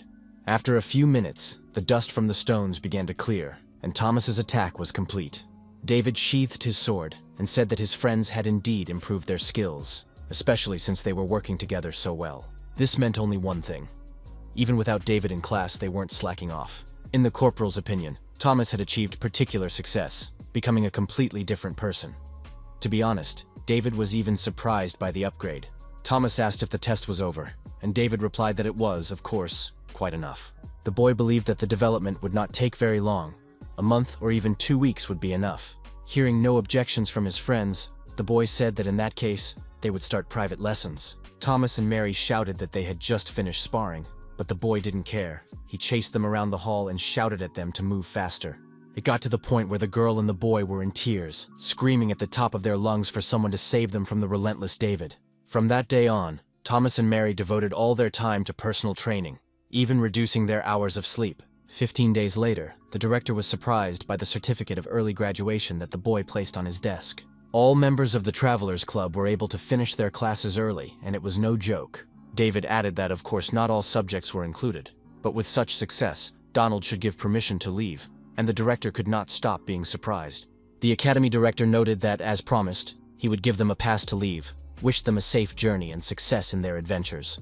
The next day, the friends began their first adventure club mission and set off for the Vadian Mountains. Mary was surprised that they had only just begun their journey, and already there was such pure mana in the air. Training here would be even easier. Danny was happy with the situation and asked David what they would do next. The guy replied that he would let them know when they got there.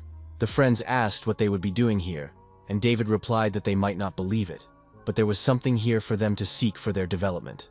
Meanwhile, in the temple in the heart of the forest, the elf sensed that something quite grand was happening, as guests had arrived in such a harsh land. A little more time passed, and David announced that they had arrived, and his friends could breathe a sigh of relief.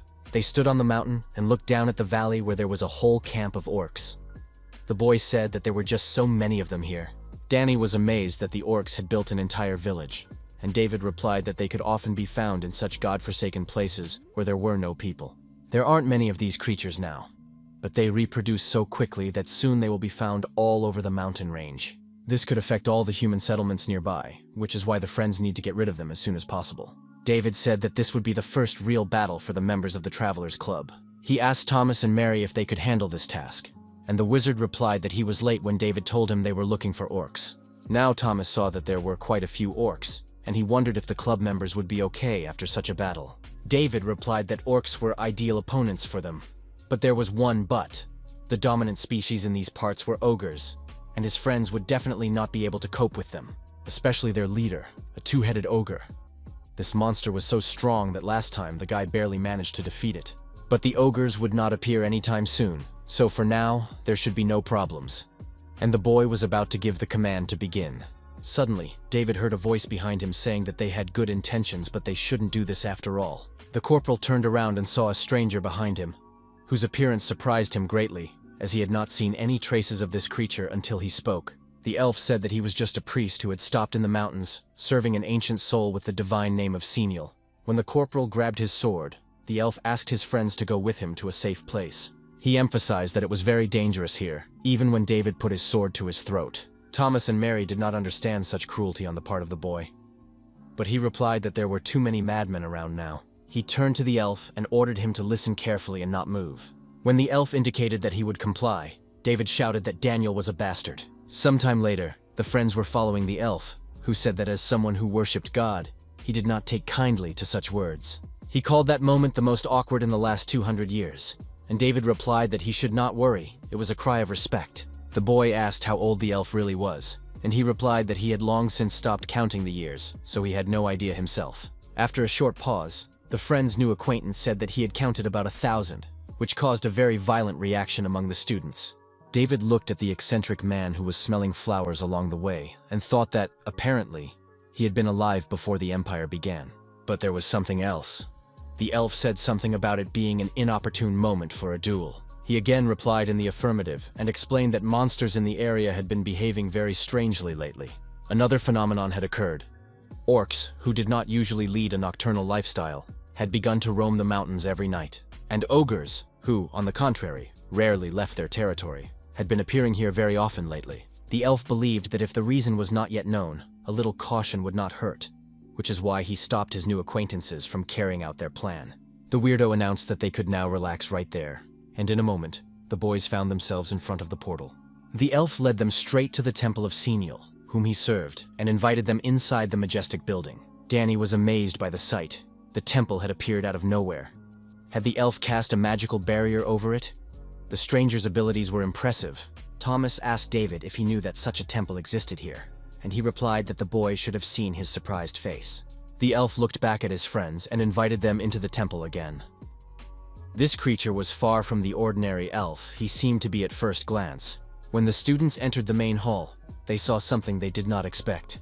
It turned out that Senial, whom the elf served, was an ugly stone. The elf replied that this stone had a purpose, but he doubted that his friends would want to hear this rather long story. He offered to take their belongings and let them rest, as there were many free rooms in the temple, adding that they could let him know if they needed anything. Mary said that this was the perfect moment for David to ask where he needed to go, as the boy wanted to find the cursed eye. The elf asked in surprise if he had understood correctly, why the boy needed this monster. After looking at David for a moment, his new acquaintance asked if it was because he was cursed. But, in fact, the elf did not need confirmation. It seemed that he was right, because he felt a very strange and dangerous echo coming from the boy. Soon, they sat down in the gazebo to drink tea and talk. The elf said that he understood immediately when he saw the boy that he was a very unusual student.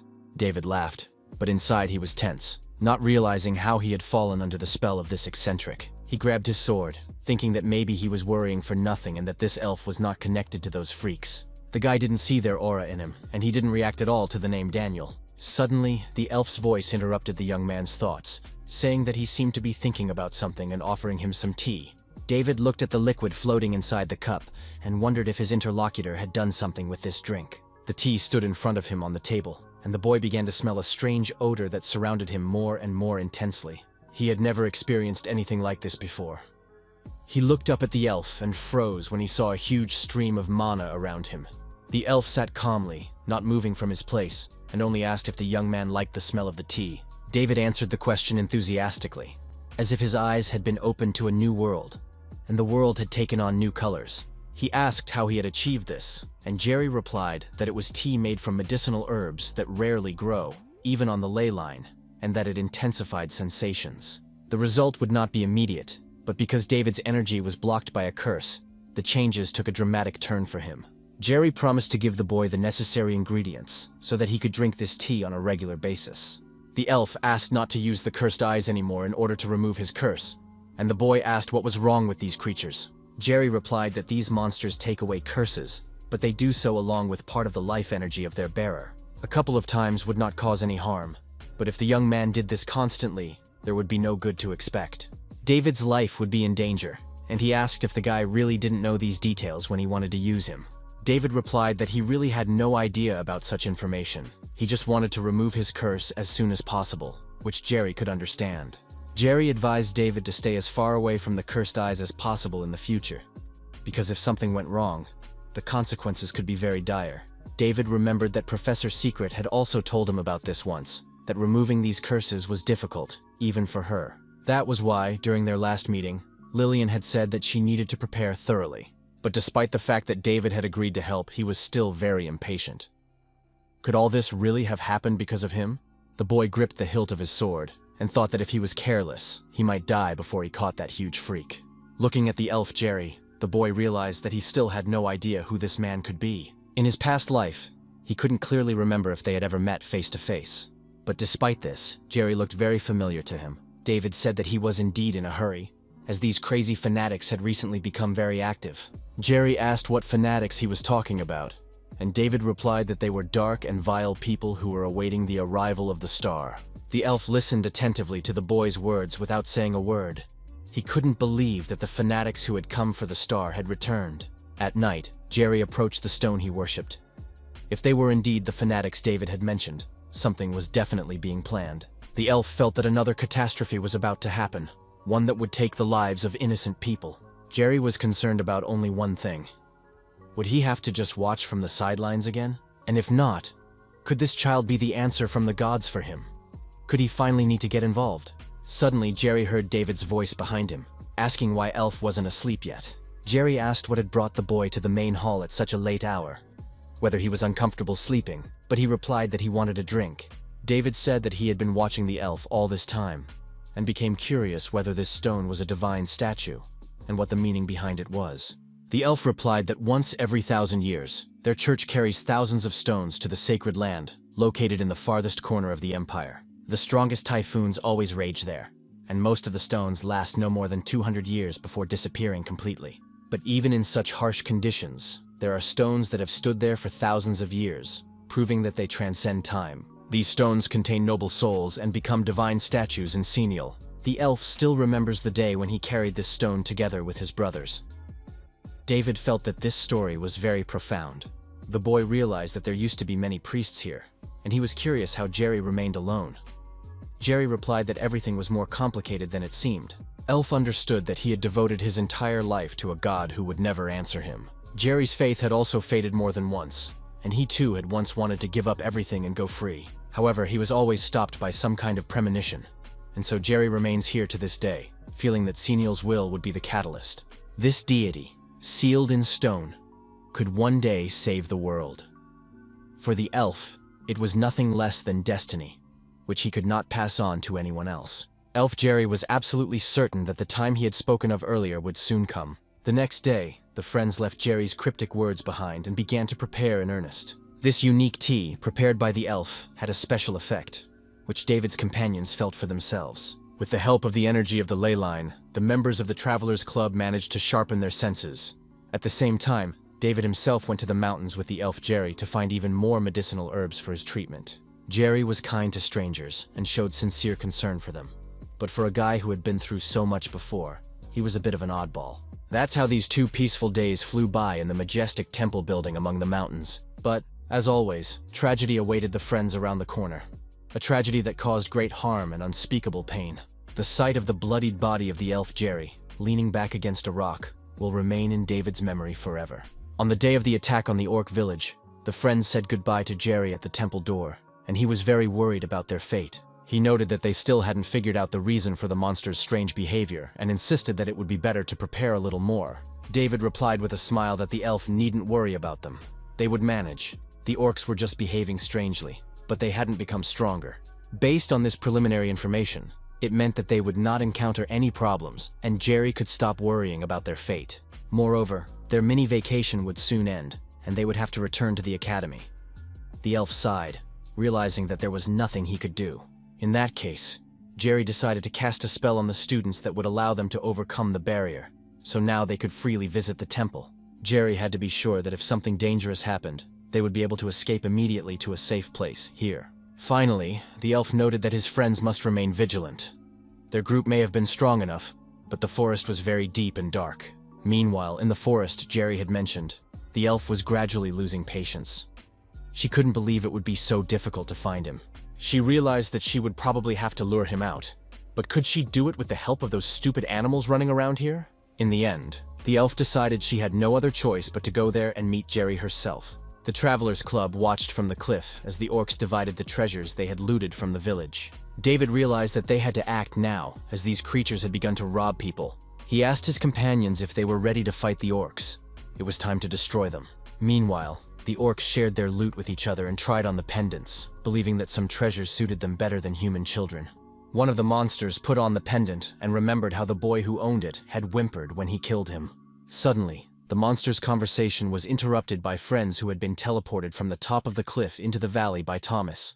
The orcs were completely disoriented when Danny and Mary struck them with their swords. Silence fell over the clearing, and the other monsters looked at the newcomers with surprise and hatred. A second later, the first of them rushed into the attack, but one after another, they were defeated by the swords of the Filian students. Finally, it was the turn of the last 2 orcs, one of whom was hit in the head by a large stone. The second orc looked back in surprise at his fallen comrade, who lay dead on the ground. But he was so busy watching his dead companion, that he did not notice a large stone hitting his head as well. And so, the last 2 dead orcs fell to the ground side by side, and the students of Filion's enemies were finished. David was delighted with Thomas's advanced abilities.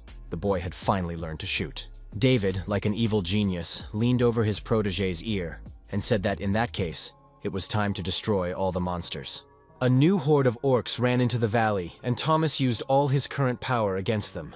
When it was all over, David's companions asked what they should do next. Thomas, with horror in his eyes, said he was sure that he would face severe punishment for what he had just done. But David approached him and began to assure him that if the boy was punished for this, they would also be punished. He turned to the rest of the team and asked if everyone agreed with him, and they said yes. Danny told Thomas not to worry about it, even though he would get the worst of it. While Thomas was crying, David thought that his friends had performed well in real combat, and that they had not gone to the mountains in vain. In the end, the boy came to the conclusion that they could still improve their strength a little. But David's thoughts were interrupted by Sita's paw. David looked at the creature and asked what was wrong, why she was worried. Was there something in the bushes? Walking a little deeper into the clearing, the boy and Thomas realized that they had found a captive. The girl was unconscious and covered in blood, tied tightly to a tree. Thomas and the corporal rushed to help, and the mage shouted that the orcs had left the girl there just in case. David began to untie the ropes and ordered Sita to immediately use healing magic on the girl. Sita obeyed her master's command, and in a moment the girl opened her eyes and saw the boys in front of her, who realized that she had regained consciousness. David asked if she could say anything, but instead of words, blood began to spurt from the girl's mouth. The corporal, seeing this, was frightened. Could it be that Sita's treatment of this captive elf had not worked? After a few seconds, the girl stopped bleeding and noticed that David was surrounded by a familiar aura. Could he have been in the temple? She put her hands on the boy's shoulders and tearfully said that he had to take her there. To Jerry, immediately. Suddenly, the elf screamed that they were leaving, and that if her friends were late, Jerry's life would be in danger. After such a passionate cry, the girl finally lost consciousness, leaving Filion's group of students in confusion. Sometime later, David burst into the temple through the portal, shouting for Jerry to come to him as quickly as possible. The elf was in the main hall, and, seeing the boy, immediately asked why he had returned, whether something terrible had happened. David told him to look at the elf. He said that they had found her in the orc camp, and that she had said she needed to see him urgently. Jerry listened to all the explanations, and looking again at the face of the girl lying on David's shoulder, suddenly realized that he recognized her. He said that the elf's name was Eve, and that he was very curious to know what had happened to her. Meanwhile, at David's request, the friends searched the entire orc camp, but found no one else. Fortunately, there was only one captive. Mary decided that if that was the case, they should also return to the palace. But suddenly she saw Thomas leaning over the monster's body. She approached the mage and asked what he was looking at so intently. Thomas replied that these orcs were somehow strange. He pointed to the body lying in front of him and asked if this had happened before. Mary replied that the boy was right. She couldn't understand what it was. Thomas said that he had never seen anything like this in his life, that it was very similar to hidden double magic. But the boy still couldn't understand why there were magic circles on these orc corpses. The elf was laid on a bed in one of the temple rooms, and Jerry sighed wearily. Now he could rest. David stood anxiously next to the bed and asked if Jerry was really unharmed. Perhaps he also needed help. The boy noted that even healing magic had not helped Ava, and if the elf had also been poisoned by some strange poison. Jerry replied that the boy had given him an antidote, so he would be fine. He owed David a debt because he had almost lost his precious sister. The elf said that she also believed in Senial, as Eve had been a believer before. He looked at the girl lying unconscious in bed, and said that his sister's faith was indeed sincere. He didn't know how he could repay such a great debt to David for saving his sister. The boy scratched the back of his head and replied that Jerry was exaggerating, but the corporal was still curious to know who Eve had warned about before she lost consciousness. The girl was so worried that she even asked the guy to warn Jerry about the danger. David decided to stop beating around the bush and ask Jerry directly if something or someone was threatening his life. The elf turned away from the guy so that he couldn't see his face, and said that, to be honest, he didn't even know who they were. The only thing he knew was that they worshipped an unknown being as their god. These people were behind most of the crimes, and kept their identities secret.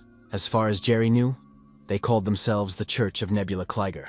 David exploded like TNT. He couldn't believe that they were targeting Jerry. The elf said that they often sent guests to him. This church had not made itself known for the last 100 years, so he had already decided that they had given up. But it seemed that they were back in business, David began to persuade Jerry to go with them to the Filion Academy, but Jerry replied that he could not betray this place. Besides, if he left, the inhabitants of the nearby villages would be safe, and he didn't want that to happen. The elf put his hand on the boy's shoulder and said that he and his friends needed to leave this place as soon as possible. Jerry sincerely hoped that this danger would not catch up with them. Having said that, the elf added that he hoped David would understand his position on this matter. David did not argue, but told Jerry to wait for his return, as he would bring the strongest person he could find to help. Until that moment, the boy wanted Jerry to hide and not get into fights, but the elf replied that he agreed to all of David's conditions and volunteered to hide. Finally, Jerry said that he wanted to give the boy something for saving Eve and placed an object in David's hand. When the corporal looked at his palm, he saw a ring there, and the elf said that with its help, he could get to the magic tower, and if the boy ever went to the magical Tower of Dawn, he should show it to the librarian. In this library, David would definitely find information about his curse. Squeezing David's hand once more, Jerry said he begged the boy to be careful and not to let his guard down. The last few days had been very enjoyable for the elf, and he told his new friend this with a smile. David scratched the back of his head and laughed, replying that they weren't parting forever, saying goodbye and promising to return soon. As soon as David disappeared into the portal, the elf sighed wearily and asked his sister if he should tell her that he was glad to see her, or would it be better to return to her as a murderer sent by the church. The girl, who was standing with her back to him, smiled predatorily and said that her brother should not talk about her that way. Turning to face him, she added that the church had not touched Jerry for a very long time, but the elf pointed out that they had chosen her for the murder, and she replied that a person who had given a paralyzing potion to his patient could not say such a thing. Jerry replied that he had no other choice in this situation compared to their senseless plan. Lemekheim's shadow was captured by orcs, which was ridiculous, but Eva said that otherwise she would not have been able to get here, as it was quite difficult to meet Jerry. She tried to get his attention with the help of monsters, but, as expected, it wasn't enough. Unexpectedly, they came to the elf's aid. These children really did have enormous energy, which could be useful to Eva. Of course, at first the girl wanted to lure her brother out by cutting their throats, but suddenly, Eva remembered their old days and decided not to do it. She asked if Jerry was affected by this information. The elf looked at his sister menacingly and replied that if she did, he would not let her go. The elf laughed. She was not afraid of Jerry's threats. Her brother wanted her to stop joking. Unexpectedly, the girl really stopped and said that it was time to carry out the church's order. Eva said that her task was to convince Jerry Lematiana to switch sides. If he refused, Eva would not hesitate to kill her brother. David, who had almost reached the orc settlement, suddenly felt something unpleasant. He looked back and glanced toward the temple. His companions appeared behind him and hurried to catch up with him. They had been looking for him for a long time. The boy asked if they had searched the orc village, and Mary replied that there was no one there, but Thomas had found something suspicious. David asked what exactly, and the wizard said that immediately after David left, he found something strange on the body of a slain orc. The boy had never seen such magic circles before, and David even asked if he had heard correctly. While the friends were talking and discussing all the details, a powerful explosion rang out from the direction of Jerry's temple. But it wasn't just the explosion that posed a danger to the friends. Unexpectedly, a two-headed monster flew out onto the clearing toward them. It was a two-headed ogre in person, and it was incredibly fierce, the monster smelling human blood. Meanwhile, a fight to the death was also taking place in the temple itself, with a sister trying to kill her brother. But Jerry was no fool. He used the Ventus technique against Eve. In a matter of seconds, a huge tornado formed in front of the girl, rapidly approaching her. But Eve was not frightened. On the contrary, she was delighted with her opponent's reaction. The girl believed that this was exactly how her brother should be, and she wanted to make him angry. The elf did not intend to just defend herself. She accumulated a huge flow of energy and directed it toward her brother. When the two forces of brother and sister collided, there was a powerful explosion, but neither side won. When the effects of the explosion subsided a little, both opponents became visible, standing opposite each other. Eva was not going to give up so easily and decided to repeat her attack. But this attack was also repelled by Jerry's powerful defensive shield, and it seemed that her brother was stronger than her. Finally, from the strong pressure on each other, the relatives caused another powerful explosion that threw them both in different directions. Eva laughed out loud, noting that for an old man like Jerry, he was still as nimble as expected. For her, killing such a fine specimen would be a great loss. So she asked Jerry if he had changed his mind and would join them, at least temporarily. She assured him that his brother could claim a good position, but he replied that he had to refuse, as he had no desire to serve heresy. Jerry noted that Eve had rusted. Who would have thought she would be so slow? Her church did not keep track of its followers at all. The girl was not at all angered by her brother's remarks. She laughed and replied that she just hadn't warmed up yet. She said that Jerry was focused on buying time for the children, which is why he wasn't paying any attention to her. He even made a fool of himself in front of the boy to get him to leave as quickly as possible. Jerry said that if the girl crossed the line, she would definitely not be able to return unharmed. Eva laughed. She wasn't afraid of her brother's threats at all. She considered herself very resourceful. With a smile, she asked what to do. But, in reality, Eva had already made up her mind long ago. There was an explosion in the direction of the valley. Jerry turned around at the sound, frightened in that direction, where, according to his calculations, David should be right now.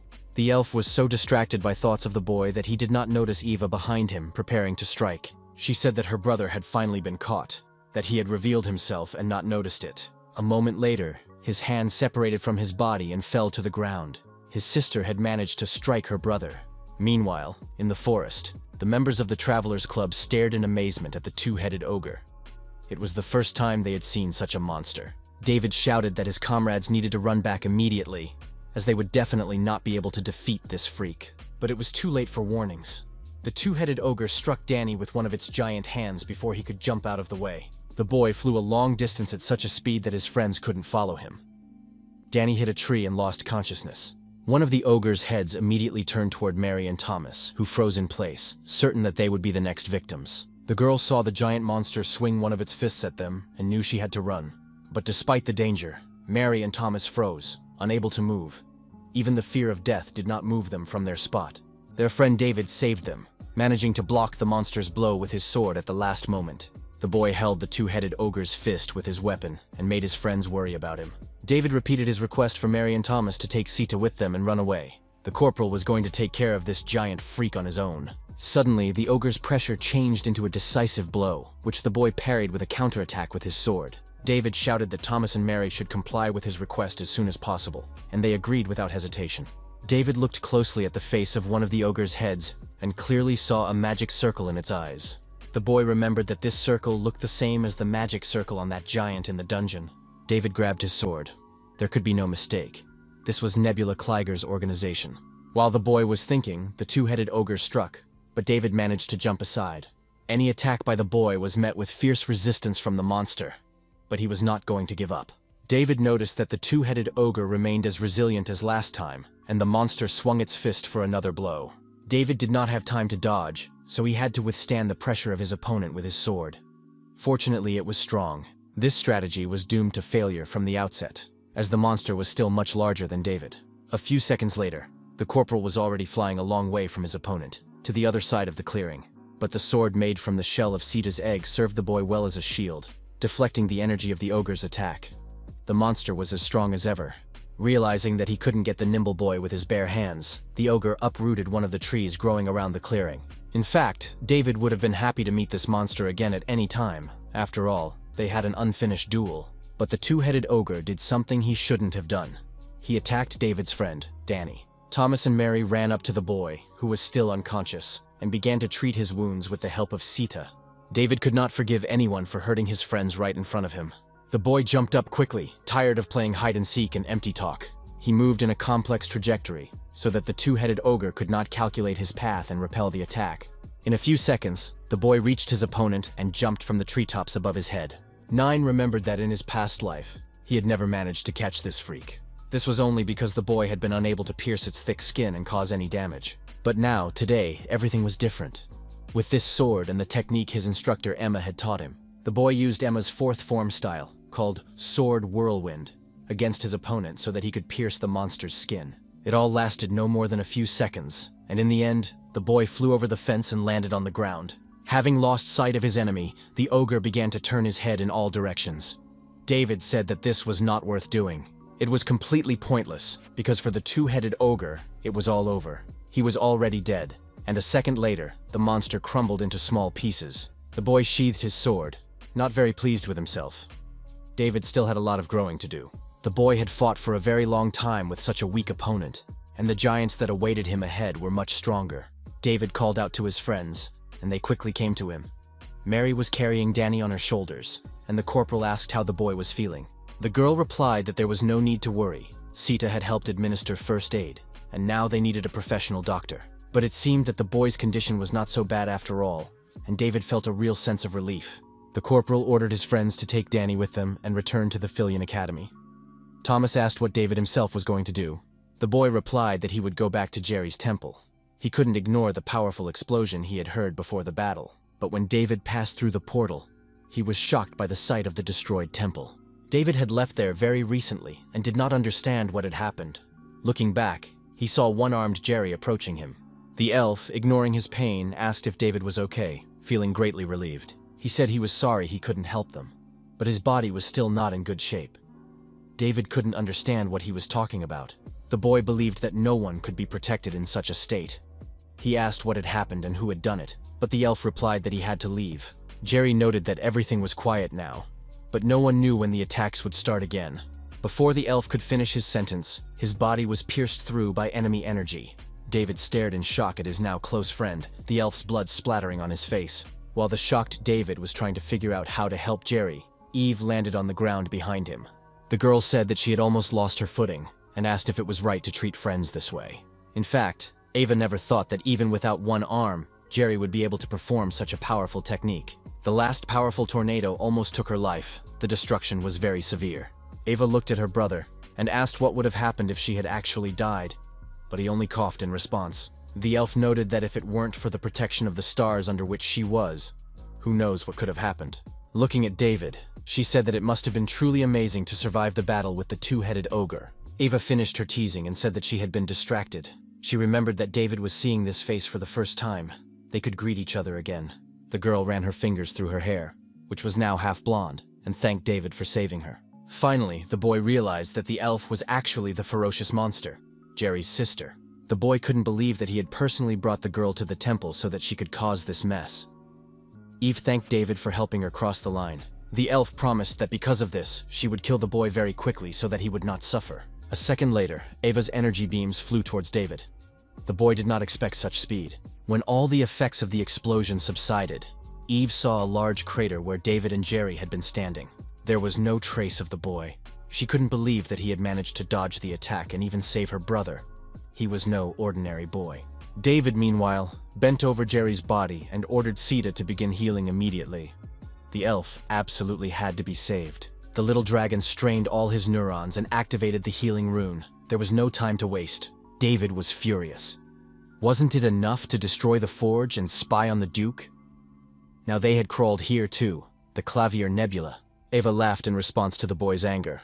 To her, these complaints sounded rather funny. Eva assumed that the boy had met her children. She had heard that there was a boy who destroyed followers who carried out their tasks. In that case, it turned out that this extraordinarily powerful guy was David. Ava couldn't believe that the boy could have reached such a level at such a young age. It turned out that the children deserved what they got. The girl struck the boy blow after blow, and he barely managed to dodge them. Elfie said she was very interested in David. The boy defended himself skillfully, but Ava was curious to see what else he could show her. David saw Eva's reflection on the blade of his sword and realized that he had to defeat the elf with one blow. The boy decided to attack, and the roles in this duel changed very quickly, forcing Yeva to retreat. David tried to break through her defense and quickly delivered one blow after another, their swords constantly crossing. The elf said that the boy loved her very much and that it would be a pity to kill him. Eva offered to join their sect. Sister Jerry assured him that she would take care of the boy and asked if he liked the offer, but he replied that the girl was talking nonsense. Eva replied that he must not break down, that he had no choice, and released streams of energy that were not directed at David. The energy changes all at once struck Jerry, who was lying near the rock, and the elf even came to his senses from the pain. When Jerry's scream rang out across the clearing, Eva remarked that if David refused, she would kill his brother first. While the elf was telling David to run away immediately with his last ounce of strength, Eva said that Jerry's life depended on the corporal's choice. But the girl's pressure had no effect on the boy, and he replied that his choice was to cut the girl into small pieces. He yelled that Eva was a crazy bitch and attacked her, forcing the elf to jump back to a safe distance. When Eva landed on the ground, she sighed dramatically, saying that she didn't even know what to do now. After such a response, the girl wanted to have the boy on her side even more, but David's resistance was fierce. Jerry watched the fight with his last ounce of strength, but he could already feel his consciousness slipping away. Ava was delighted, thinking that it had been so long since she had met such a talented swordsman. Suddenly, the elf grabbed David's arm as he tried to attack her again. She looked at David and slowly said that she really felt sorry for killing him. She asked him to stand still, otherwise she might kill him. And a second later, the boy received his first wound. Ava said that when David opened his eyes, the light of the star would be waiting for him. As the corporal fell to the ground, he saw the blade of the sword approaching his neck and knew he had to dodge it quickly. Unexpectedly, a shield of mana appeared between the boy and Eve, which the girl was unable to break through. The elf angrily said that Jerry had entered the game again and once again protected David. The Fury's brother replied that he had already told her that if she touched the boy, she would regret it very much. The only one who was worried about Jerry was the corporal, who shouted that he shouldn't overexert himself, that the boy was capable of dealing with Eva on his own. But Jerry replied that David was a good guy. He had managed to buy time for the elf, but now the boy could leave everything else to him. Suddenly, Jerry's mana glowed blue, and he pointed his finger to the side, saying, "Back!" At that moment, the elf's mana carried David away from Eve against his will. Jerry's sister shouted that she wasn't going to just stand by and watch without doing anything. As soon as Eve tried to move, she realized she couldn't. Raising her head, she saw several blocking spells above her. The elf was very surprised. She didn't understand how, with so many wounds, her brother was capable of this. Jerry said that everything would end here. With words of farewell to his former sister, he directed all the power of his mana that he had left at her. The girl felt incredible pain as the flow of mana increased, and soon there was a powerful explosion. David saw the elf drawing on his last reserves of strength and understood that he had decided to go all the way. Blood flowed from Jerry's mouth, and he understood that he had to end everything here and now, even if it meant burning his mana and life force completely. Eva screamed that how could an old man who believed in ancient spirits like Jerry dare to do such a thing? After these words, Jerry's mana began to gradually disappear around Eva and change into her dark mana. The girl was wounded, but she insisted that they were the chosen apostles of the star, and as long as the blessing of the star was upon them, no one would dare to stop them. Looking at her brother, she added that, in other words, people like Jerry were no longer needed. Eva said that her brother must die here and now. Sita, who heard these words, flew into the air between these two opposing relatives. Jerry realized that his attack had finally failed and called David in his mind. He had something to tell the boy. The elf said that they had very little time, so he would get straight to the point. It seemed that Eve could neutralize his attacks with a technique called Star Blessing. Jerry noted that his sister was wounded and her maneuverability was limited, and David could rely on that. Jerry believed that this was precisely why the boy should leave as soon as possible and prepare for the next battle, leaving this one to the elf. Ava realized that her brother and David were talking about something and said that no one had allowed them to exchange farewells. The girl generated her mana for an attack and directed it at David. Jerry shouted in fear for the boy to be careful, but the corporal replied that he should not even think about giving up, as they were not finished yet. This girl, of course, doesn't know, but the boy hasn't run away from fights and battles for a very long time. Preparing for another confrontation, David shouted at Jerry to finally believe in him. The elf looked at the corporal with anger, and even when she took pity on the brat, he still couldn't calm down. Eva generated a second stream of mana for the strike and sent several energy arrows in David's direction. Jerry wasn't going to stand aside, even though the boy asked him to, and blocked the girl's attack with a shower of lightning bolts.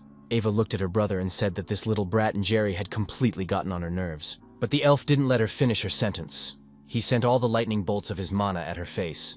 When the flow of mana subsided, Eva asked if her brother really thought it would work on her. She focused on Jerry and didn't see David running towards her. The elf shouted that as long as she had the blessing of the star, they couldn't even touch her. But as she was saying this, David struck and cut off her sword-wielding hand. Blood splattered over the boy's head, falling on his clothes, and he hoped that Eve would think so too. The elf stopped in surprise, unable to comprehend how the boy had managed to break the blessing of the star. But he was not going to answer. Instead, he delivered a series of lightning-fast blows, cutting the girl's body into pieces. Even when the girl's blood spurted from all her wounds, she still couldn't believe what was happening. Those were her last words. David looked back at his opponent and said laconically that she could now go and ask her beautiful star herself. Falling into another world, Eve finally realized that this was how it all ended, and that she would soon receive the answer she had been waiting for so long. In her mind, she turned to her brother, saying that she was sure he understood what she meant. Ava fell to the ground and David could finally rest, leaning on his sword. In fact, the corporal understood that he was very lucky. Eva relaxed because of her blessing. Otherwise, he would have been in her place. In a past life, no one but the boy could even touch the giants. They had the power to ignore all attacks.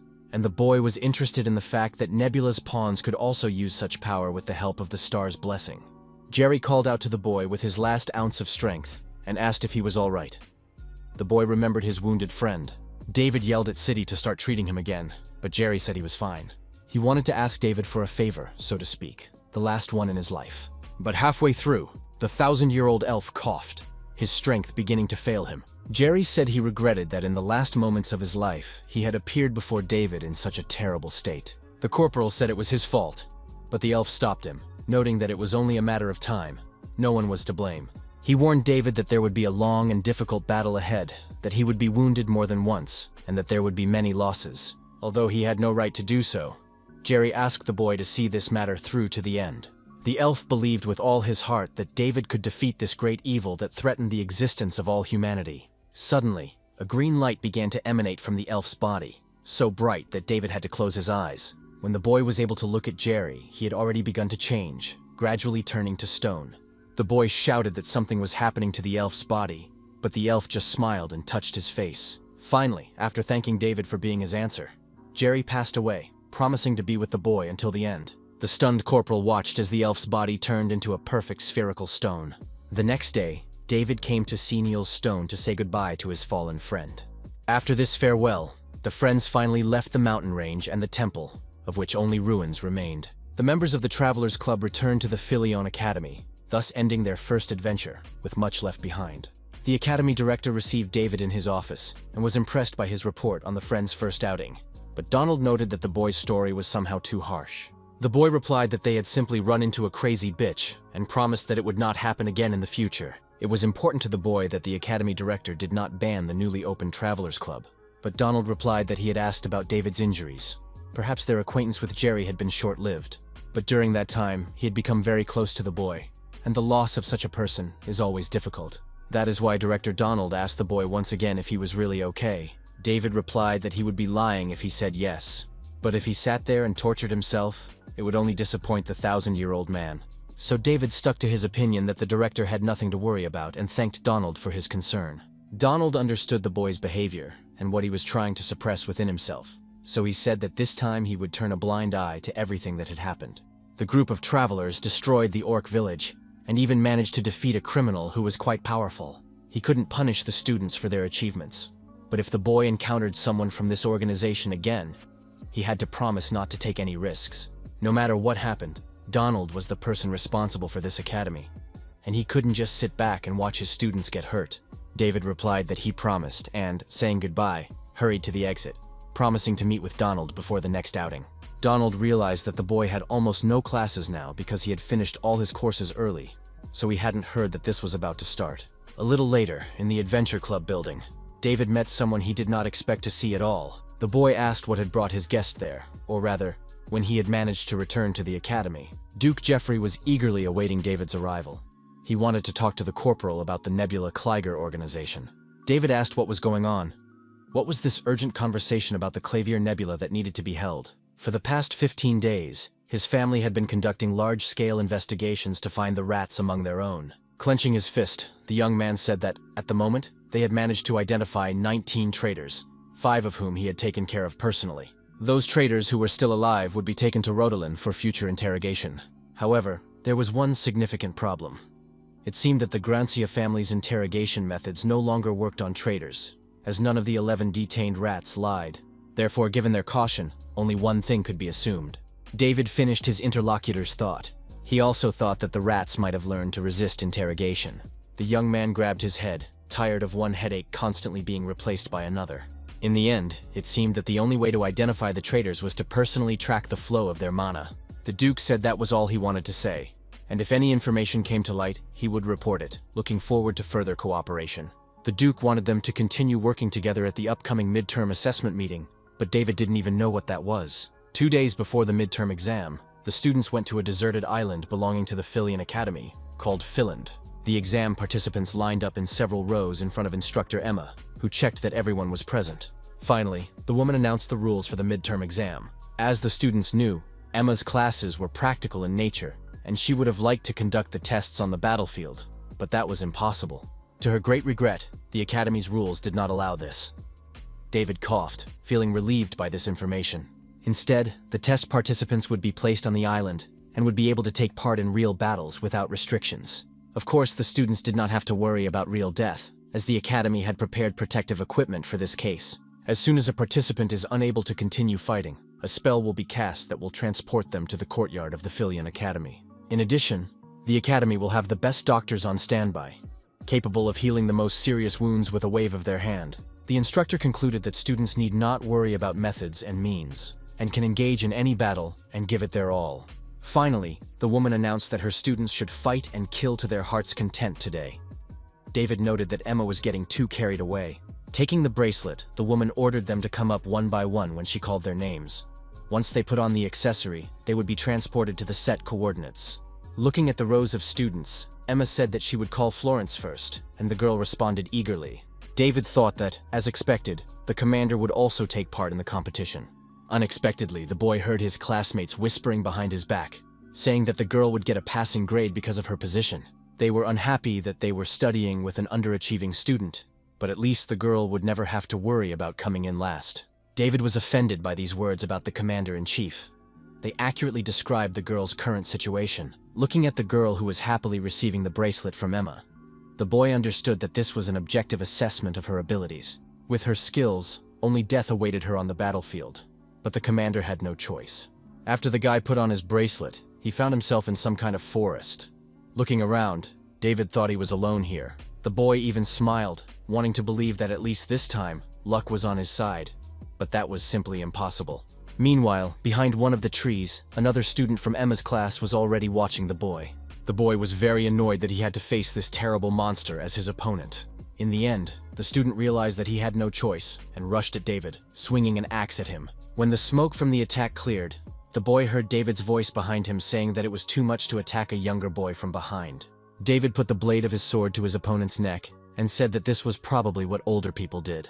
If the boy was right, then he was very upset, and David did not yet know that several more opponents were watching him from the edge of the clearing. Finally, the boy sensed someone else's presence and said that it seemed that the students had decided to form a temporary alliance. Perhaps at the Filion Academy, this was not a bad option for dealing with their main enemy. Turning sharply 180 degrees, the boy threw his sword at one of his opponents, who was hiding in a tree. When one of the students dropped out of the game, David said that this was clearly not the best strategy. The leader of the temporary coalition shouted that the surprise attack plan had failed and everyone should prepare for a fight. Even a monster couldn't stand up to all of them at once.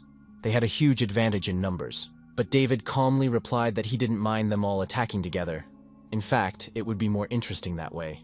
A few minutes later, the boy was already sheathing his sword. Perhaps because his opponents were sophomores, it took some time. David was worried about Florence, who had been driven to the edge of the cliff, her opponents not thinking that the girl would hold out for so long. But looking at the girl now, the boys had no doubt that this was the end for her. The leader among them asked why Florence didn't just give up and end the test. The girl realized, looking at those who surrounded her, that it was beyond her strength. But at least she could attack them by surprise. Since the leader of this coalition was Frank, the best student in the third year, Florence believed that they did not expect to get beaten up. It was precisely because of this carelessness that those fools exposed themselves too much and gave the girl a good opportunity. Florence now had only one chance, a chance to deal with them with a single blow. The boys did not expect such a sudden turn of events. The girl pounced on them like a lioness, and the first thing they did was instinctively jump back. But Florence's sword still struck some of her opponents, and the boys were bleeding. Florence knew she couldn't stop now. The leader was still standing, so she had to gather her energy and direct it at Frank, all at once. The girl lost her momentum when the boy counterattacked her with his mace to the chest. The blow was so powerful that Florence flew a long distance away from her opponent and fell to the ground. Frank said that he was curious to see what the girl was going to do, but what the boy saw was nothing more than a clumsy child's game. He said that Florence was not a stupid girl and understood everything perfectly well herself. No matter how hard Emma's assistant fought, she didn't have the strength to defeat Frank. The guy suddenly laughed and said that anyway he enjoyed watching Florence struggle. Meanwhile, David watched this dialogue from the branch of the nearest tree, glad that he had arrived in time. He knew that this was how it would end. For the commander-in-chief, this method of fighting was the best strategy. She first misled her opponent with the help of the terrain she had chosen. In addition, in the face of greater force, she was able to gain an advantage and not lose it. But now, the current general, Florence, could not emerge victorious from this battle under any circumstances. The whole thing was that we, a boy and a girl, were in a chasm of difference in level and skill. Florence was not going to die without a fight. She rushed at Frank again, but he was able to block her attack. He asked what exactly the girl had decided to do. Did she really think she could withstand his pressure? Florence replied in the affirmative. She said that the test wasn't over yet, if he hadn't noticed, and she wasn't going to give up. Suddenly, the girl attacked Frank with such force that he barely managed to hold his mace in his hands. But no matter how strong the commander's blow was, she saw that she had only managed to scratch her opponent's face. Frank became enraged, shouting that Florence was good at irritating other people and striking the girl on the back. When Florence fell to the ground, the boy said that, as a student who was falling behind in her studies, the girl had behaved with dignity. But what happened? Why was the girl upset? What was she counting on when she pointed her blade at him? Did she really hope for support or some kind of skill? Why didn't she want to give up and fight against a freshman with no outstanding talents? Honestly, it seemed to him that the girl understood better than anyone else that she had no chance against him. But in that case, Frank couldn't understand why the girl did it and dared to take such a senseless step. Florence paused for a moment, then replied that she simply had to do it, remembering her past. Emma's assistant said she had to become a general, and Frank snorted aloud, not understanding what that had to do with anything. Florence replied that it was directly related to the duel, that she must not give up on her dream. The girl believed with all her heart that this dream was her destiny, which nothing could replace. Frank swung his mace at her and said that it was time for the girl to stop talking about a dream she didn't understand at all. Lowering his mace at Florence, the boy said he no longer wanted to listen to this nonsense. But Frank did not expect the girl to have a defender. David cut the boy's mace in two with his sword. The corporal apologized for interrupting the conversation and added that, in his opinion, Frank should stop. The shocked third-year student did not understand what had happened a few seconds ago and why this boy was thanking him for aging. But Frank had no chance to elaborate on this thought, because David cut him down with his sword. Choking on his own blood, the boy blamed himself for being so reckless. David sheathed his sword and asked if Florence was all right. The girl thanked him for saving her. The commander was curious about how the boy ended up here, but David wasn't going to answer that question because he thought it was trivial. David admitted that he wanted to hear something from Florence, which was why he had protected her from her enemies. The girl looked at David and asked if he was going to talk about why she wanted to become a general. When his body language confirmed that she had understood correctly, Florence asked why he was interested in this question, and he replied that it was important to him. Emma's assistant sadly lowered her head and asked the boy if he had heard anything about the Night of the Fangs. David asked if she was referring to the invasion 10 years ago, which was the first battle between the Empire and the Beastmen Alliance. In fact, the Beastmen wanted to stop the Empire's expansion in the north, but that night, the girl lost her family. Florence remembered how, as a little girl, she would ask where her mother and brothers were going when it was time for dinner. Her family looked at her, standing in the doorway, but the girl was still too young to understand the events that were unfolding around her. Finally, Florence's mother leaned over to her daughter and said that there was nothing she could do, as she and the girl's brothers had urgent business to attend to. The woman stood up and, looking at the man holding the girl by the shoulders, said that he should take care of her daughter. In Florence's memory, this was her last conversation with her own family.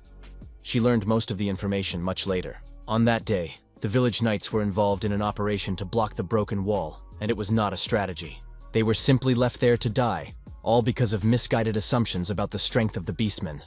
That day was a tragedy. Soon, as David probably knows, negotiations took place to end the war between the Empire and the Beastmen Alliance. Instead of giving up the Beastmen's territory, the Empire incorporated them into its territory. But for the village of Florence, whose inhabitants were sacrificed to achieve this result, nothing changed. The Empire merely erected meaningless gravestones in the cemetery. The girl remembered seeing one of the surviving warriors in this cemetery, who had lost his arm and was crying over the graves of his comrades. He stood next to her and shouted at the gravestones, not understanding why his comrades had died. Some might say that those events were a noble sacrifice, but the girl disagreed. If it weren't for that, her relatives would not have died. They could have negotiated peace first, and if they had to fight, there were many other ways to take advantage of the terrain. All those deaths that day were not a noble sacrifice. They were the result of the negligence and incompetence of the leadership, and she knew that for sure. Even now, as she told the story, the girl realized that she still couldn't bear it. Florence said that she was going to become a general, so that there would be no more senseless sacrifices. The girl was confident that she would achieve her goal of becoming the best commander-in-chief of the Empire, because the memorial monument depicting those who could still be alive was of no use to anyone. Suddenly, Florence realized that she had become very absorbed in your story and apologized. David replied that it was not a pleasant story, but it was precisely because Florence had finally opened up to him that the young man now knew something for sure. David decided once and for all, as expected, that he could not abandon Florence. But at the same time, he would not turn a blind eye to the death that was approaching the girl. He did not want to feel that again. Jerry's death was enough for him, even though he had not known him as long as he had known the commander-in-chief. Suddenly, David and Florence's conversation was interrupted by a stream of blue mana, which was increasing with every passing second. Florence immediately recognized who it belonged to, and David gritted his teeth. This guy was so impatient. He turned to the girl and said that it seemed their time was coming to an end, so David decided to say something briefly. He asked if the girl was familiar with shadow mana. The conditions for awakening it were difficult, but once she learned how to use it, she would become much stronger. The guy said that one of his friends, referring to the commander-in-chief herself, had made a name for himself with it, and he was just like Florence. The guy was confident that the girl would succeed, so he encouraged her to learn more about this mana. Seeing Florence's excitement, he said that for now, it was enough for her to know that David had decided to be on her side and would definitely help her. The future commander-in-chief did not know how to react to the boy's confession. She was very touched by his concern. Without waiting for a response from the girl, David suddenly pushed her off the cliff. The boy smiled and said that third place would be enough for Florence today. Watching the girl fall into the abyss with screams, David said that they would see each other again very soon. The boy had dealt with one problem, and now only the two of them remained in this location, with the Duke standing opposite him. David said that, judging by the pomp with which he had appeared, Jeffrey's companions had already abandoned him. The Duke agreed with this statement and added that only the two of them remained on these islands. He drew his sword from its sheath and said that he did not need to explain to David what that meant.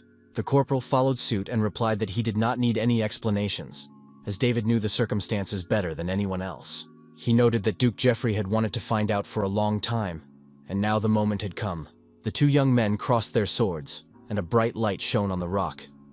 The energy in both of them was very powerful, and now it would become clear which of them was the stronger. Florence woke up with a scream of horror.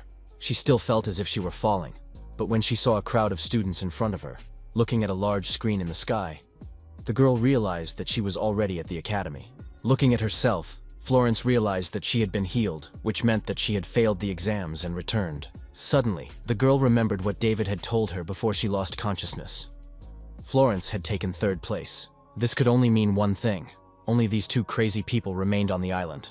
Meanwhile, the fight between the boys turned into a chase. Jeffrey tried to catch up with his opponent, who was flying through the forest.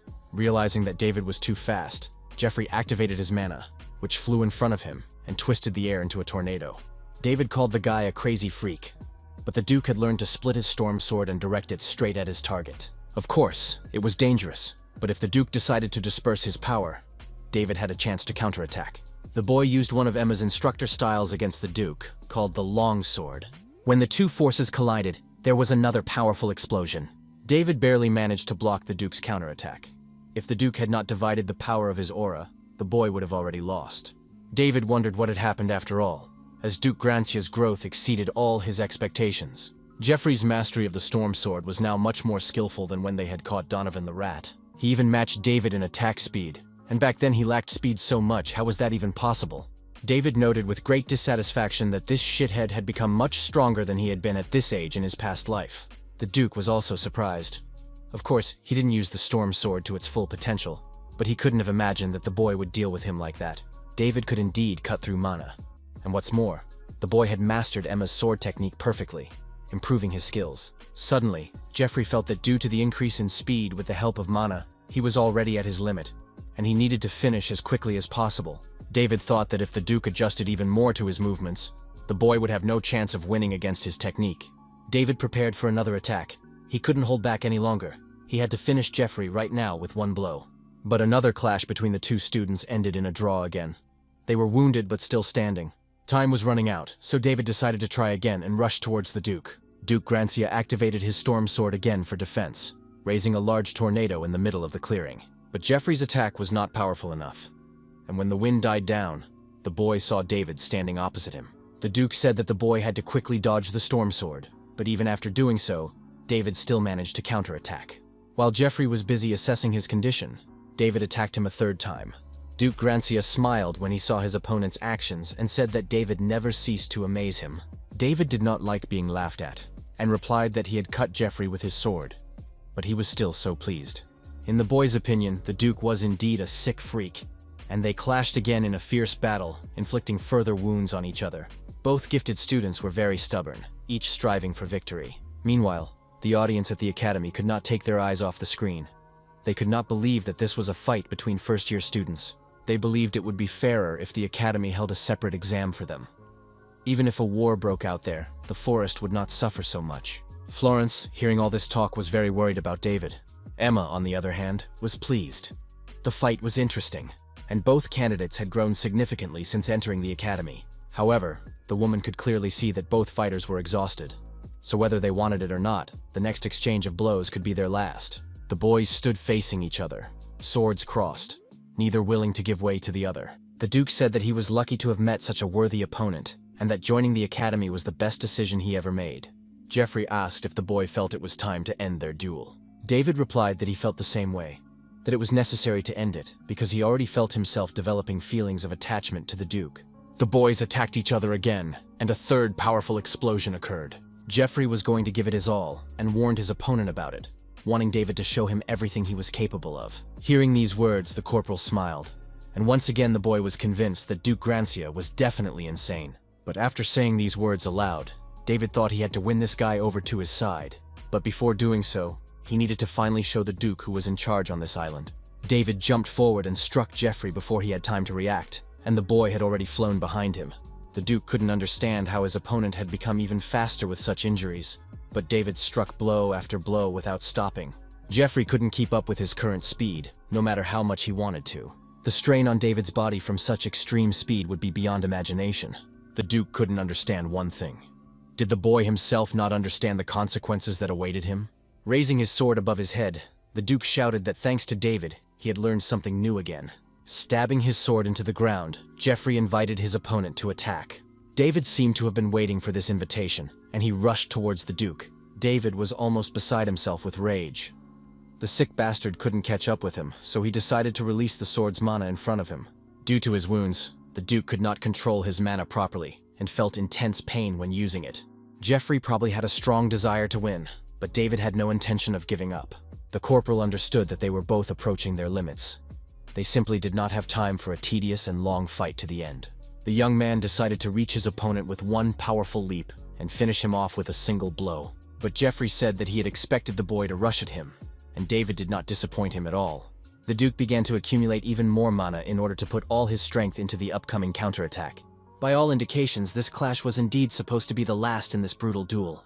The Duke used his Storm Sword aura to its fullest, and it formed a dome around the boys and released an energy beam into space. The shockwave destroyed everything around the two opponents, and turned the living forest into a pile of upturned earth and stones. When the energy subsided in a huge crater, David and Jeffrey remained standing. While the Duke tried to hold onto his sword, David decided to secure the result and jumped at him. The corporal had no intention of dying with the Duke. He did not think that the Duke would put so much force into his sword that even he himself would suffer. Duke Grancia saw his opponent approaching him, and David thought that he was indeed crazy when it came to fencing.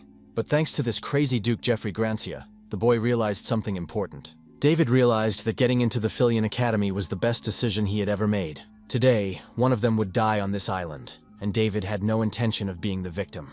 All the spectators held their breath, and Instructor Emma sighed with relief as the finale finally approached. The boys clashed again in a fierce battle, and the metallic clang of weapons rang out across the lawn. Once again, a very bright light flashed, hiding the winner and the loser. When the light faded and the smoke cleared, the observers saw the opponents still standing on their feet. At first glance, nothing had changed. Unexpectedly, the Duke said that he had nothing more to show David. Jeffrey Grancia's legs buckled, and he fell rapidly to the ground at David's feet. The corporal laughed at how many words there were. But now the Duke was in such a state. With the words that victory was his achievement, the boy also began to fall to the ground. Both boys lay side by side and did not move. The duel was finally over. On the square of the Filion Academy, spectators watched this scene in complete silence. When the crowd realized that the finale had taken place, there was a huge commotion, and the students were delighted that the midterm exam was finally over. After a while, David came to his senses. He was lying on a bed in the infirmary, his body still feeling the effects of his fight with the Duke. Florence and Emma stood by the corporal's bed, waiting for him to wake up. Instructor Emma said that the exam was over, that she and the Duke had made such a mess that cleaning up after them was still a nightmare. But, in her opinion, their duel had been wonderful and worth all the trouble. Emma said that if David woke up first, it meant that, at the very least, he had more stamina than Jeffrey. This information cheered up the corporal, and he shouted that it meant the Duke had lost. Emma replied that it couldn't be called a victory, nor could it be called a defeat. After a short pause, the instructor announced that both boys had returned at the same time. Therefore, after consultation, both students were awarded a draw and would share first place. David lowered his head, expecting that this would be the end. But Emma noted that he took it better than she had expected. The instructor, like Florence, thought that the boy would start shouting, refusing to accept such a result. But David asked who they thought he was. He scratched the back of his head and said that he had simply predicted that this would be the outcome. That asshole Jeffrey turned out to be an extremely strong opponent, much stronger than the corporal had previously thought. So, in a sense, the outcome of their fight was obvious to David. But now David planned to train even harder so that next time he could defeat his opponent once and for all. Emma looked at the boy and thought that he had grown not only in skill. Now it seemed that the boy had even matured a little. Everything was fine. There was no reason to cry. Both boys had gained valuable experience from the fight, especially David. Instructor Emma said that the boy had finally successfully used his mana. David was shocked by this information, and even asked Emma if he hadn't used his mana in his last strike. David looked at his hands. Come to think of it, at the moment of the strike, he had felt something strange.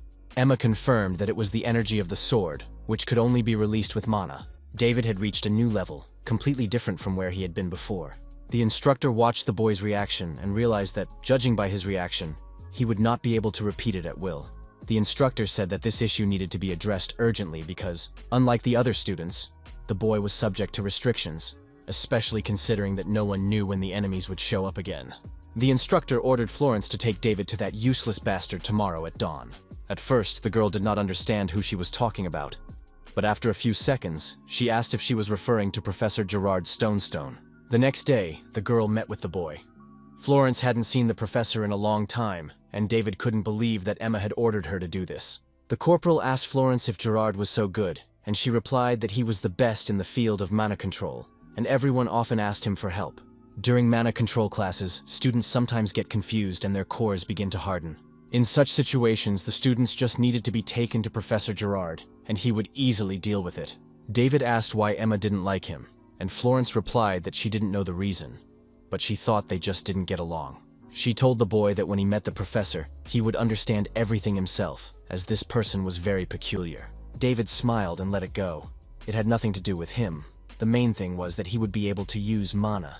But if this Professor Gerard was really that good, it could mean that he knew something about General Florence's mana. In his past life, little was known about shadow mana, so David knew almost nothing about it. If they were going there, it would be a good idea to ask about it. Florence heard David talking to the Duke before they left, and she asked if he had accepted the boy's offer.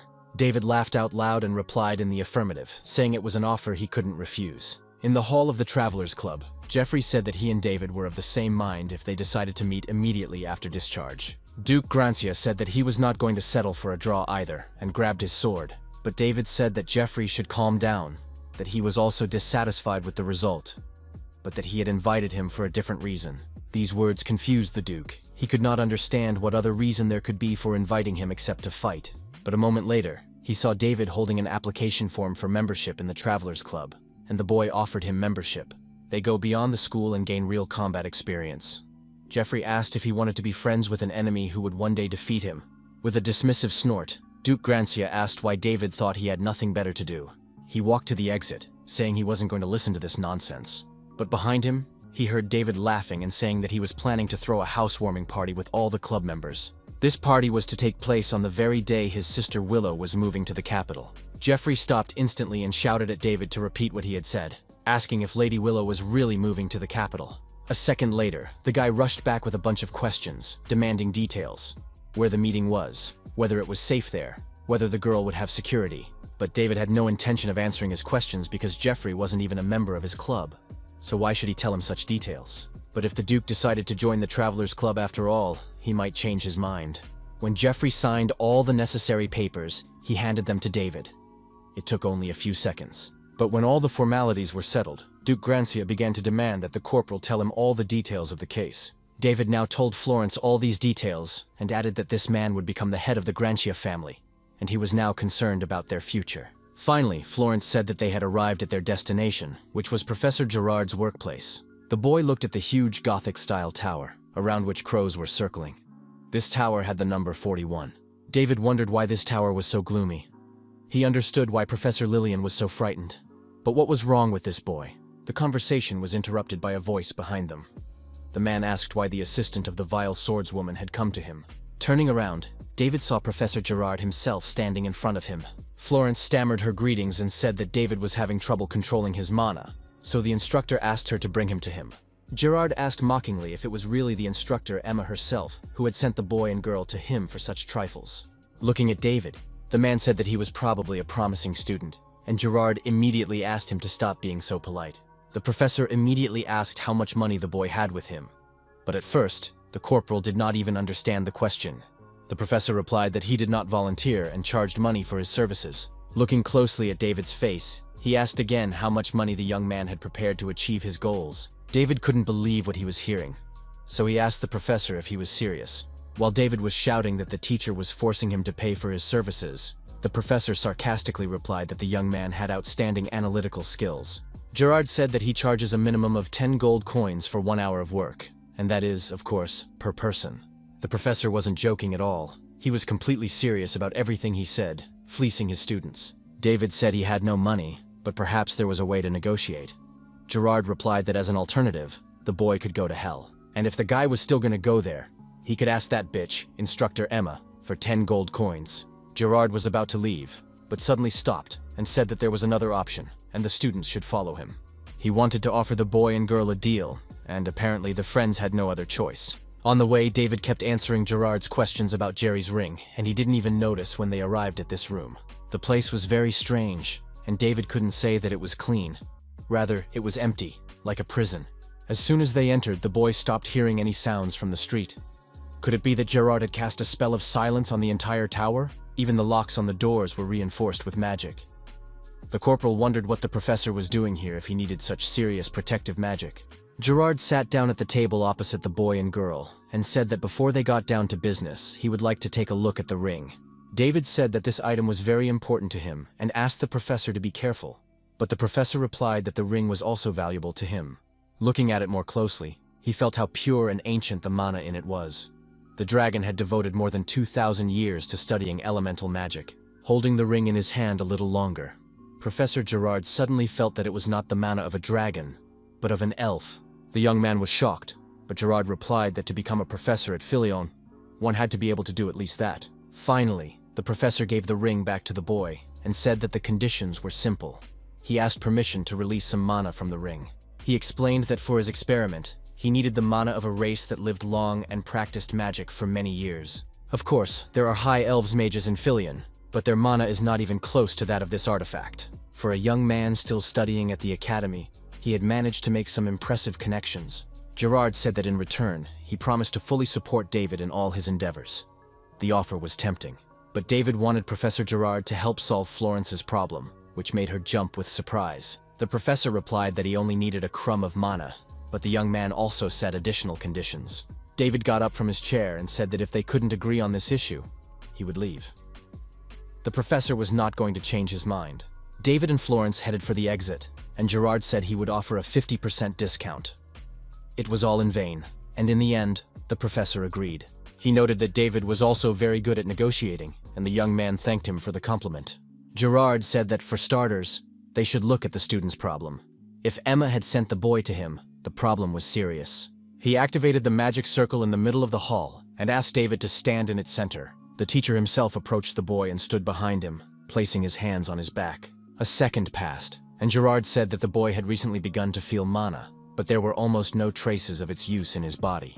David replied that he could only feel mana, not use it, all because of the freak who had put a curse on him. Gerard knew that this was no ordinary curse. It was now trying to close David's mana channel, which had barely managed to open. He said that he would now try to pour his mana into the channel and force it open, and the pain would be like a knife running down the boy's spine. But David had no choice. He had to endure this torture. A moment later, Despite the fact that the boy was not ready for this, the professor began his treatment method, and David screamed at the top of his lungs. While David endured the excruciating pain, the professor was able to penetrate his consciousness, and so far, everything was going very well. But suddenly, Gerard felt a huge surge of dark energy envelop him in a matter of seconds. The shocked professor couldn't understand what he was seeing. This shit was huge. He had never seen such a thing appear inside an ordinary boy before. The professor tried with all his might to fight the darkness inside David, but it prevailed. Suddenly, the professor flew out of the circle and began vomiting blood in front of the students. David rushed to him and asked if everything was okay with Gerard, why he had so suddenly interrupted the procedure. But instead of answering, the teacher suddenly began to recite a spell that was supposed to open something. The words Gerard spoke were familiar to David. He had definitely heard them before. It was the same spell Corinne had used. With this spell, they had entered Separatio, and now it was happening again. At that moment, Professor Lillian was sorting through some literature when she noticed that Gerard had suddenly opened her door, and she wondered why. Seeing David and Florence with the professor, she asked what was going on, and the students called for her help.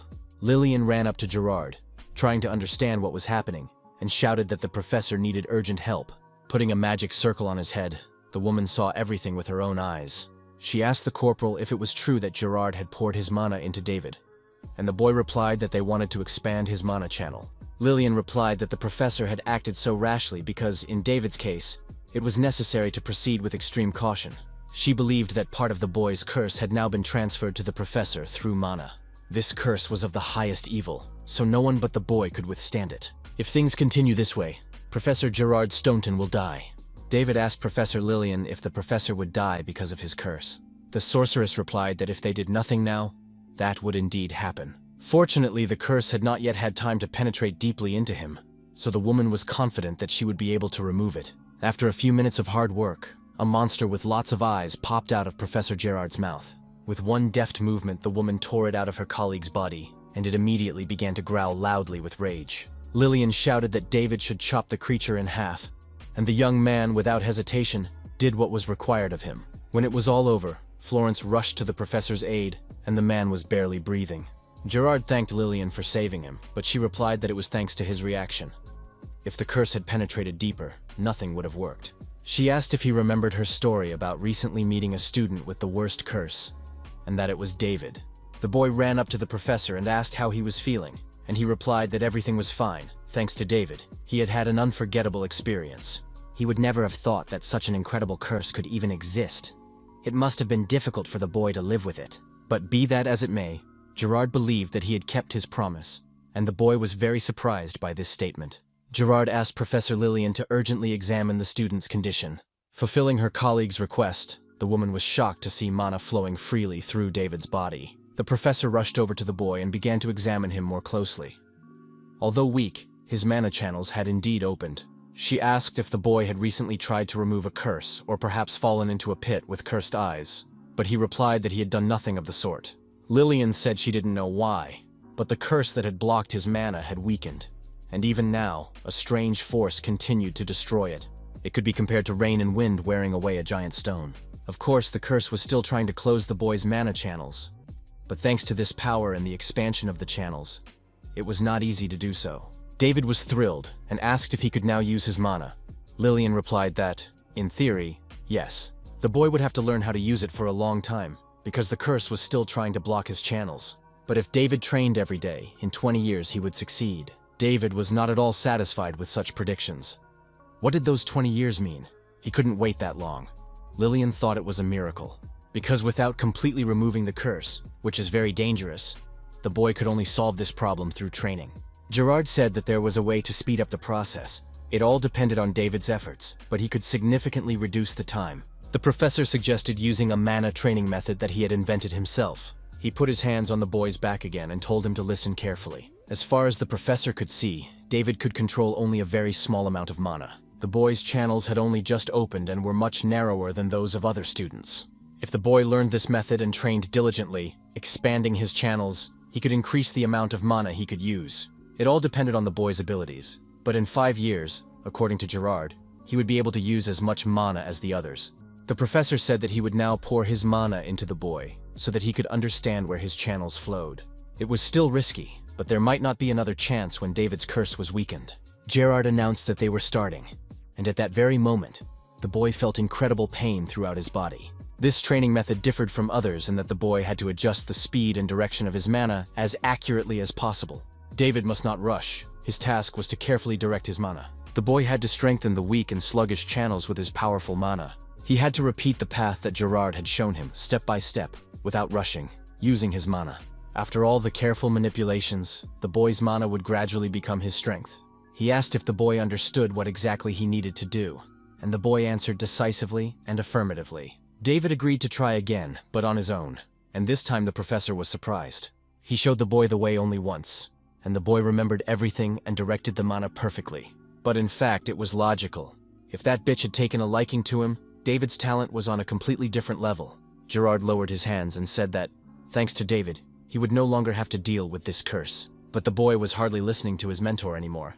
He was looking at his hand, around which he could see his own mana. The boy realized that he was changing and becoming completely different from who he was in his past life. Back then, David couldn't even dream of his mother, but now he could use her calmly. Looking back at Gerard, the boy sincerely thanked the professor for his work. Now the boy understood exactly why the professor wanted money for his services. But suddenly, Gerard fell unconscious to the floor. When the sorcerer came to, he said that he had dealt with David's problem. So now David had to fulfill his part of the agreement. David replied that this would not be a problem, but first the professor needed to be treated. The professor replied that his condition was irrelevant. It was much more important for him to save her, even at the cost of others' lives, and he begged David to fulfill his request now, as agreed. Gerard clung to the boy's uniform. He was not going to back down from what he had planned. He needed the ring. Lillian said that the professor must have suffered a temporary lapse of reason due to excessive stress. Apparently, he needed the ring for the research he had been talking about all the time. She looked at Gerard and said that it was all happening because he was still clinging to the past. David and Florence decided to rush the professor to the doctor's office. Florence hurried the boy along because the nearest medical office was in the Lexian building.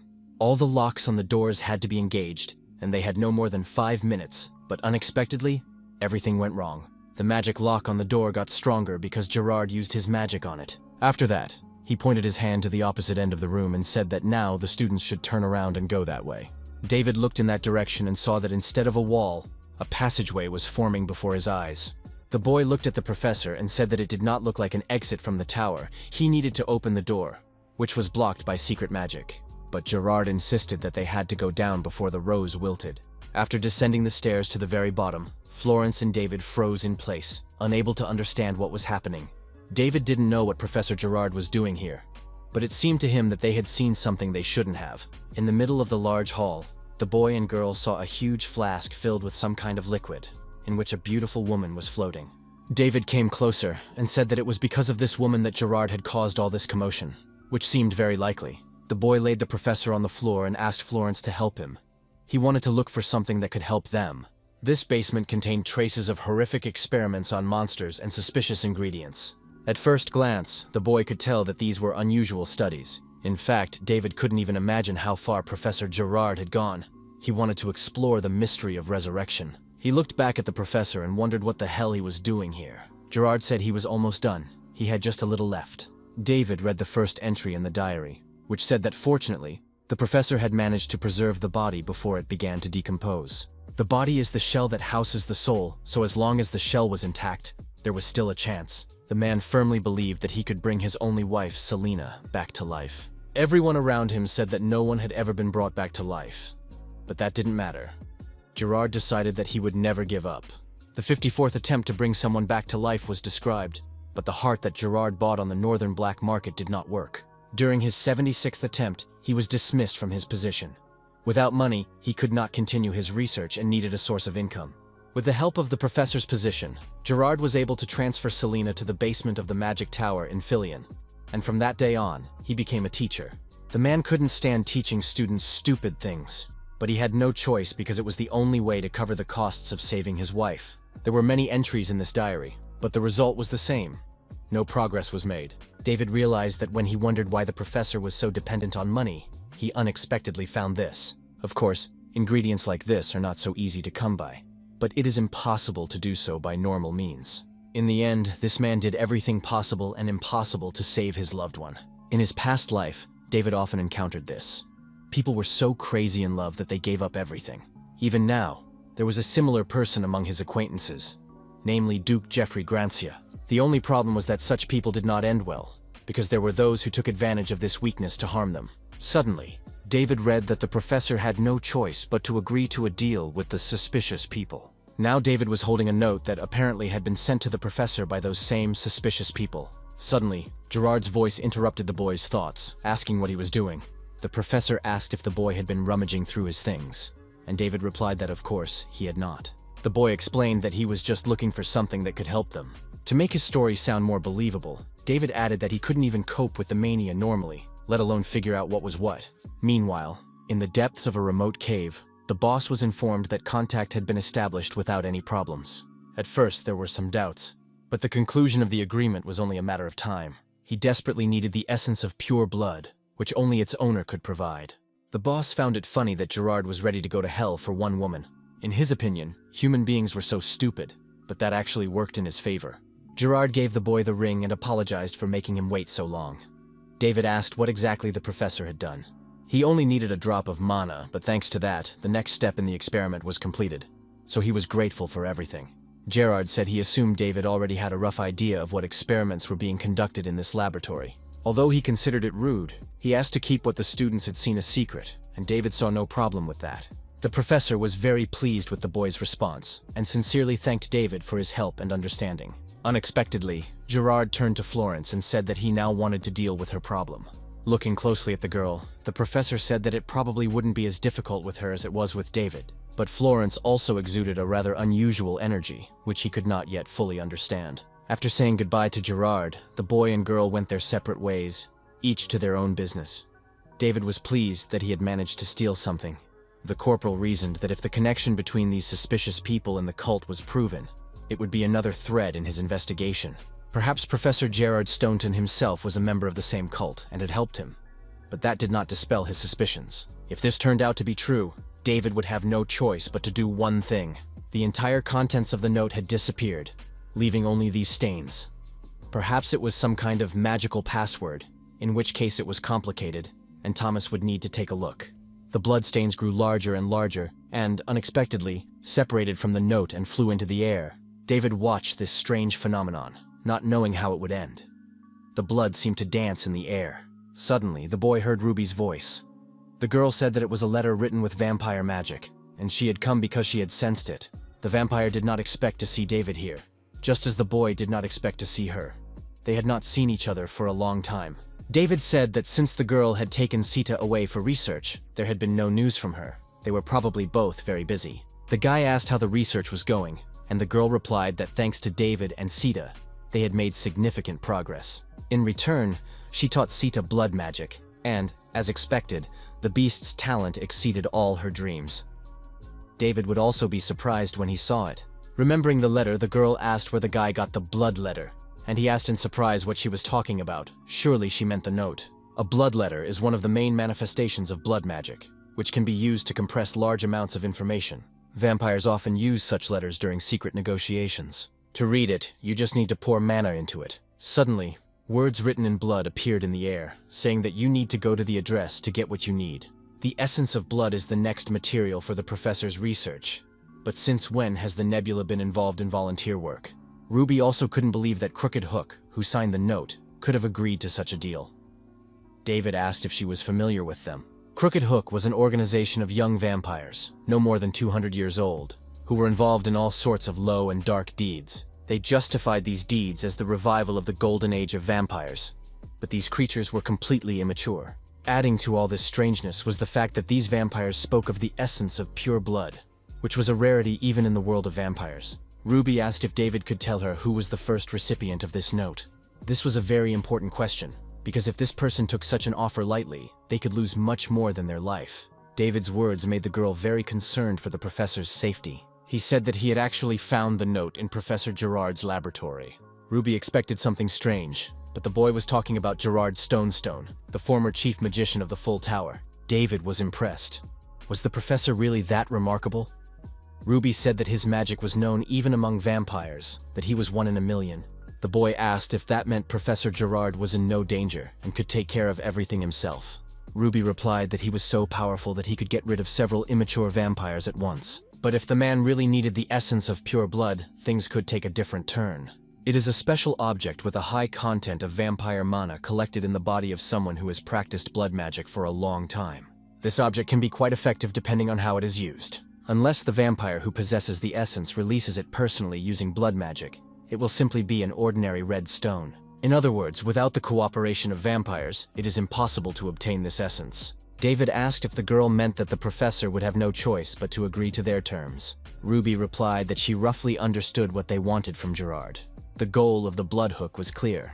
Meanwhile, representatives of the vampires were already waiting for the professor at the entrance. And finally, they saw him appear. He was their new candidate for subjugation, the one the master had spoken of, the magician Gerard Stonestone. One of the vampires asked another if this sorcerer was really so powerful, because he did not feel any energy from him. The second replied that they must not lose vigilance, because he was still in his prime, having even fought with the holy sword, Emma. Turning to Gerard, the vampire greeted him, but he replied that he did not see their master here. The vampire replied that he was waiting for the professor inside, but before that, could the man take off his cloak? The vampire assured him that these were just precautions, as they needed to confirm the man's identity.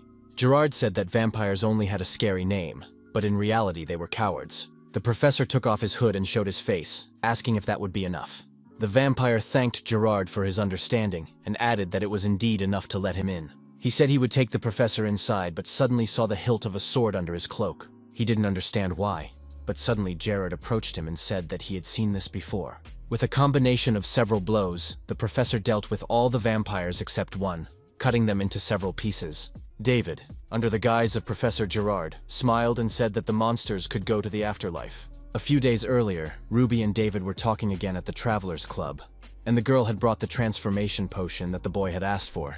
She said that with this potion, the boy could take on the appearance of Professor Gerard for 30 minutes. Although the transformation period was short, the effect was obvious, so the boy would be able to deceive the bloody hooks. Ruby asked if David was sure he could handle it alone. They were still young, of course, but they were still over 100 years old. She didn't know the boy's skills, but offered to go with him. David replied that if representatives of the same race clashed, she would be in trouble. The boy laughed out loud and promised that nothing would happen to him, telling Ruby not to worry. Of course, that would be the case, because it couldn't be them. And now, under the guise of a professor, David had already cut down almost the entire squad of vampires that had met him. The head of the vampire the boy had been talking to rolled to the feet of the last survivor. This vampire couldn't believe that there was really a human standing in front of him. And this human was definitely not Professor Gerard. The young man suddenly grabbed the vampire by the face and squeezed tightly, silencing him. Threatening the creature with his sword, the young man said that from now on, it would only answer the questions he asked. He had to do so if he did not want to lose all his limbs. Sometime later, the boy was already moving through a dark tunnel, lit only by torches that were rarely found along the way. As the vampire had said, there were no traps along the way. This guard turned out to be more honest than he had thought. If David had known this in advance, he could have avoided excessive casualties, but there was nothing he could do about it now. In any case, this temple seemed strange to the boy. Perhaps because of the drawings on the walls or the atmosphere. It was as if he had seen it before. Suddenly, the boy began to smell a very strange aroma, which tickled his nostrils more and more as he walked forward. David decided that now was not the time to be distracted, because there were much more important things to do. A terrible smell of blood was coming from the door he saw ahead, and David stopped to mentally prepare himself for what was behind it. Plucking up his courage and opening the door, the boy saw a horrific scene. One of the vampires was drinking blood from a severed arm. Others were doing the same thing next to him, and the vampire standing in the center said he was grateful to Gerard for coming all this way. This slender blonde man smiled and introduced himself as the leader of the Crooked Hook, Gregory Arnstaffel. He added that he was sorry to have to show him such a dirty side, but since the professor had arrived late, they had to have dinner. Gregory asked if Gerard wanted to join their ceremony, saying that he needed to calm down, as there were no living people here, and therefore no one to save. David tried to calm himself down. He had to focus on his primary goal, and replied that the sight made him feel sick. He asked if there were few guests here for a simple exchange, but Gregory replied that he shouldn't feel obligated. They just needed to attract new talent. It had been a long time since the members of the Crooked Hook had gathered together, but Gerard should know that their intentions were sincere. The professor said that it didn't matter if they gave him the essence of pure blood, and asked what the terms of the agreement were. Gregory replied that it was simple. Through a blood oath, guaranteed by his life, the professor would become a member of their family. Gerard replied that this was nonsense, that the vampires wanted him to become their slave. Gregory replied that he regretted that the professor thought so. It was nothing so modest. Rather, the professor must renounce his weak human flesh and receive an honor he could not even dream of. Together, they would give new life to the vampire race. But to do so, they would first have to get rid of the older generation, the pacifist generation. They will be direct witnesses to these historic events, and Gregory was going to give Gerard a chance to experience it. According to the leader of the Bloodhook, the professor would be a proud warrior in the Holy War for the revival of the vampire race. Having spoken all these wet dreams aloud, he asked if Gerard considered it an honor that no ordinary person would ever see. The professor replied that he didn't know about happiness, but he couldn't even imagine how crazy the members of the Bloody Hook were. Gregory laughed, noting that since he was still human, it would be difficult for him to understand such profound meaning. He suggested thinking about it at the very moment the exchange took place, as it was the only chance to obtain the essence of pure blood. Gregory could guarantee that if the professor refused now, he would never get it anywhere else, because even they found it difficult to obtain such a rarity. The professor replied that, given what was happening around him, if he agreed, they would not let him go so easily. Gregory agreed and snapped his fingers, and at that moment vampires ran around them. The henchmen of the Bloody Hook surrounded Gerard. In the opinion of the chief vampire, this could help the professor make the right choice. Gregory noted that the professor should not even resist, as if he had not yet noticed that the flow of mana here was unstable. The equipment installed here was of the highest quality, and no matter how powerful a mage Gerard was, he would not be able to use magic. And if the man decided to use force to use it, his mana core would explode, and Gerard would never be able to use mana again. Finally, the vampire said that if it had come to this, the professor should think about whether he wanted things to turn out this way. After all, after that, the man would become as lifeless a piece of flesh as his precious wife. And for vampires personally, Gerard would be a tasty bag of blood. Gregory asked the man what he thought about this, and assured him that it would all be over very quickly if he just accepted his offer. Unexpectedly, Gerard began to remove his hood, saying that the vampire bitches had prepared very well for this meeting, but it wouldn't be him if he couldn't handle it. On behalf of the professor, David said he was happy to be there. Gregory was surprised to notice that the guy was not Gerard and asked who he was. While he was yelling at his subordinates about how some man had appeared here, the guy grabbed the hilt of his sword. Dave did what he always did, using a combination of lightning-fast strikes to get rid of all the vampires within his reach. He didn't want to answer Gregory's question, how, because he saw no difference in telling him his entire plan in detail. Having finally transformed into himself, David, with Sita on his shoulder, told all the vampires to shut their sucking mouths. Gregory exploded with rage, shouting that such a pathetic little man had too much audacity to do such a thing. But while the blonde vampire was screaming at the top of his lungs, David had already managed to get right next to him. Before Gregory could understand what was happening, he smelled blood around him. It turned out that David had managed to chop off his arm with one lightning-fast blow. The guy wasn't going to stop there and made a few more quick crosscuts. After these manipulations, only the torso and head remained of the vampire Gregory. For a century-old vampire, the pain was unbearable, especially since he was experiencing it for the first time. In the end, Gregory couldn't hold back and began threatening David again, who stopped this stream of nonsense with a blow to Gregory's face. The vampire flew across the room screaming in pain, and the boy said that he should stay there. First, the boy had to finish his business. The limbless vampire could wait. The other members of the Bloodhook organization watched in awe as this unknown young man proved to be very strong. The leader of their organization ended the fight with his defeat, unable to even counterattack. So they gathered to attack the boy together. David said that he had once heard from Florence that they, mosquitoes, used blood as a weapon. Now the boy saw with his own eyes that this was true, because there were rivers of blood all around him. One by one, the vampires began to run at their opponent. They had no other choice. This attack was called Bloody Harvest, but David couldn't understand what this pool of blood was that was growing larger and larger, spreading around him. Finally, one vampire shouted that they had immobilized their victim, and after that shout, the others approached the boy to strike him all at once. But their expectations were in vain, as the boy deftly fended off the attacks of the undead. He managed to get to each opponent and inflict fatal wounds on them, but those who fell were always replaced by others eager for death, and this stream seemed endless. The vampires were fast and, in addition, had a terrifying rate of regeneration. Suddenly, one of the enemies standing far from David fired a bloody shot at the boy. This tactic proved effective, as the corporal had to dodge, causing his defense to falter slightly. The boy understood that these vampires even had intermediate-level magic skills. Surely this was the power of the blood hook. In that case, the boy decided that there was no point in wasting any more time. He saw another vampire coming towards him. With one lightning strike, the boy cut his head in half. The vampire didn't even have time to squeak. David unleashed a barrage of blows on his opponents, leaving them no chance to regenerate. The guy wanted so badly to get rid of the problem. But one of the vampires suddenly realized that he was seeing something strange. Not only did this place block mana, but the guy's legs were also tied up, so it was unclear how he could do such things. The vampire began to question whether the stranger was really a normal human being. Meanwhile, the guy noticed the same thinker and asked him if the vampire was going to attack. This bloodsucker was the only one left alive in the hall besides David. David pretended to be trapped and said that the thing was that his sword was somewhat special. With these words, the young man stepped out of the crooked puddle, and the vampire's first instinct was to flee. He turned toward the exit, but David caught up with him with one blow and cut him in half. The boy looked at what was left of his opponent, that cowardly scumbag who really wanted to run away. In the end, it didn't matter.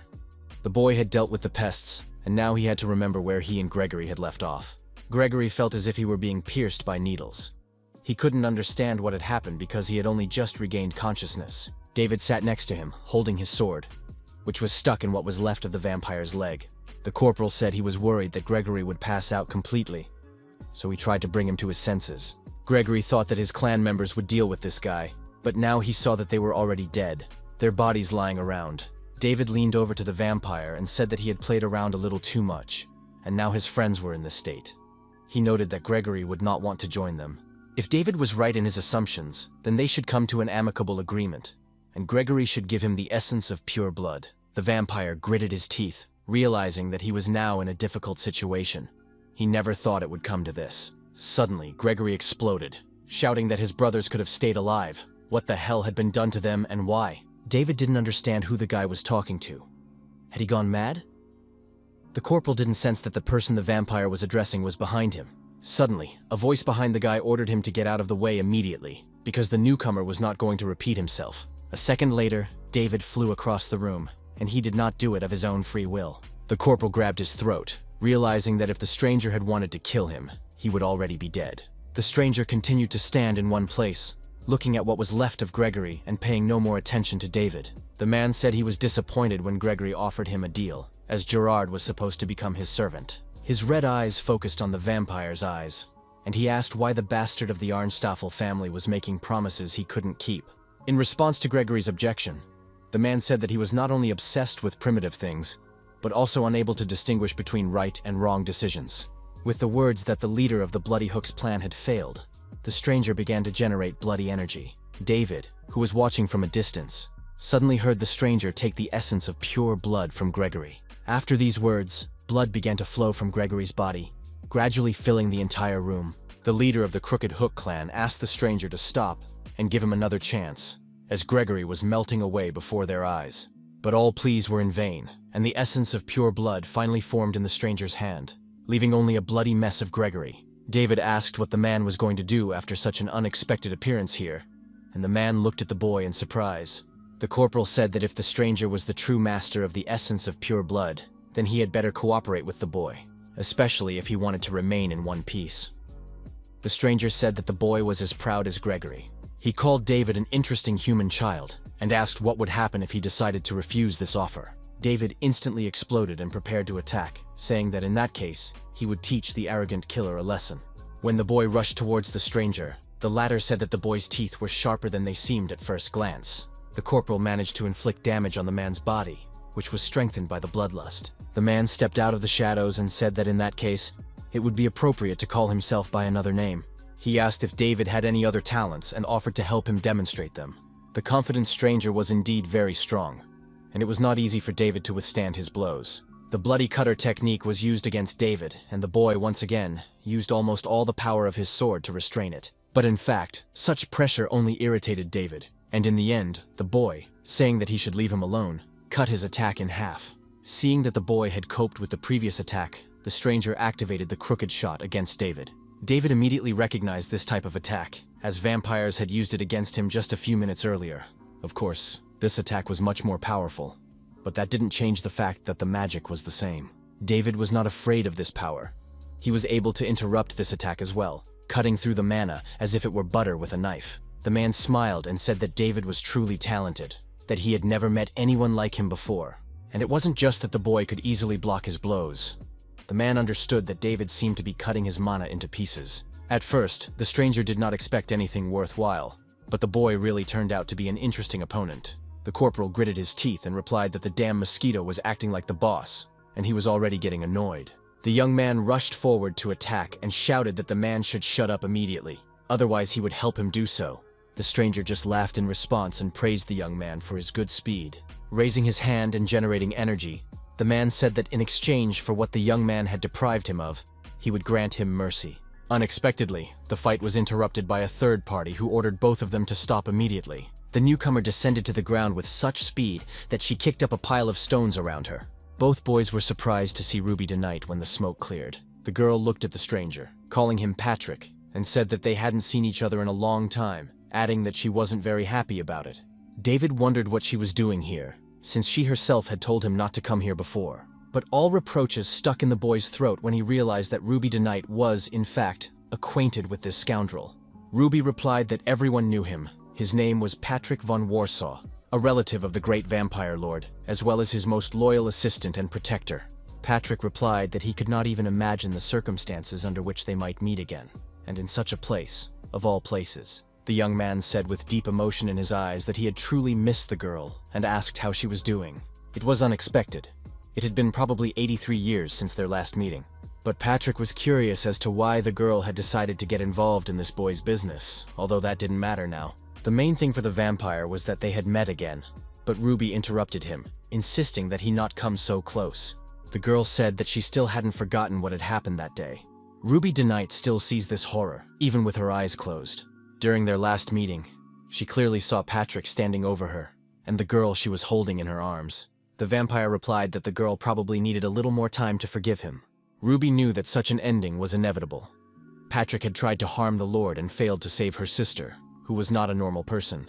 This girl was always laughing about something, but the guy himself understood that the past could not be changed.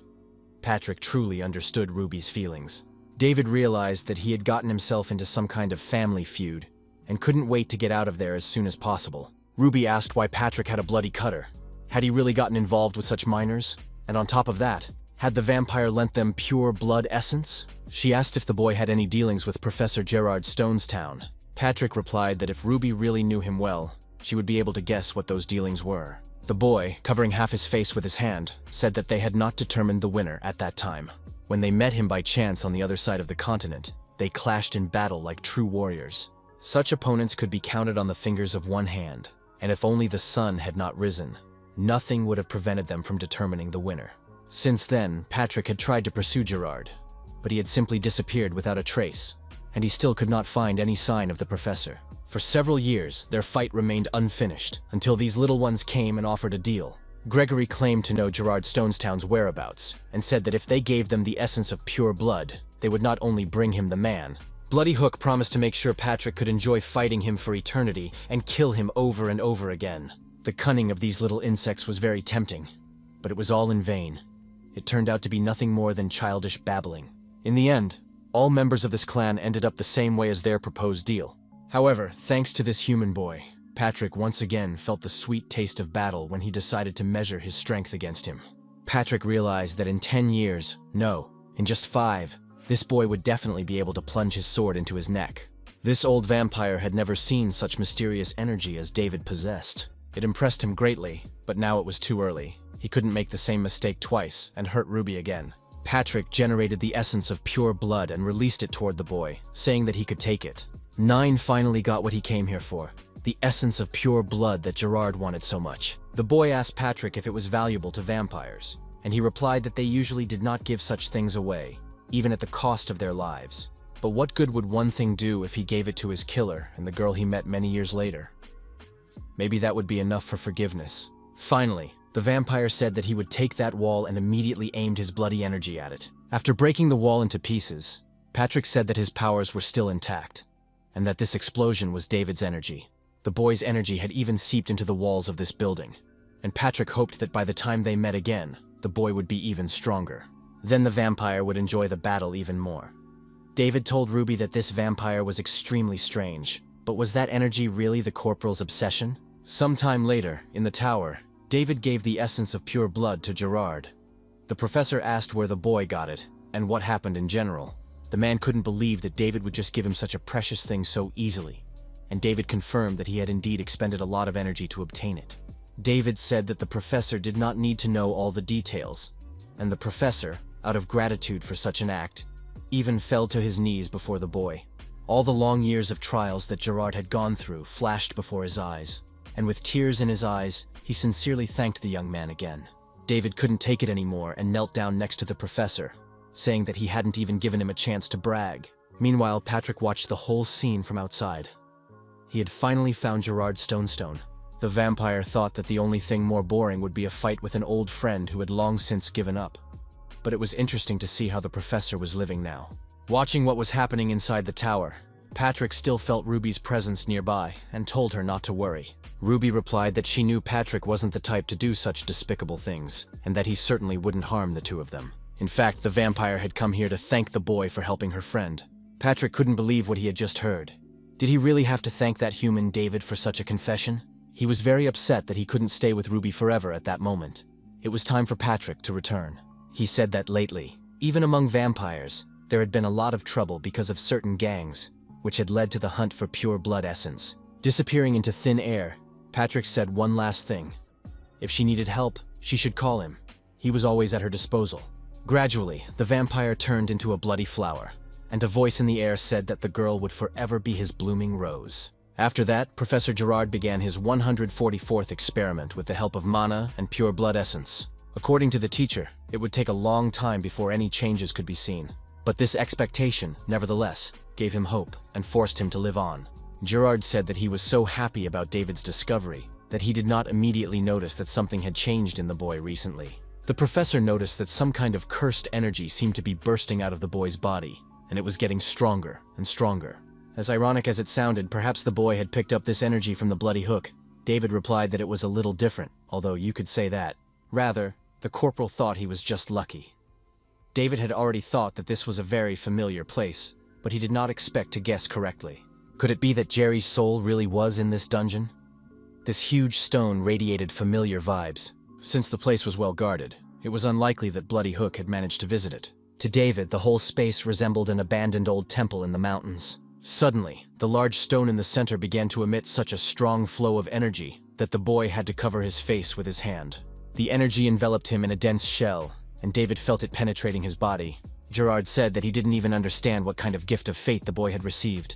But one thing was certain: such luck was very rare. As the energy inside the boy grew stronger, David's mana also expanded, perhaps for some purpose. But for now, it was enough to note that the boy's mana had grown significantly during the time they had not seen each other. It no longer makes sense for David to control it, because he was already controlling it unconsciously. And the boy also noticed these changes within himself. The corporal hoped that now he would be able to fight not with some pathetic copy, but with a real sword. 3 days later, in a town at the foot of the Romera mountain range called Marbas, something was happening. The peaceful inhabitants, who were busy fishing, were visited by troops of the Imperial Army in full gear. David, Jeffrey, and Thomas also came to this town, but because, according to rumors, dragons had appeared here. Because of this news, they had to quickly come to David's homeland. 4 days ago, the Duke shared this information, beating Willow to it. The information was that the monsters living in the Romera Mountains had gone mad for no reason and were approaching the city. Fortunately, according to the Duke, they had not yet reached the peaceful inhabitants, and the soldiers of the Imperial Army had already arrived in the city. Jeffrey noted that this morning he had been informed that dragons had been spotted high in the sky above the mountains. These monsters were masters of the sky, capable of killing with the poison on their teeth and claws, so even the best warriors tried to avoid them. If such creatures attacked the city in a flock, the likelihood of Willow's defense could drop to 0. This is how Jeffrey convinced them to immediately set out to rescue David's sister from danger. David could not forgive the monsters for this. They had spent so much time planning his sister's move, and now everything had fallen apart. The boy decided that as soon as they transported the girl to a safe place, he would bury these monsters alive in the mountains. David ordered Jeffrey to go first and find the Imperial troops to deliver the message, while he and Thomas would join them later. The Duke asked if it was necessary for them to split up, and the young man replied that he wanted to look around, as he felt that something was wrong. Finally, David warned the Duke not to even think about courting his sister if he didn't want this day to be his last. The Duke was indignant and replied that he just wanted to ask her one question. His milady was in danger, and as a loyal warrior, he could not allow that to happen. Before the corporal could answer, Duke Grancia spurred his horse and rode off toward the city. Thomas asked what David meant when he said that something was wrong. Had the boy sensed something strange? The corporal replied that suddenly the peaceful creatures had begun to rebel, and giant monsters had begun to appear around them. Didn't that remind Thomas of anything? This had already happened in Grand Cappadocia, and in the mountain range, and the destruction had begun in the same way. The boy was sure that all this was happening precisely because those scoundrels from Nebula Kliger were behind these events. So far, this was only David's assumption, so first, he needed to examine the scene of the incident. In this life, the boy was an ordinary warrior, but thanks to his unusual mania, only he was able to find and defeat these freaks. A few kilometers away from his friends, at that very moment, a large horde of orcs was moving through the forest. Nebula member Kliger, sitting on the giant ogre's shoulder, said that they had quickly and easily forced all the monsters to rise up. He even felt a little sorry that if it weren't for the Baron, he would have punished all those sinners long ago. But now there was nothing that could be done, since he was their new leader. Suddenly the orcs stopped in their tracks, as if they were afraid. The scoundrel tensed up, not understanding what was happening to them, why they all seemed to be stuck in the ground. Could these stupid orcs really be afraid of something? But with their brains that was simply impossible. They were incapable of feeling fear. Suddenly, the forest ahead lit up with a red light, and the boy saw the silhouette of a warrior with red eyes. When the stranger began to move in their direction, a huge energy of mana in the form of a beast appeared behind him. The villain saw a giant sword and claws that were blacker than the shadows of night. He couldn't believe how this was even possible. How could this creature have been hiding here all this time? How did it end up in this forest? But those thoughts were interrupted by the beast's paw on his face. In a second, the tiger tore off the criminal's head, and the sentence was carried out. After that, the ogre rushed at his opponent, but the same fate awaited the monster. In the end, all these creatures died from dismemberment, which was carried out with bare hands. The mere sight of this opponent instilled animal fear in the others, and from that moment on, the hunt began, with Harold Torgon as the target.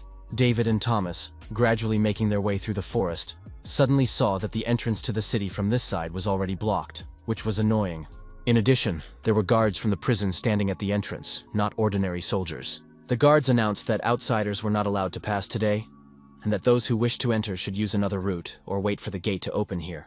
Anticipating any objections, they said that this was an order from the Imperial Army, as the city was currently under attack by monsters. Finally, the guards said that this order had been given by Harold Torgon himself, which made David's eyes widen. Harold was the leader of the strongest unit of the Imperial Army, and the one who defeated Instructor Emma, receiving the best sword in the Empire. Thomas noted that things had gotten so bad that a swordmaster had come here. David didn't see the logic in this. Could it really be because of some monsters? One could think anything, but David's thoughts on the situation were correct.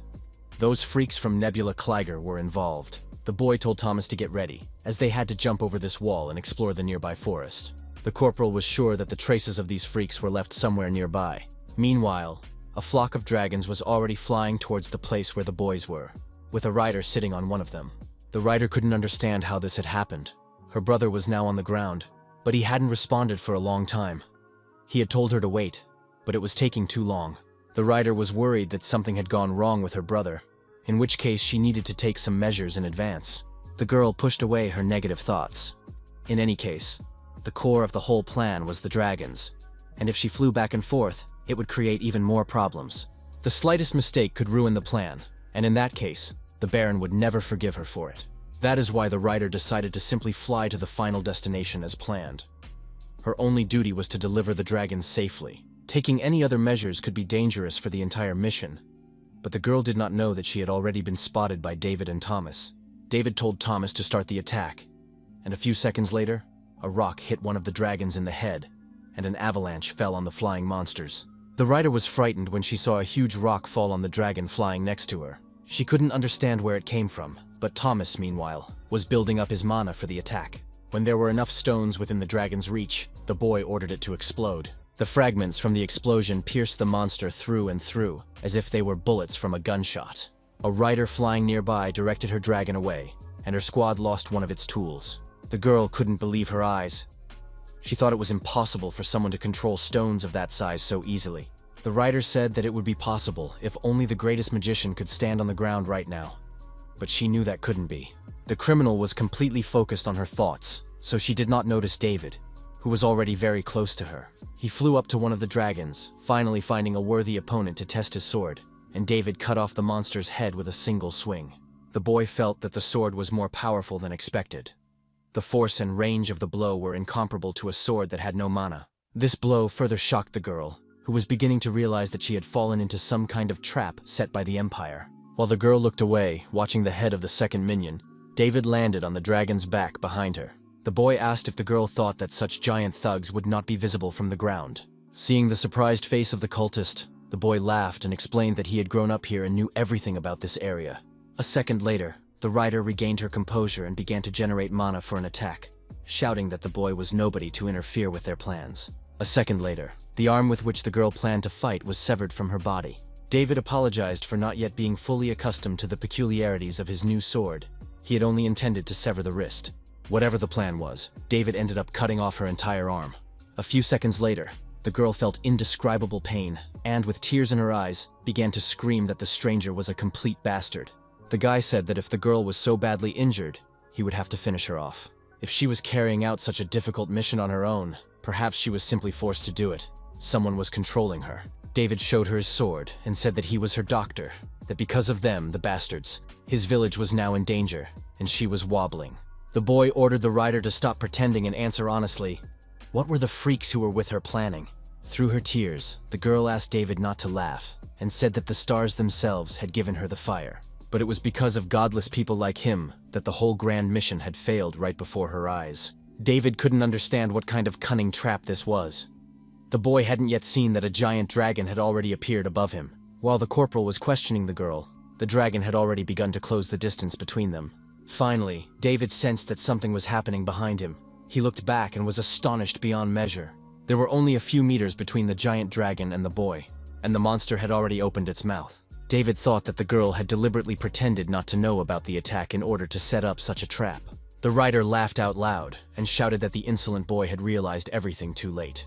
According to the girl, this dragon was the strongest, incomparable to the one the boy had caught before. The girl shouted that it would swallow the boy in an instant, but suddenly, a bright light cut across the dragon's face. When the light faded, the dragon's body began to fall apart into two pieces, and it died instantly.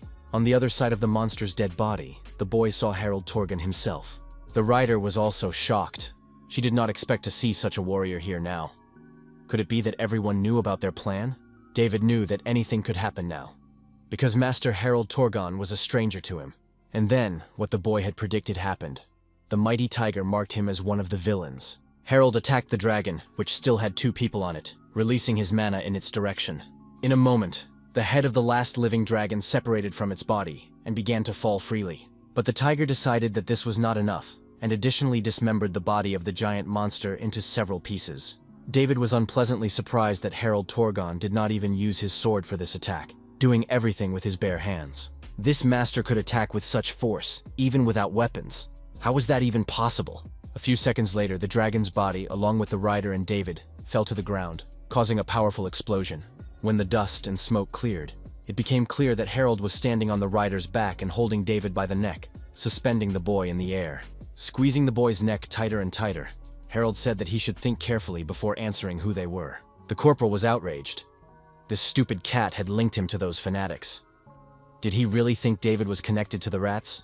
The tiger and David's eyes met, and the boy managed to ask if Harald wanted to die. A moment later, the boy swung his sword and shouted that Torgun should shut up and take his paws off him. The counterattack was effective, and the tiger let go of him. The boy grabbed his throat. There was a big difference between them. When David tried to strike, the boy knew that Torgun would be able to fend off a single attack. But now the tiger did not even resist, which was probably how he had defeated the instructor Emma. Even without fighting the tiger now, the boy understood that he would never defeat it. He freed his neck from its paws, but it would not wait any longer. It was clear that the swordmaster had made one mistake and was now targeting the boy with renewed fervor. Unexpectedly, after a few seconds of silence, Harald said that the boy was, in fact, a former corporal. David was taken aback by this remark. He did not know how to react to such seemingly idiotic but true words. Coming closer, the giant tiger said that the boy should raise his sword immediately. He seemed to be giving instructions, saying that the position should change from the side to the center and behind the head.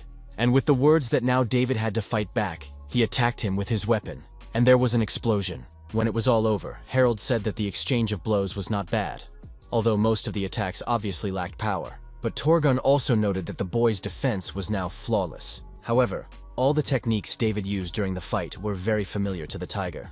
He asked if the boy had learned from instructor Emma, and David replied that he was a student at the Philion Academy, giving his name. David asked if the tiger wanted to study with them, but he still didn't suit them because Harold was a nobleman who fought with a fragile student. Jumping back far enough for another leap, David shouted that the tiger would now fail his test. The boy smiled and asked if the swordmaster understood what he was talking about. Harold Torgon frowned. This kid was very rude, and it was unclear whether he was the mentor or the student. In the end, the tiger apologized for his rude greeting, saying that it was much better to get to know a person by fighting them. He said that if the boy was also a warrior, he should understand what he was talking about. David smiled and replied with a sarcastic snort. A moment later, David rushed towards Harold, saying that in that case, it was time for him to greet him properly. But, caught up in the idea of a duel, the boy did not notice two creatures jumping out onto the clearing behind him, a hyena and a bear. One of them quickly caught up with David halfway and grabbed him by the throat with a huge red paw. The bear turned to the commander and asked what kind of little creature he was holding in his hand.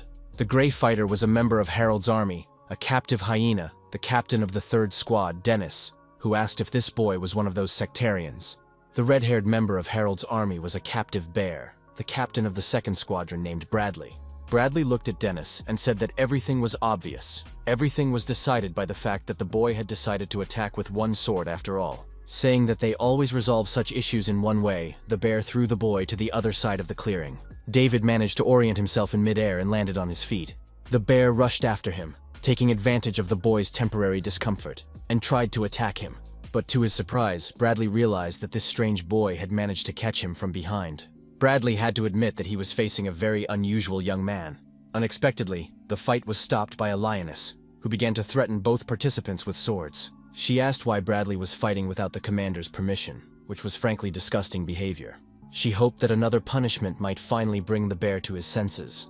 The imprisoned lioness was the commander of Harold's army, named Lucy. Finally, Harold Torgon himself decided to intervene in the conversation, saying that they should stop there, that the boy was not one of those crazy people. What the bear saw was just a greeting and response from the boy. It turned out that David had received recognition from the commander. Bradley couldn't believe that this brat could be honored in such a way, but the tiger replied that one should expect nothing less from the boy. All such talk had to stop, because they were in the presence of Emma's own student. They were talking about the same woman who had defeated their entire army. The swordswoman who was more terrifying than any monster. Bradley, catching Vietnamese flashbacks, said that to be honest, he thought the woman was a dragon in human form. Bear ran up to David, grabbed his hands, and began to apologize for his behavior, saying that he sometimes jumped to conclusions. Bradley insisted on forgetting all their misunderstandings, while David pondered how much Emma had hurt him to make him behave this way. Harold asked Lucy if the situation had ended in their favor, and she replied in the affirmative. She reported that, as the tiger had ordered, they had dealt with those flying monsters. Also, the commander no longer had to worry about the cultists who controlled them. David looked up at the sky and saw members of Harold Torgon's army flying into the clearing from all sides. When the warriors lined up in front of their commander, Lucy officially reported to the tiger that the ambush had been successful. Harold said that now he had to officially introduce himself to David. He said that the strongest unit of the Imperial Army of prisoners was expected. Also, carrying out the Emperor's will, he commanded a secret squad for hunting down sects, and it was he who was entrusted with destroying the Nebula Kleiger sect. David decided to ask again to make sure he had heard correctly. He was interested in the sect search detachment. At the same time, on the other side of the Romera mountain range in the city of Nimbotan, people saw guards. Willow, who was also on the street at the time, couldn't understand what was going on, so she asked someone to explain the situation to her. A few seconds later, Jeffrey came out in front of the girl, and she immediately recognized him as one of David's friends. The boy apologized to Willow for scaring her, but due to the emergency situation, they needed to urgently bring in the army. Jeffrey hoped that the girl would forgive them for such rudeness and, of course, such unexpected news. The guy knelt in front of the girl and introduced himself, saying that they had the honor of coming here to help Miss Willow with the move. Looking at David's sister with love in his eyes, Jeffrey asked if they should start packing her things. David wanted to satisfy his curiosity about the sex and waited for an answer to his question. David knew very well that such a unit did not exist before. Could it be that the palace was concerned about sects after he caught Nebula Kliger's gang? But the young man did not expect that such a detachment would be led by the master swordsman Harold Torgan himself. David asked how the tiger, without revealing his identity, had managed to find all the sectarians who were hiding here. The boy had heard that even interrogations using forbidden methods no longer worked on these scoundrels. So the tiger asked if Emma had told him these details. Suddenly, Thomas's scream interrupted the conversation between the tiger and the boy, and David looked back. The boy was hanging in the air because one of Harold's army soldiers was holding him by the scruff of his neck. The imprisoned hyena reported that the boy had been walking in the forest and aroused suspicion, which is why he was caught. He asked if the commander wanted to finish Thomas off right away because the kid was whining non-stop, which was making his ears hurt. As Thomas howled for his friend, David admitted that, as embarrassing as it was true. When night finally fell on the forest, the tiger was told what they had learned while dealing with the cultists in the area. Lucy said that the scoundrels had taken control of the monster's brains, and it seemed as if they were about to stage an unexpected rebellion, but it was just a trick. The real target of the criminals was the mountain range itself. That is, when talking about the range, one must understand the road through the Romera range. This road was one of the main roads in the country for the transportation of goods, with about 1/3 of all cargo being transported along it. By destroying this road, it was possible to undermine the country's economy and cause irreparable damage in one fell swoop. It was no surprise that this bunch of rats tried to use the monster's intelligence to capture this place. However, David could not understand how these wretches managed to do it at all.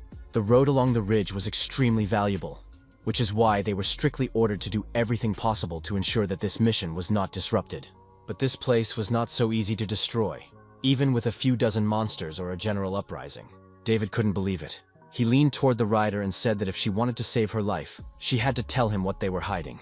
The girl closed her eyes and smiled, asking if the boy really thought they were afraid of death. Suddenly, the girl's face lit up with a bright light, and through this light, David heard her call him a sinful freak. The boy saw how the mana of all three captives began to merge into one.